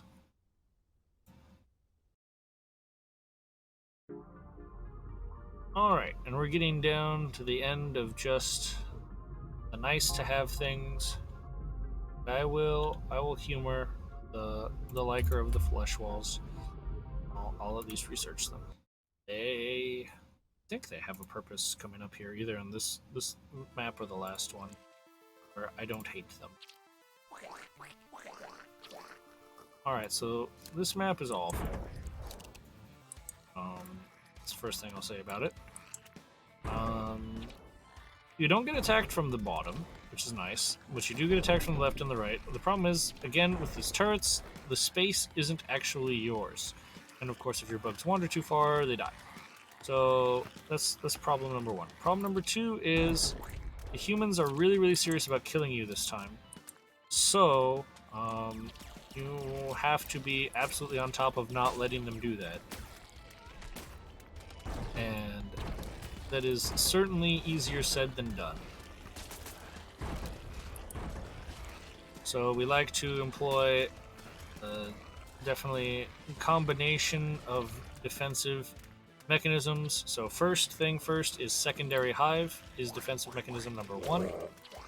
And then second thing second is we have lots and lots of spores, lots of pustules, and then third thing third is more floor traps than you would normally put this far away from the wall. How I would describe it. But this is basically just part of how the defense here must happen.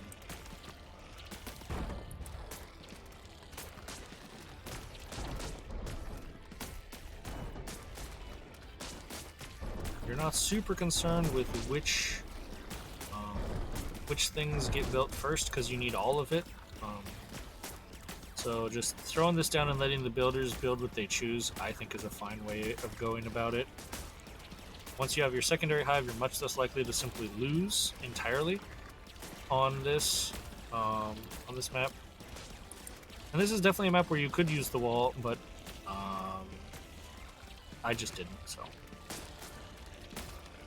Oh well me.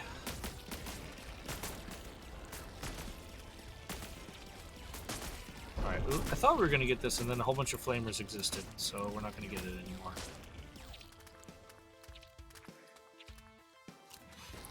Yeah. Living in this little bunker is pretty good. I think what we're going to do is we're going to send the boom slugs north on a food run. We're going to switch the defenders to guard this side of the map, while our brave boys are elsewhere. So, had some losses there, but we're pretty stable. The boom slugs didn't quite make it up to the food run, which is sad.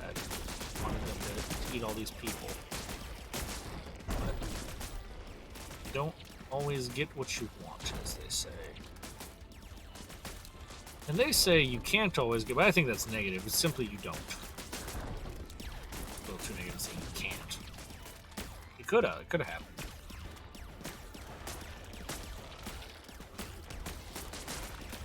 Definitely could have happened. Maybe we'll swing the attack all over this way and see how.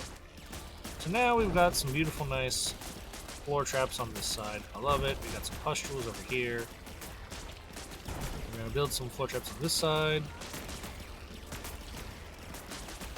Getting a good attack off on this side. Only Boom Slug will tell. Boom Slug couldn't decide what it hated more. Alright, good. We got the attack off that we wanted. Switch everyone over to this side.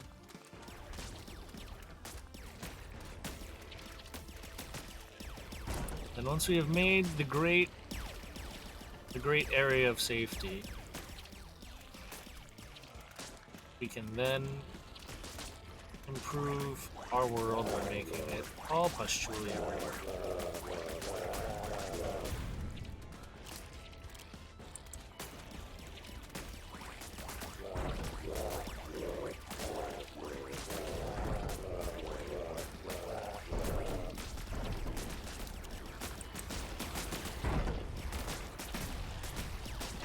Swarm mothers a little bit out of the line of fire. Sort of assisting.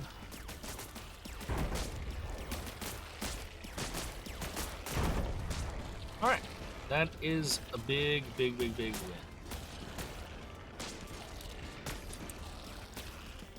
So now we get a tiny little breath.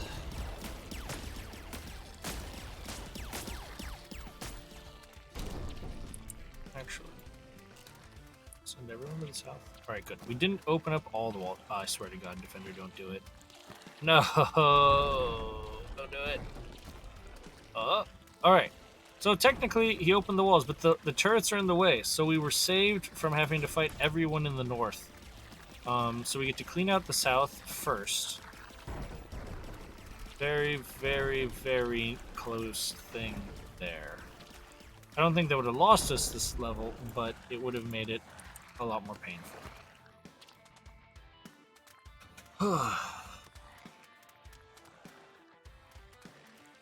That's as close as you can get to letting the bad guys out without letting them out.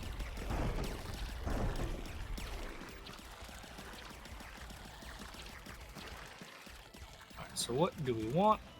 We want a nice little hive over here, a pair, we want spore launchers, we want to make it pleasant for them to come and say hello to us.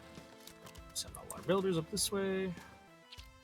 Alright, and we have cleared out all the bottom, so send to this pin.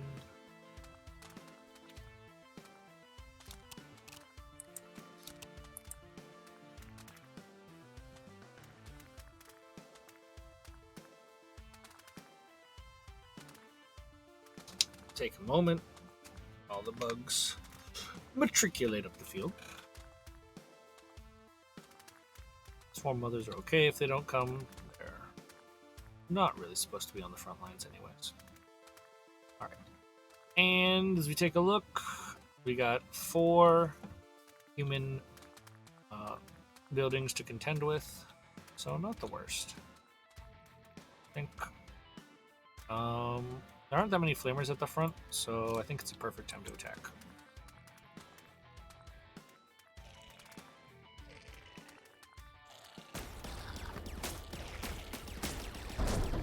Missile guys are painful, but I think flamer guys are even worse, since the missile guys do the big damage thing once, and the flamer guys just leave it on the ground and it's open. It's an absolute agony to push through. Speaking of absolute agony to push through, we have our own version of that. Can't forget.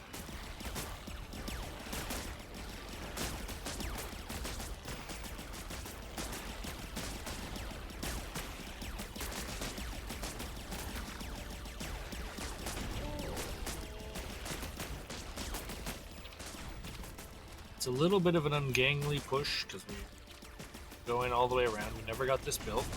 And we didn't get it built because we were supply capped by our swarm capacity. So we couldn't just have our builders keep building because we weren't spawning any builders. We weren't spawning anything. We were full of people. Did a great job there. So we can finish off this side. Boom Slug's just doing great work. Alright, let's finish off the side. Yep. Send everyone up through the middle so these turrets stop getting pot shots at us as we walk by. Like it.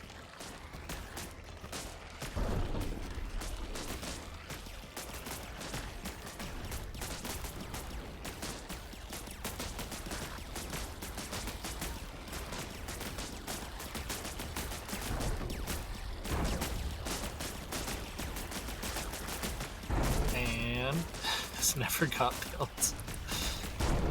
None of this got built. What are you doing, builders? Oh, you're all building these pustules. That's fine. Alright, new plan. Builders, just build this instead. I give up. I give up.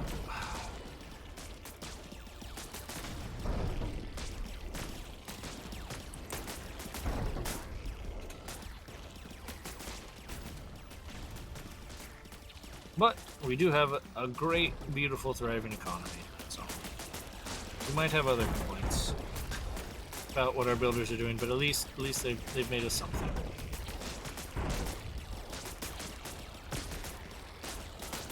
And yes, if I wanted them to get up there faster, I'd deconstruct all of this nonsense, which tends to be worth my doing. We're not. All right, everyone. Actually, come over here, since we have to kill this anyways. Let's try to get a better angle, because again, coming around corners is not our strong suit.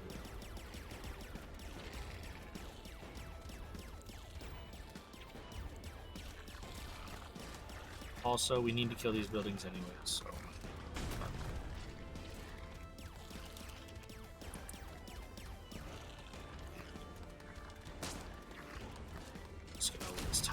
the level.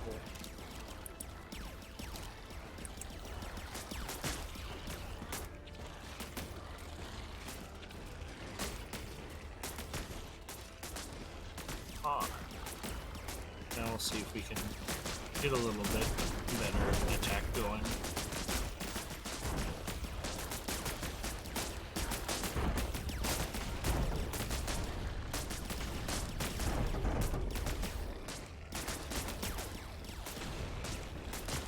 Alright, we got a new hive. It's a miracle. Attack!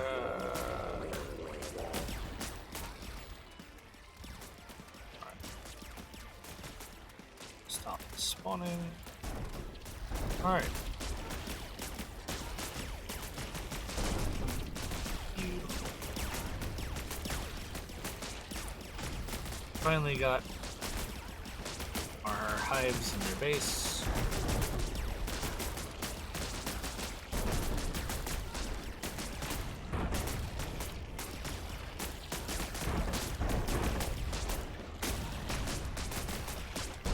It is just absolute pandemonium here. They got missile launchers, we got boom slugs, explosions on both sides, craters where once there were men.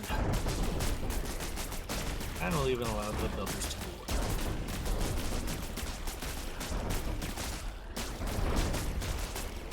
This gives us more armor on the goo, gives us more damage on the goo, which benefits the defenders more than anything else.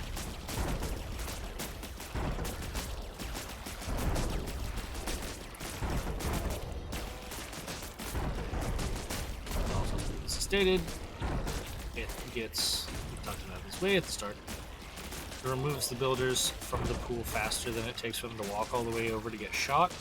So it means that we're spawning the better bugs fast. Better bugs for bad luck, that is. Builders are great bugs. Alright. We did it. 13 minutes. Ooh. Like lightning. 1. This is the final level coming up. We fought. It's finally come to this. Get the flesh armor wall. I think we actually use it on this one. And then I think anything else left is just influence. And I think the thing I care most about it going where I tell to is the builders. Alright. The final one. Oh, don't kill yourself. Troops, just kill this.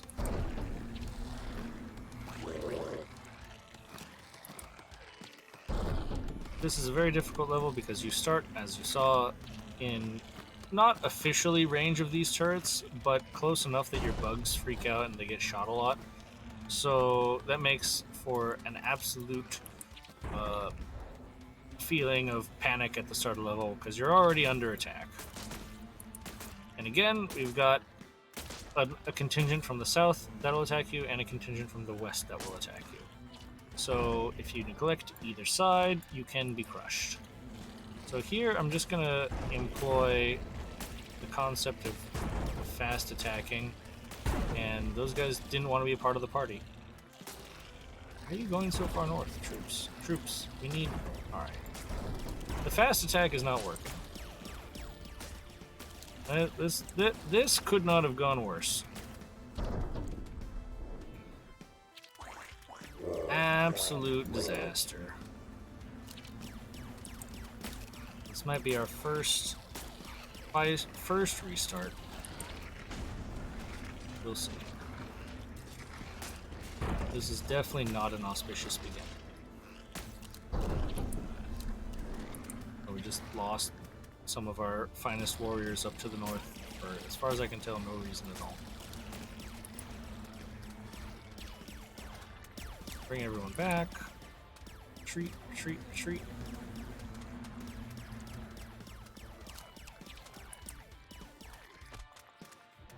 Economy.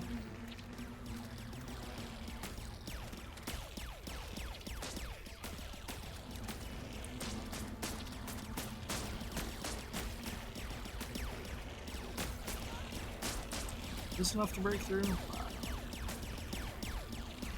The good news about this is we at least have plenty of space once we dealt with that early human incursion.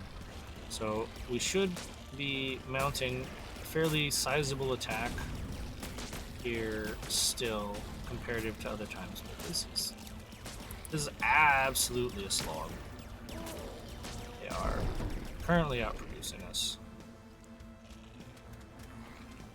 Can't hide up there, we have to hide in the south. This is in range of this thing. I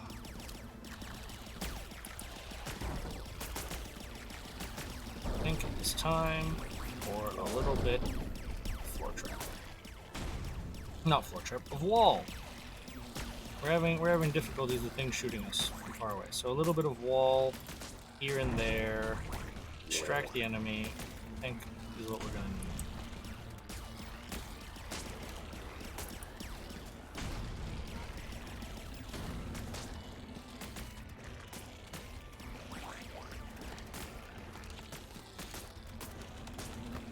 Fire does very good against the wall, sadly. It just absolutely destroys the wall.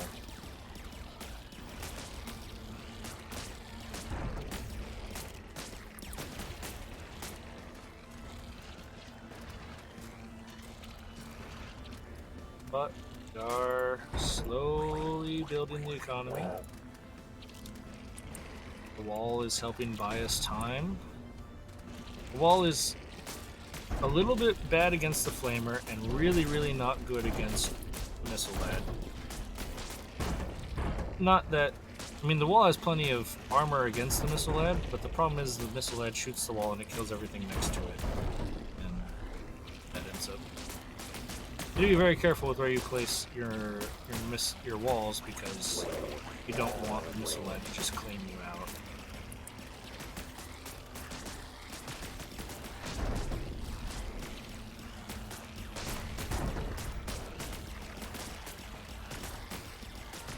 Alright, trying to push across. I think what we're going to do is we're going to put a couple hives in the center. Our mark here because our nutrients is getting up. We've defeated our enemy over here. Looks like we are going to escape without that reset I was talking about. And you know what? I'm going to give it the MVP of this particular area, the wall. Flesh walls really shine here in the end, giving the people something else to shoot at, giving us a little bit of time.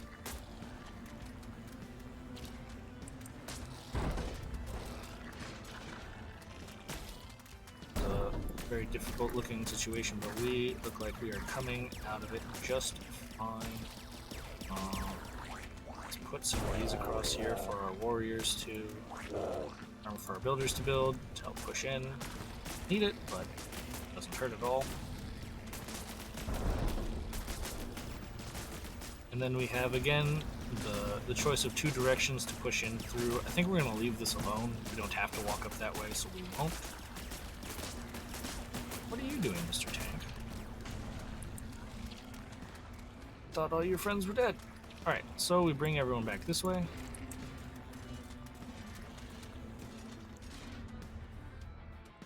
And now, these batteries that would have befuddled us in areas, I think it was area 3 that had the 2 quads.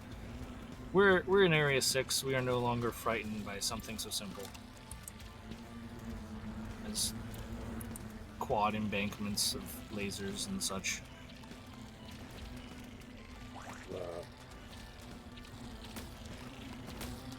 Just gonna cruise on up through here boldly. Alright, I want to put my hive right next to theirs, but sometimes you can only do so much. That's not how I'll put it on the dead body. Clean out all these people to the left and the right, and then we'll drop some of these.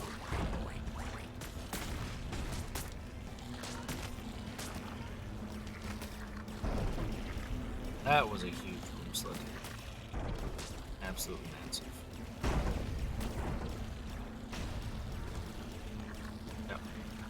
I will say that after playing this game a lot, I have gotten better. And if you play this game and this is not as easy as I make it look, it's because I've failed at this stuff a whole lot before getting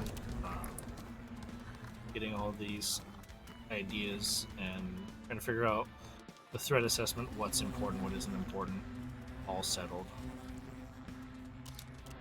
But this has been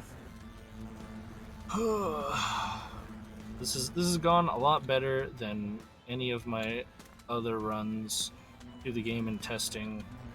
Things were easier and things were harder. It's just been very smooth.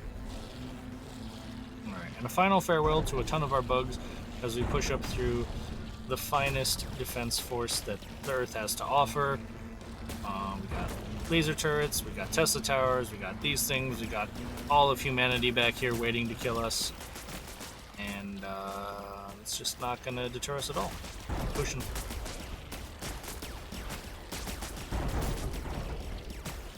We've got a forward base built, so we'll turn off this spawn as well. Once this one gets online, we'll turn off the back one as well. And there it is. Spawning for you. And we simply, again, spore launcher line up the middle, cut the enemy in half.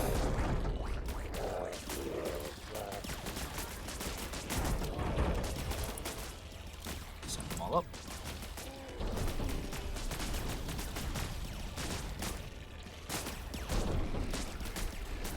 Lots of fire, lots of booming, lots of death.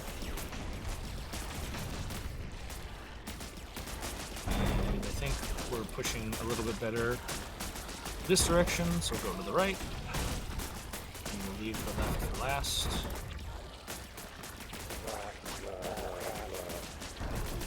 Put up a couple hives up here in case.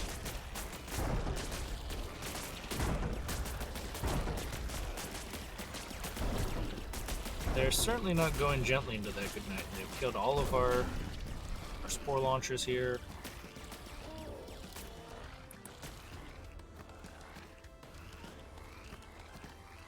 Alright. Clear out all of that. And then we want to rally to the top. We don't want to just rally from the bottom up around, because then we'll hug the wall and it'll be depressing. Here. Get everyone up here, and just put it. Nice, easy cruise across the way. Stop this allowing to spawn, because we got one of these up here. One often spawns up there.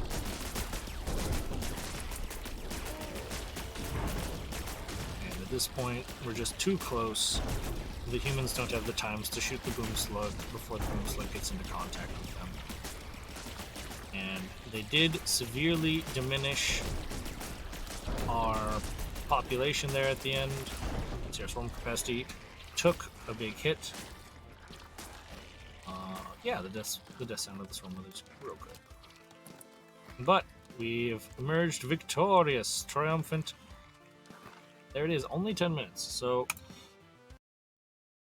final cutscene.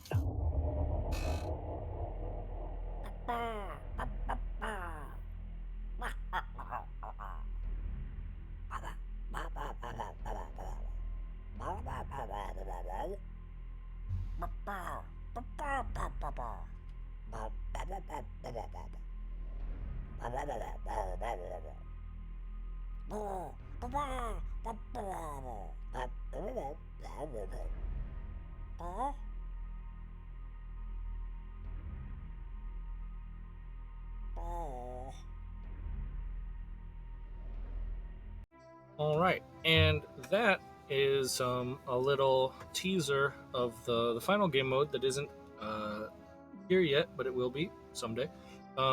Someday soon, maybe even. Once you complete the campaign, there's going to be an unlimited battle against the human type swarm thingy thing. So, if you like this game, definitely consider giving it a look on Steam. I think that you'll have a little bit more playtime than I did for this one. It took me 5 hours to beat it this time, but I think my estimate of like 6 hours if you're quite quick should still hold. And that's just for the standard difficulty. There are 2 other harder difficulties and 2 other easier difficulties, whichever way you feel about it. But yeah, that is this is a brand new game. My friend made it, and it's a lot of fun. I hope you guys enjoyed watching, and I hope some of you guys will end up playing it and buying it. And for anyone who is sitting here wondering when the chess will be, and you're following me for chess, and this is not chess, the chess will be tomorrow. So don't be too sad. Thanks everyone who came by, said hi during the stream, and if you just stuck around and lurked, I hope you enjoyed. The world needs lurkers too. I will catch you all later, as this has been quite a long stream for me. I'm gonna call it a day here. So thank you all for coming. Goodbye, and I'll see some of you tomorrow.